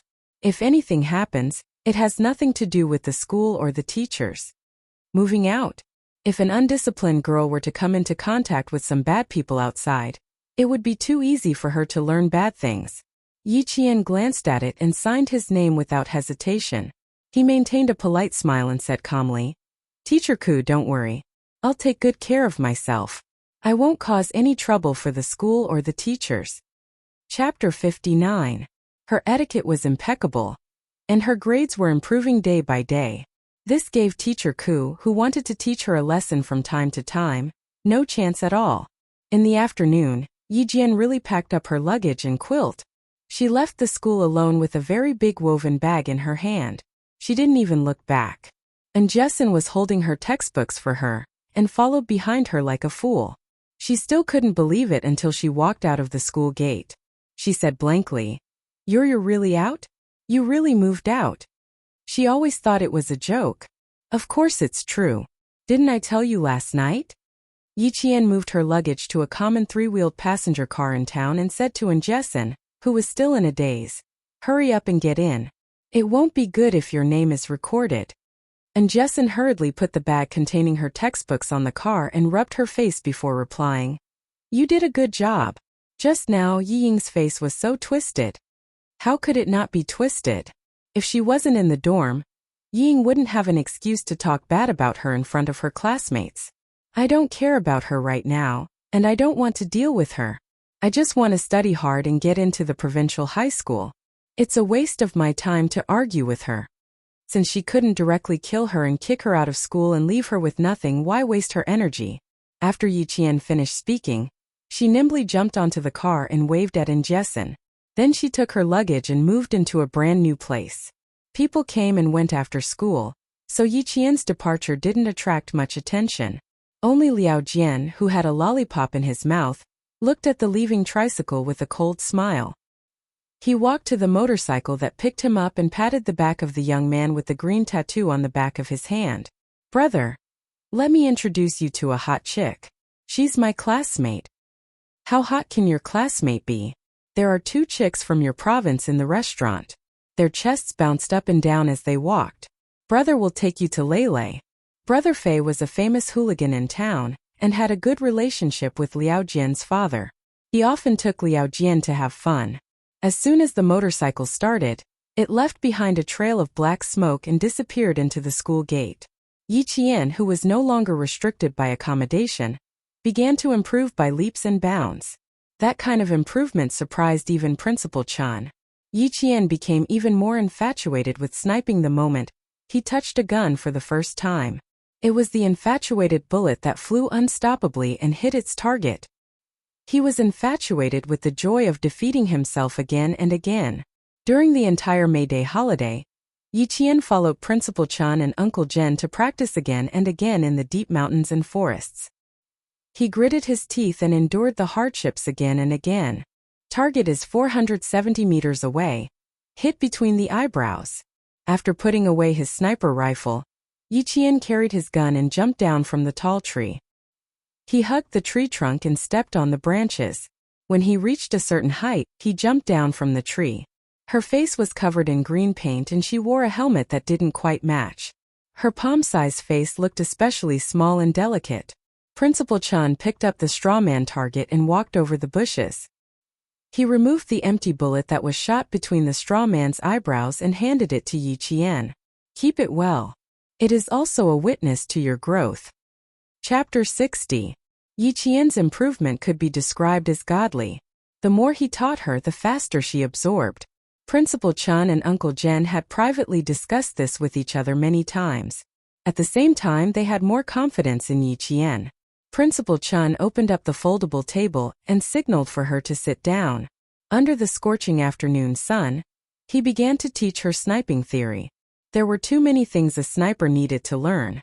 From learning how to move stealthily to setting up a firing position, from accurately reading a map to taking aerial photos of a battlefield. Even the ability to enter and exit a position while hiding were all things Yiqian needed to learn. A year and a half in junior high was enough for Yiqian to absorb all this knowledge that would benefit her for the rest of her life. Only shoot once. Remember, there must not be a second shot. Don't give the enemy a chance to find out where the bullet came from. You only need to shoot once and disappear after hitting the target. Then you'll win on the battlefield. The first shot is a matter of life and death. You need to observe the direction of the wind, the weather, and the visibility. If you shoot from a long distance, the wind speed and the bullet's gravity will change the bullet's trajectory. If you miss the first shot, the target will be alarmed and discover your presence at the same time. The second shot is very likely to be from the enemy's side. Accurately calculate the shooting range, wind speed, and bullet's trajectory. Then complete it based on your feelings. As Yiqian listened to Principal Chen's teachings, Her slender hand gently stroked the sniper rifle she borrowed from the army. Her oily face was solemn and cold. She had already begun to show the coldness that a sniper should have. At night, Uncle Jen would take her to the army's armory to identify the guns, ammunition, and quickly assemble them. At the same time, she had to practice mixed martial arts with the soldiers in the army. In mixed martial arts, Yi Qian couldn't beat them due to her young age and lack of strength. For things like identifying guns and quickly assembling a gun from a pile of scattered parts, she needed about the same amount of time as the elite soldiers. The M16A3 assault rifle has the same appearance as the M16A4, but the biggest difference is that the biggest feature of this rifle is that it has made a big change to the mechanical side of the Amarlet M16 series. So, Yi Qian waved the assembled M16A3 assault rifle in his hand and smiled at the soldier who was competing with him. So I won. You're not holding an M16A3, but an M16A4 semi-automatic rifle. He raised his hand and aimed. The loaded M16A3 semi-automatic assault rifle fired the first bullet. With a bang, the bullet hit the red circle in the center of the target. The soldier who lost waved the assault rifle in his hand as he watched Yi Qian, who was still a student, shoot the first bullet in a dashing manner. The recoil from the bullets did not affect her professional shooting posture, which was impeccable. He put down the gun in his hand. He was truly convinced of his loss. Even if he wasn't convinced, he had no choice. There was a round of applause. He smiled at Yi Qian and said, I admit defeat. Unfortunately, you're not even 18 yet. Otherwise, we could still meet at the military tournament. I was opportunistic this time. Compared to you guys, I'm still far behind. Yi Qian's opportunistic remark was based on her own memory. The elite soldier in front of her had been able to accurately and quickly assemble a gun even while blindfolded. Chapter 61. At night, Yi Qian would run with the soldiers, assemble and train their posture. At 5:30 in the morning, she would do morning exercises in mixed martial arts. Here Yi Qian was like a real soldier blending in with the troops. Yi Qian was like a role model when she came up to inspect the military posture and military etiquette. She made the veterans feel that they should work harder to succeed. She stood like a pine tree, sat like a bell, and walked like the wind. From her body, one could tell what the most standard military posture was and what the most qualified posture was. You're just short of a military uniform. After the morning training, the young soldier smiled at Yi Qian, who was the same age as his sister. He pointed at her uniform and said, This uniform doesn't suit you. Yi Qian, who spoke and acted like a soldier, wearing a uniform was indeed a little strange. Wearing a uniform that gave off the vibe of a military uniform, wasn't that strange? Yi Qian was still sweating. She wiped her sweat with her sleeve and said with a bright smile, I promise to wear a military uniform when I'm 18. Her goal was to get into the military's Tsinghua University, the University of Science and Technology of China. It'll take another 4 years. After 4 years, we'll all be discharged. After the soldiers laughed, they felt a little sad. The troops were made of iron, but the soldiers were like water. After 4 years, the recruits here would have changed 4 rounds. Yi Qian looked at them, her dark eyes shining like diamonds under the sunlight. She gently shook her head and said slowly, No, in my heart, you're like the sun that never sets. You'll never be discharged. 10 years from now, in my memory, you'll still be wearing a military uniform. You'll still be indomitable men. Under the sunlight, her face was beautiful, and her voice was clear and melodious. Her voice and her smile were like the gurgling spring water in a mountain stream, flowing into the hearts of good men. We're all looking forward to seeing you in a military uniform in 4 years. Come, let's give you a high five. The leader was a squad leader. They were all scouts who had trained in mixed martial arts. Their tanned faces were serious when they were on duty, but when they were resting, they were like the brothers next door taking care of Yi Qian. In the sound of applause, Yi Qian ended her May Day holiday in the army.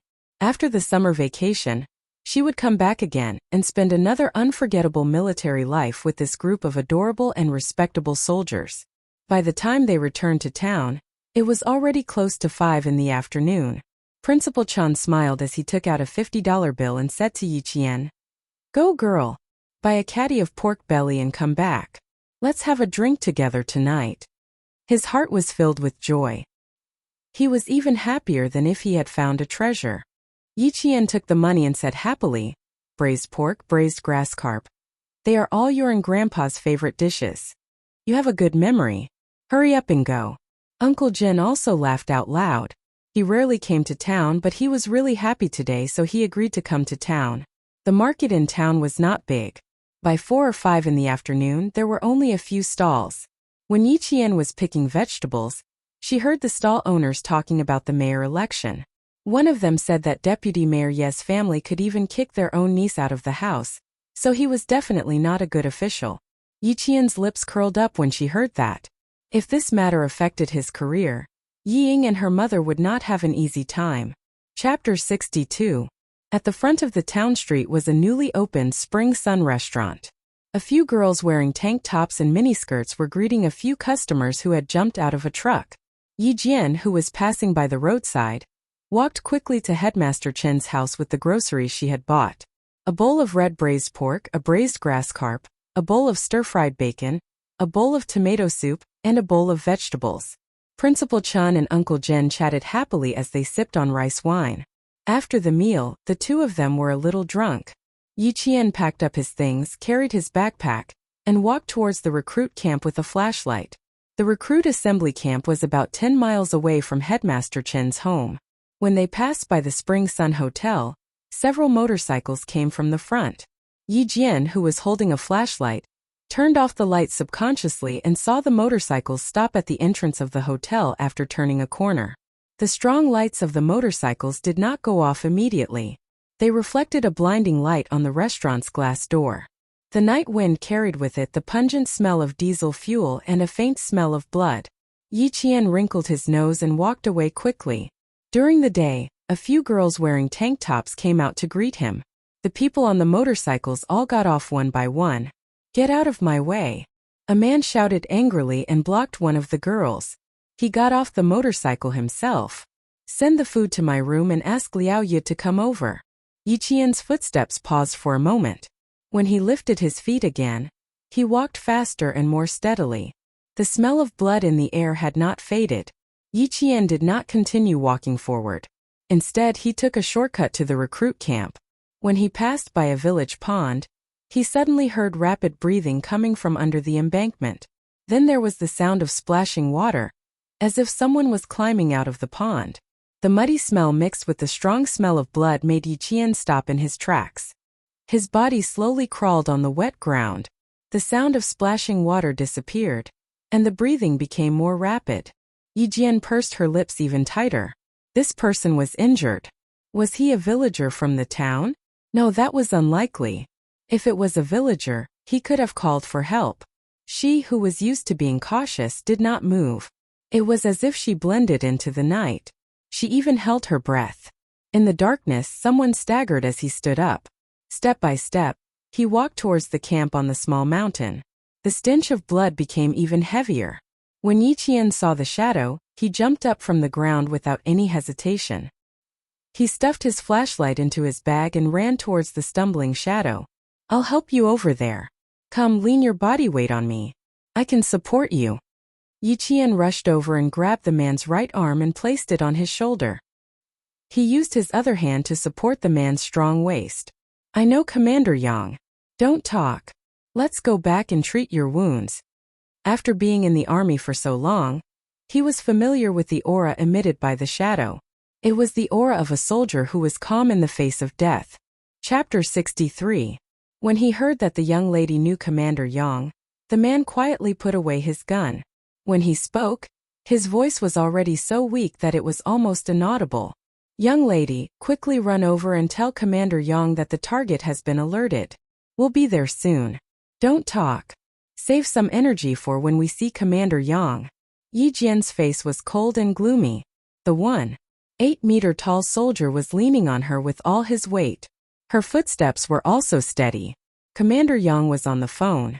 When he heard the cold voice coming from the phone, his expression was unprecedentedly serious. "Okay, I'll immediately send troops to search. Report as soon as there's any news. The target is the #1 overseas event in the southern province. Please be careful." A deep male voice came from the other end of the phone. It was filled with boundless killing intent. In 10 minutes, I'll arrive at Fujian town. Yi Qian appeared at the camp sentry post. When the two soldiers on duty saw her, their expressions changed. One called Commander Yang to inform him, while the other ran into the camp with the injured man on his back. Inside, Commander Yang just happened to run out with the military doctor. He immediately placed the injured man on a stretcher. It's a gunshot wound on his left shoulder. He lost too much blood and fainted. The wound may be infected. It needs immediate anti-inflammatory treatment. When Yi Qian saw Commander Yang, she immediately told him all the details she knew. There's a problem with the Spring Sun restaurant. 5 foreign men came to the restaurant. One of the foreign men spoke with a Hongkou accent. He's injured. Hongkou accent. Isn't this? Commander Yang looked deeply at Yi Qian and said in a low voice, "Young lady, you might have to work hard tonight. Go back to the dormitory first. The military doctor will come and treat this soldier's wound." Yi Qian slightly narrowed her eyes and said in a low voice, "Uncle Yang, you only have one military doctor here? I'm afraid one isn't enough. I know a little about how to treat gunshot wounds. Let me go with you." When this young lady spoke, her expression and words always gave people an inexplicable sense of confidence. Commander Yang nodded without hesitation. "Okay, you can help." Yi Qian had been in the medical school for more than a year, and his professional knowledge was even better than the medical students. How could he really just be an assistant? But it was true that he could only be an assistant. The 14-year-old Yi Qian had never been exposed to gunshot wounds before. He had only learned some theoretical knowledge in the army. Anti-inflammation, intravenous drip, wound cleaning, removing the bullet and cleaning the wound again. As long as the military doctor needed anything, she would immediately hand it over. She would even use a disinfectant cloth to wipe the sweat of the military doctor who was removing the bullet. When Xia Jinyuan came in, he saw a slender figure standing by the operating table like a sentinel. When she heard his footsteps, she turned around with a scalpel in her hand and looked at him coldly. "It's me, Xia Jinyuan," he said in a low voice and took off his combat helmet, revealing his handsome face. He was wearing an army combat uniform. He did not have the elegance he had when he was in the military uniform.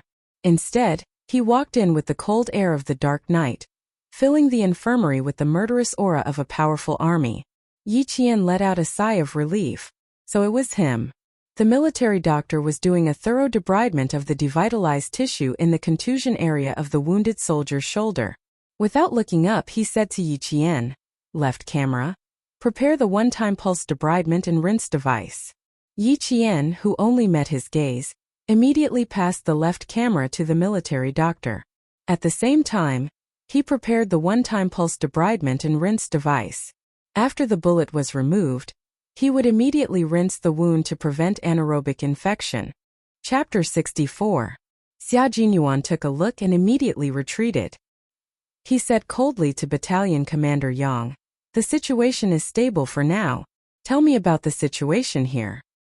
Miss Jian saw the suspicious target at the Spring Sun Hotel at the entrance of the town. He spoke with a Hongkou accent and was injured. Battalion Commander Yang quickly relayed the information he received. "We'll have to wait for the patient to wake up before we know the details." Turning back, his deep eyes glanced at the infirmary with the operating lights on. His thin lips pressed tightly together as he said in a deep voice, "When did she learn how to deal with gunshot wounds?" Her movements were quite skillful, as if she often dealt with gunshot wounds. "Captain Xia, you're talking about Miss Jian, right? She's smart and has a good memory. She's been in the army recently, so she probably learned a thing or two." Battalion Commander Yang was afraid that Captain Xia, who had a cold and powerful aura, would be displeased, so he immediately said, "The military doctor said she's fine. She was only allowed to go on the operating table because she knew all the medical equipment." Xia Jinyuan looked at the nervous Battalion Commander Yang and smiled. She's indeed a smart girl. The time on his watch was already 8:37 p.m. He put on his combat helmet and fastened his safety belt. He said to Battalion Commander Yang, "Increase the security in the camp tonight. Don't let that girl escape." "If I don't escape, do you know what those people look like?" Yi Qian walked out of the infirmary and removed his mask. He smiled faintly at the tall figure who had already walked into the night. Of course, if you knew what they looked like, I wouldn't have to run out. Why did this girl? Ever since he had tested her in school, she had been treating him like a little hedgehog. Xia Jinyuan turned around again and smiled at the girl who looked like a little hedgehog. His lips curled into a beautiful arc. Little girl, can you tell me? Height, appearance, characteristics, we need to know all of them. He had to go along with her. She was a girl who cared about her reputation. As a man, it was gentlemanly of him to go along with her. Yi Qian, who wasn't targeting him, ignored his gentlemanly behavior and said to Battalion Commander Yang, "Uncle Yang, please wait for a moment. I'll be there in 5 minutes." After saying that, she ran towards the dormitory where she slept. Yi Qian turned on the light, laid out the paper and picked up a pencil. He closed his eyes slightly and recalled the scene at the entrance of the restaurant around 8 o'clock. Speeding motorcycles, glaring headlights, smiling waitresses, gloomy men, and that heavily accented "get lost." The memories in his mind froze on the faces of the 5 people, and he began to draw on his homework with the pencil. Yi Qian had drawn her face, facial features, and even her hairstyle. Her drawing speed was very fast. There was not a trace of stagnation in her drawing, nor was there any sign that she needed to erase and redraw. In 2 minutes she had already drawn a picture. A pair of slender hands quietly took away the finished sketch for her. The owner of the hands just picked it up and looked at it carefully without disturbing Yi Qian. Xia Jinyuan's dark eyes, which were as deep as the sea, lowered slightly. He glanced at the little girl who was seriously focused on drawing under the table lamp, and didn't seem to notice his appearance at all. A faint smile flitted across his eyes. This little girl was indeed good-looking. Her thick eyelashes were like the feathers of a crow. When she didn't speak, she was elegant and beautiful with a lively temperament. Chapter 65. Yi Qian's drawing skills also surprised him. He only took a second glance at the night, yet he was able to memorize the other party's face and draw it clearly. This was truly amazing. This portrait is of a man with a Hongkou accent. He has an injury probably around his waist. When he got off the motorcycle, he consciously covered his right waist. Yi Qian handed the sketch to Yi Qian. "There are 3 more. Give me a moment." Yi Qian, who had entered a state of concentration, had a cold look in his eyes. When he drew with the pencil, a cold light flashed across his eyes. I checked the wounded man's pistol. It was a QSC-92 semi-automatic pistol, with a total of 15 bullets. Only 1 shot was fired. If this bullet hit the man with a Hongkou accent, he should still be in the restaurant and won't leave for the time being. The Type QSC-92 semi-automatic pistol used the Type DA P92 9mm hard steel core ordinary bullet. The bullet had a low density and strong penetrative power. After penetrating a 1.3mm thick helmet steel plate at a distance of 50 meters, it could still penetrate a 50mm thick pine board. Other pistol bullets could not penetrate steel plate. Based on this, if the other party was really shot, what he had to do now was stop the bleeding and then move. Xia Jinyuan's sharp gaze was already scanning Yi Qian's face a few times. Then he raised his eyebrows and asked with a smile, "Looks like you learned a lot in the army. You even know this. There are still 2 more portraits. Finish them in 4 minutes? Is that okay?" When he met her cold and calm gaze, Xia Jinyuan decided to use a coaxing and questioning tone to prevent this little girl from having any opinions about him. Young Master Xia, who had lived for 20 years, had always been the one being looked down upon. He never thought that in a small village, he would have to look down upon a little girl. His cold tone softened, making Yi Qian a little uncomfortable. He raised his eyes to look at Xia Jinyuan, then indifferently retracted his gaze. "The other 4 are all side faces. Let me try to see if I can get their faces. Since they are the targets, don't you have any information on them? You don't even have a picture?" Her pencil didn't stop moving. She drew on the paper with rustling sounds, but targeted questions came one after another. "Although I don't know how you arranged it, alerting the target and letting your comrades get hurt is the mistake of the higher-ups." The rest of the paintings were still being painted. Xia Jinyuan, who was beside her, was still silent. If it wasn't for his strong aura, she would have thought that he had already left. "You're right, it was my mistake. In the end, There won't be a next time, Xia Jinyuan said coldly. Gradually, his voice became low. He took the portrait from the side and drew a portrait from the front. Xia Jinyuan looked at Yi Jian in surprise again. Every time we meet, you always give me a surprise. Rolling up the workbook, Junyan looked at her with a solemn and cold expression. He warned, tonight might not be peaceful. Stay in the barracks and don't walk around. Yi Qian put down his pencil and stared at him. He frowned and said worriedly, how did you get into the restaurant? Liao Jian's father is already there. Don't worry, we will make arrangements. There won't be any more injuries to our comrades. Xia Jinyuan nodded slightly at Yi Qian. His tone was cold, firm and solemn, as if he was making a promise. Chapter 66. His back was long and slender like bamboo, tall and straight like a pine tree. His steps were both incomparably elegant and as sharp as a sword. This was Xia Jinyuan, an elegant yet dangerous soldier. She pursed her lips slightly, stood up and chased after him. Captain Xia, I promised to go to my classmate's house tonight. Yi Qian, who had chased after him, turned around and disappeared around the corner of the stairs. She raised her voice and said, I'm going out now. My classmate must be waiting for me at home. The footsteps downstairs did not stop, so Yi Qian had no choice but to chase after him again. She had to go out tonight. And Jessen's mother was a doctor. If the target's gunshot wound needed to be stopped or treated, he would definitely look for Jessen's mother and Auntie Zhou. If he ordered the soldiers in the barracks not to let her go out, she would definitely not be able to go out. The problem was it too late to find Auntie Zhou now? It had been 16 minutes since she found the target. Yi Qian, who could cross 3 or 4 steps in one step, quickly rushed from the 3rd floor to the 1st floor. She was fast but not as fast as Xia Jinyuan. She could only hear his footsteps disappear on the 1st floor. Xia Jinyuan did not turn a deaf ear to her, but because he heard her, he needed to arrange for someone to escort her there. In order to save time, he did not stop to respond. Arrange for a sentry to escort Yi Jian to her classmates. Before he could finish his sentence, he heard the sound of footsteps behind him. Dong dong. It sounded like raindrops. How fast was this guy? Wasn't he afraid of tripping himself? Xia Jinyuan, whose face had turned cold, did not finish his order. He turned around and took a step forward. Standing at the bottom of the stairs, he looked up and saw a slender figure coming straight towards him like a swallow returning to the forest. Yi Qian, who had hurried down the stairs, did not expect him to suddenly appear. She reacted quickly and took a step back.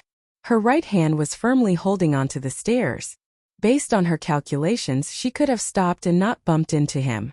However, according to what Xia Jinyuan saw, she would definitely fall down like a swallow returning to the forest. At the same time, she opened her arms and subconsciously walked up the stairs. Very steadily, she held Yi Qian tightly in her arms like a mountain. When the sentinel walked over, he saw another scene. The woman chased after him reluctantly. The man, who was also unwilling to part with her, felt the same way. He turned around and hugged the woman.